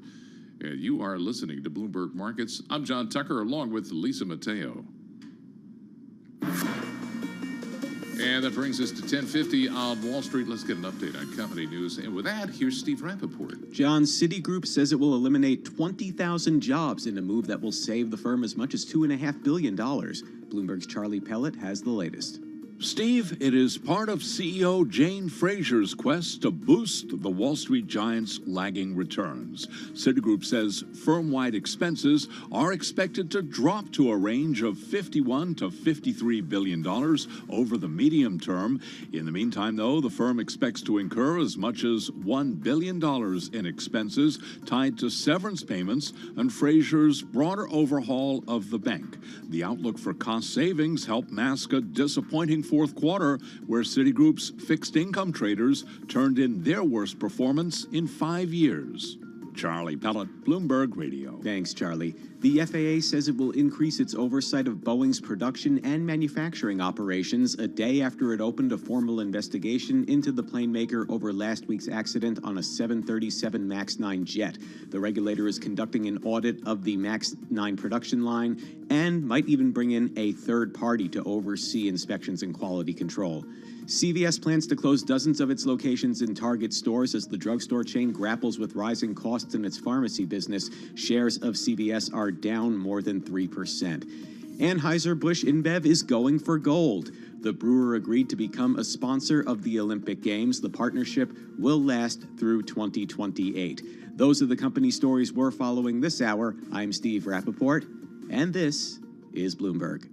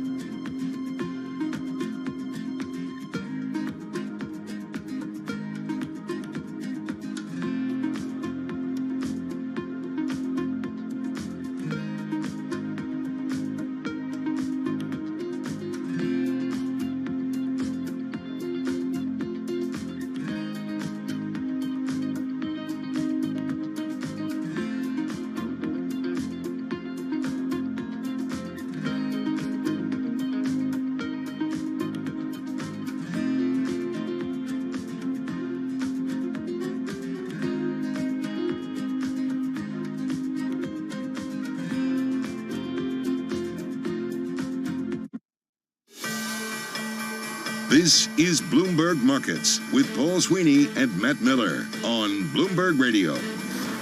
And I'm John Tucker, along with Lisa Mateo. We're in for Paul and Matt today. Just ahead, update of the markets. But first, let's get an update of world and national news. And to do that, we head to Washington now and say hi to Amy Morris. Hi, John. Thank you. The U.S. and U.K. have launched dozens of strikes on Houthi targets in Yemen early today in a bid to stop the Iran-backed group's shipping attacks in the Red Sea. Bloomberg's Bill Ferries explains.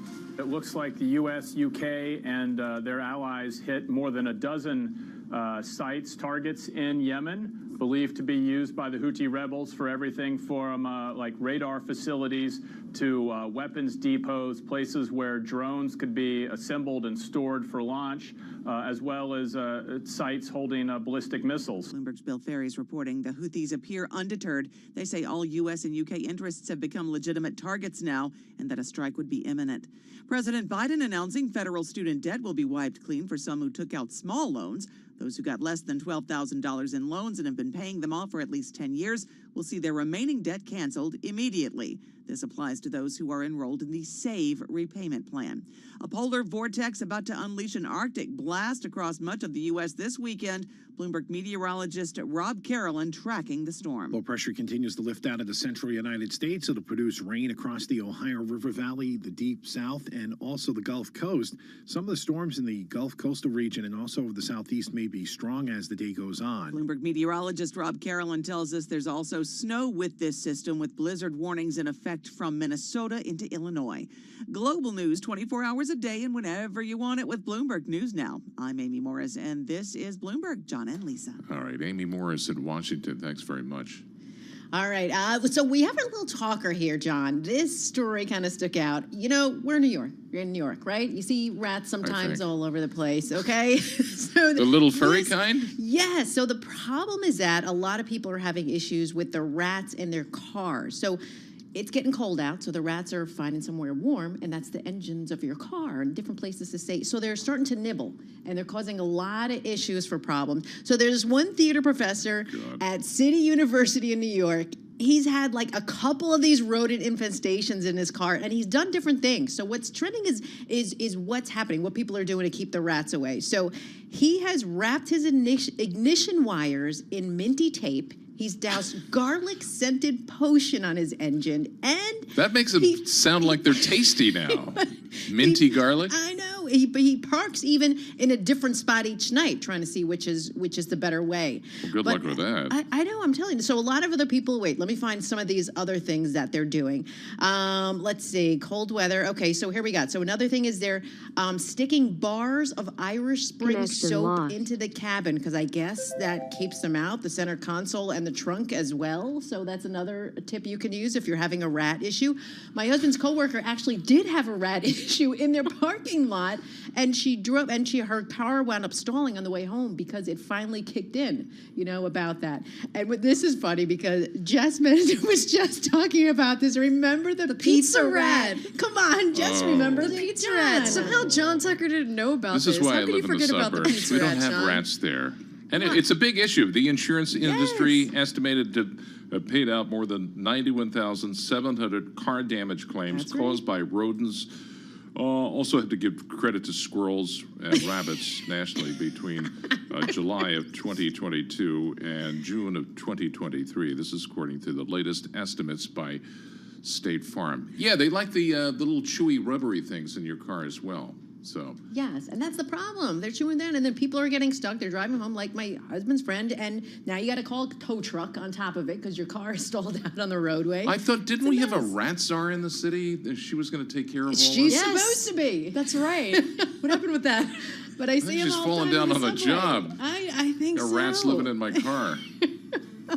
So yeah, garlic oil, white pepper, pine sol, all that kind of stuff. If you have a rat Also problem. wards up vampires as well. Yeah. Yeah, right now, S&P 500, 6 points lower, 47.74. You're listening to Bloomberg Markets. Stay with us. Market check straight ahead.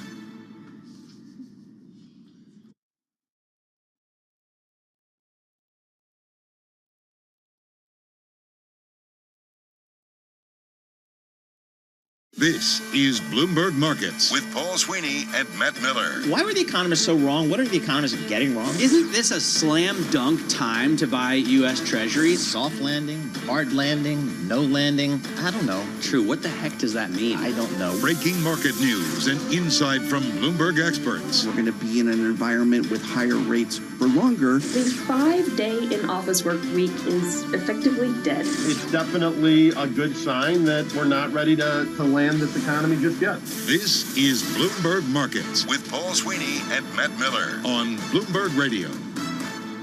And hi, everybody. I'm John Tucker, along with Lisa Mateo, in for Paul Sweeney and Matt Miller. Well, yeah, you made it to Friday. That's good. No shortage of market-moving events today. U.S. and U.K. launching airstrikes against Houthi rebels, oil popping higher, banks delivering their earnings report. Also got another inflation report. This one was a little cooler than the CPI yesterday. We're talking about the PPI we got this morning. And let's take a look at trading this Friday. Nathan Hager here with a market update. Nate, how are you? Yeah, watching. Not too bad, John, but the stock market's moving just a touch lower off the back of that cooler than expected PPI print. We continue to watch Treasury yields very closely. The 2-year policy sensitive, of course, it's down to its lowest level since May after those producer prices came in with an unexpected decline. Victoria Fernandez, chief market strategist at Crossmark Global Investments, says the downward trend for inflation could weigh on corporate earnings. You look at corporations as a whole, they are losing some of that pricing power. As you have the disinflation come in, as wages continue to stay high, these companies are losing their pricing power. We think it's going to affect margins across the board, and that's going to be one of the key themes for this earnings season. It's one of the reasons we think the market is probably going to have more of a pullback than what we've seen so far. Now you can hear more from Victoria Fernandez of Crossmark on the Bloomberg Surveillance podcast. We are seeing just a bit of a pullback for stocks. Let's check the markets as we do all day long here on Bloomberg. Right now, the S&P 500 is down 0.1% or 6 points at 4774. The Dow Jones Industrial Average leading the declines right now, down 0.6% or 211 points, trading at 37,500. And the NASDAQ Composites, little change to the downside, down 8 points at 14,963. NYMEX crude is up 2.2%. We'd seen gains in the pre-market as high as 4% after those attacks on the Houthi targets. Right now, NYMEX trades at $73.65 per barrel. COMEX gold is up 1.8% at $2,056.60 per ounce.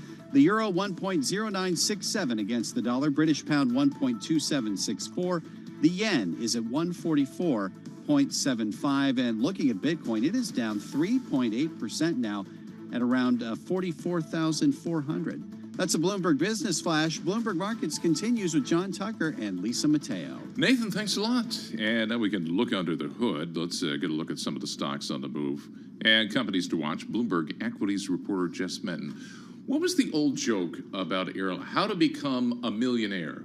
First, you make $1 billion, and then you buy an airline. Yeah, there you go. Well, we're heading into airlines. What a great segue, John Tucker, getting into that from the dynamic duo this morning, you and Lisa, with Paul obviously on his way to Aruba with the flamingos. That's just like, what are we doing wrong? I know. It's all right. We'll check back with him in a little over a week on how that's going. But unfortunately, if you look at Delta stock, DAL is the ticker symbol on this, and you are seeing airlines weighed down also by this, when you are looking at its stock in particular, down over 7%. So it's on pace for its worst day since June of 2022. So what happened here, Delta actually walked back its 2024 profit goal on higher costs and wages. So you are seeing that dragging down other airlines, whether you're looking at United Airlines, American Airlines as well. But actually ahead of this, and actually through yesterday's close, the stock actually had gained around 22%, or actually in 2023. So you are seeing Delta back away from that profit target for this year. So you are seeing that along with other airline stocks being affected by that. And of course, another stock I have to bring up is looking over at Tesla, TSLA. This is another, in the top 10 weightings here for when it comes to the S&P 500, but it is down close to 3%. So when you are looking at that stocks, the car maker actually cut prices once again, specifically in China, and did say that its lone European factory will be disrupted by attacks in the Red Sea. So you're seeing that stock pressured as well, John. What else are you looking at? So Bank many earnings. things. Well, let's start course. there because give me the overriding theme. It seems like there was J.P. Morgan Chase and then everybody else. That's right. So when you do look at JP Morgan, of course, it had record net interest income, and that's really one of those key components that strategists and investors like to keep an eye on as far as what that means for obviously the health of the bank and moving forward. But it continued as far as looking out for this year, had more of an optimistic outlook when it came to net interest income. When you are looking at that stock, though, JPM is a ticker symbol on this, up about 0.7%, though. When you are looking at those stocks pre-market, those had been higher this morning, gave up a little bit of those gains. That's when you saw the market tick back lower more broadly. But of course, another stock to point out is Citigroup. So C is the ticker symbol on this, down 1%. I asked Allison Williams Yeah. the question. It's just like, is Citigroup still like in the same category as the rest of them? Yeah, and I It's mean, like it's for tricky. sure, right? but yeah. Right, yeah. So you are seeing a big cost-cutting effort go through with Citigroup in particular. So they are set to cut 20,000 roles because Jane Fraser is really trying to boost returns here. But they did also say when Jane Fraser was on the call talking about how the fourth quarter was, very disappointing there. And so you're looking at that stock, coming under pressure. It actually had been higher in pre-market trading and around the opening bell had been up more than 2%, but you're seeing that giving back gains. So kind of more broadly here when you are looking at the banks lower, but they've also been on a tear. So the KBW Bank Index, if you look at from actually last quarter coming into this year, it was over a 20% gain. It was up about 23%. And so that was one of its best quarterly gains in years. So a lot of those, especially what happened with those banks last spring with the regional stresses with that, you did see banks bounce back coming into this year. So some of those stocks giving back some of the gains there this morning. But I mean, overall, especially when you think about what's happening with Bank of America in particular as well, because that's definitely a bank that is so consumer focused. So when it comes to Brian Moynihan, their CEO, and their outlook for what the consumer is, I know last year so many economists got it wrong, thinking about the economy would be slowing down much more dramatically. If you look at that third quarter GDP number, it was close to 5%. But the Atlanta Fed right now, they actually have a 2.2% annualized growth for the fourth quarter, which is obviously that gangbuster, typically holiday quarter, which really powers consumer spending and GDP. I mean, obviously it's not 5%. It's around 2.2%, but that's still pretty strong growth there. But we are going to get an update when it comes to retail sales for the month of December next week. So that's going to be key because as some of this data's come in, because the Atlanta Fed model for GDP can be pretty volatile. So as those numbers have been coming in, actually those estimates for GDP have been coming up because the numbers for retail and consumer spending were stronger than expected in November. And so it's going to be key to see if that momentum keeps up for December, because it seems like that outlook for over 2% growth for last quarter could continue to hold there. So that'll be important to just see how the consumer is, and obviously much stronger than people were anticipating last year, clearly, and what that means moving forward. So still some strong growth, obviously, when it comes to GDP. Lisa, when we leave for the day, we're done. Yeah. Jess sticks around because she has to work on That's right. At my day stories job. for And the weekend. and right. next week. That's right. Real quick, what are you working on? Yeah, so we actually have an earnings watch column coming out tomorrow that Elena Popina is putting together. So this is Gina Martin Adams at Bloomberg Intelligence, what they're foreseeing coming in for fourth quarter specifically. So the estimates for that outlook for S&P 500 earnings growth is around 1%. This does come after the third quarter did in those three consecutive contraction quarters when the S&P 500 was in an earnings recession. So it's coming out of that. But the big thing, it's in particular when it comes to the Magnificent Seven and the growth stocks and tech stocks, their earnings growth has been so gangbuster. And actually, the growth is supposed to be around 22% for 2024. So that's obviously more than double for the S&P 500. The S&P 500 is supposed to have earnings growth of around 11% this year. But when it comes to the tech giants, it's supposed to narrow more this year, just given the base effects, because the earnings were so strong the last few quarters because of cost-cutting efforts that really helped their operating margins. So that really ties into what the future of the stock price is going to tell you. So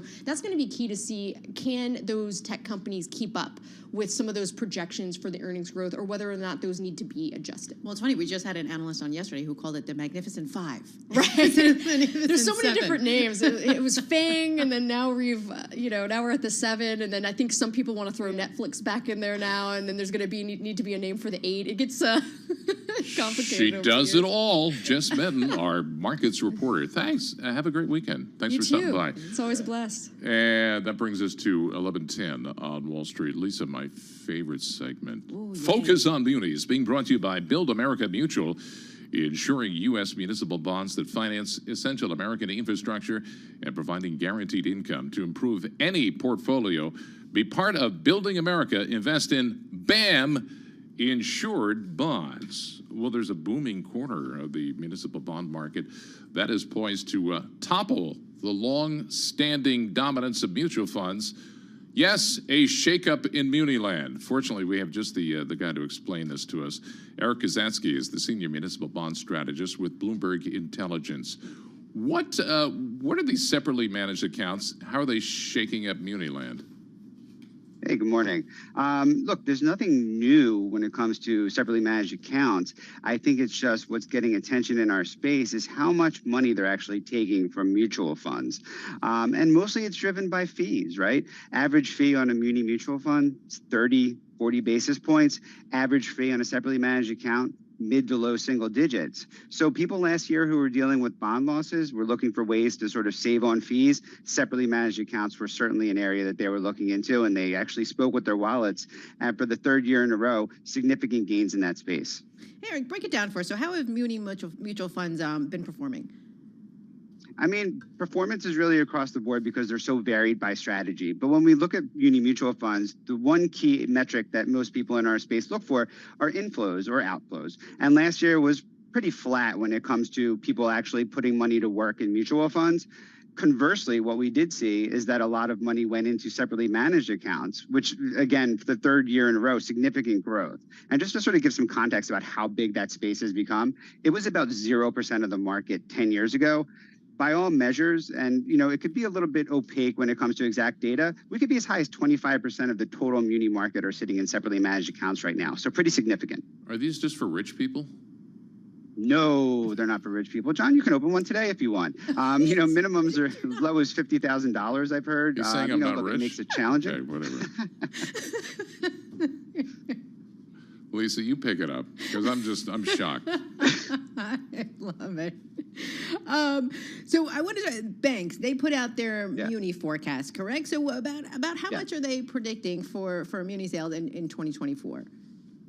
I've seen numbers from 300 to 500 billion, really across the board. We're predicting just for state of the good order in the municipal space, to keep the lights on, we need about 430 billion of issuance. And that's really just teeing up new issue supply coming in with demand coming back to the market. And on the demand side, that's really principal and interest coming back to investors in mutual funds, in ETFs, in separately managed accounts and individual bond holdings that they're going to look to reinvest and get tax-exempt income again. All right, let's switch gears here. Does everybody remember Jefferson County, Alabama? They're back in the. They went bust, by the way. Okay, they're back. I guess they were selling the statue downtown, and in bank. I don't know. I don't even know how that works. But they're back in the market. Why, in God's name, would anybody give them any money? You know what? You could ask the same question about Puerto Rico or Detroit, right? I think the good thing about the municipal space is that, the memories seem to be a little bit short-lived and forgiveness seems to be plentiful. Look, what happened with Jefferson County, Alabama, the first time around really was focused around, bad derivatives, bad swaps that they got into or shouldn't have been in the first place. The deal that was just structured, certainly a far cry from where we were as far as structuring products in 2008. So I think much better from a strength standpoint and a security standpoint. And the market was very receptive of that. Hey, Rick, with this shift from tightening to easing in 2024, how is that going to affect the muni market? You know what? I think a lot of people are poised for several Fed cuts coming into this year. I know our rate strategist isn't exactly on board with that sort of thinking, but it certainly seems from a flow standpoint and a valuation standpoint that buying has been plentiful and people are positioning their portfolios to take advantage if that shift does come from the Fed. Before we delve into what Ira is eating in the background, instead of munis, why don't I just buy treasuries at this point? You know what? That is a very good question, and we get asked that a lot. And, if you look at just a traditional valuation metric, which is just the ratio of a AAA muni to a U.S. Treasury, on paper, they don't make a lot of sense. But I think the real analysis comes when you get away from AAA municipals, because really the bulk of our market is single A and double A paper. And you look at that on an after-tax basis versus corporates. And, a chart that we look at all the time shows that you could pick up almost 200 basis points by holding a municipal bond versus a corporate. And frankly, the default rate on municipals is statistically insignificant and much, much less with corporate bonds going into any kind of economic slowdown period. What sort of deals are out there that really catch your attention? I mean, wacky stuff, monorails or anything like that? Nothing crazy that's in the pipeline. I think it's refreshing to see new entrants in the marketplace in the high yield space, like First Eagle being headed by John Miller, who left Nuveen. To me, that signals that there's going to be, at least a decent new issuance flow in the high yield and sort of those speculative credit space for them to launch a new product in this environment. So there's probably stuff that we could talk about later in the year, but nothing right now. As far as spread, the Jefferson County, Alabama is probably the more interesting thing that we've seen in quite some time. And who's in danger of going down that route that they went down, bankruptcy at this point? Do you see, is there significant risk of default anywhere?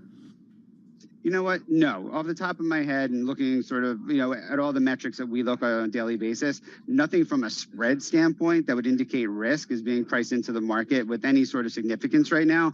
When we did our outlooks for 2024, the areas that we are, I would say like more skeptical about are going to be senior housing and also higher ed. And when the higher ed comes into play, I think for us, it's really a risk of, Congress coming in and looking at their tax exemption status on the heels of everything that's gone on in the last several months. And I'm not going to let you go until you answer my question. What's going on in New Jersey with the Mall of... The Mall of America. Mall of America? No, American Dream. American Dream Mall. American Dream Is that Mall. still some investor's dream, or is that just completely turned into a nightmare? We've got about 30 seconds.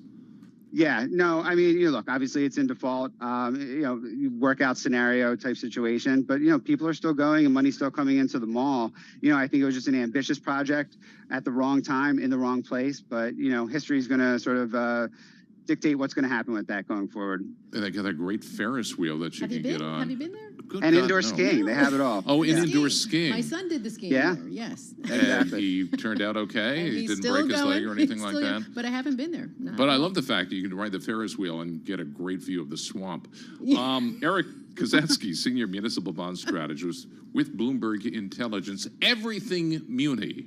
And as we look at markets right now, the equity markets, S&P 500, 2 points higher. 4782 on the index. The Dow Jones Industrial Average right now 176 points lower. That's down 0.5%. The Nasdaq 100 up 26 points. That is up 0.2%. Didn't get answer to my question what he was eating in the background there, but it looked delicious. You're listening to Bloomberg Markets. I'm John Tucker, along with Lisa Mateo, in for Paul and Matt. Stay with us. Yeah, let's get a look at company news right now. It is 11:18 on Wall Street, and for that, here's Steve Rappaport. John, Citigroup is cutting 20,000 jobs as part of CEO Jane Fraser's strategy to boost returns. The latest on that from Bloomberg's Sonali Basak. Jane Fraser, we know, inherited a bank that was bloated, that had regulatory issues, and that had many layers of bureaucracy that she is now taking an absolute axe to. Investors have largely rewarded her moves to do that, though it'll take a minute to get through all those layers of management. Now, that is the fixing story, but where does she get competitive in those Wall Street businesses? And also, I'm looking at cost of credit as well. Bloomberg's Sonali Basak. Citi says the downsizing will save it as much as $2.5 billion. BlackRock is buying Global Infrastructure Partners for $12.5 billion. It's a major step by CEO Larry Fink to transform the firm into a key player in the rapidly growing market. When you think about GIP, what are they known for? They invest in major and larger projects than we did in infrastructure, like Gatwick Airport and Sydney Airport. But they're particularly superb in the operational efficiencies of these investments. They improve the quality of service. BlackRock CEO Larry Fink speaking with Bloomberg's David Weston. Volkswagen will suspend production at its plant in Belgium next week as attacks on vessels in the Red Sea disrupted the company's supply chain. The factory will halt output for 3 days after ships had to be rerouted to avoid violent attacks by Houthi rebels in one of the busiest shipping lanes. Those are the company's stories we're following this hour. I'm Steve Rappaport, and this is Bloomberg.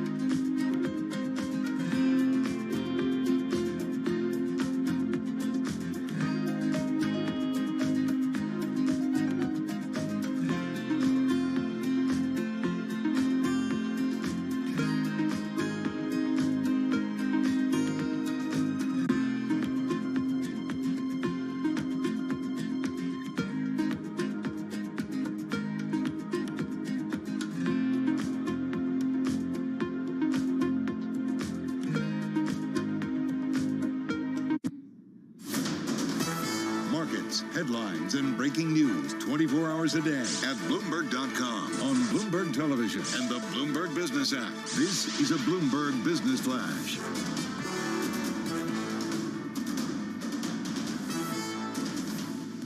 Coming up to 11:22 on Wall Street, I'm Nathan Hager. Stocks are mixed, and two-year Treasury yields are at their lowest level since May after an unexpected drop in producer prices for December.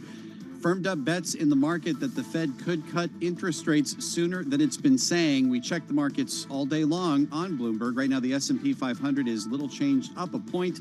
The Dow Jones Industrial Average is lower, down about 0.5% or 179 points.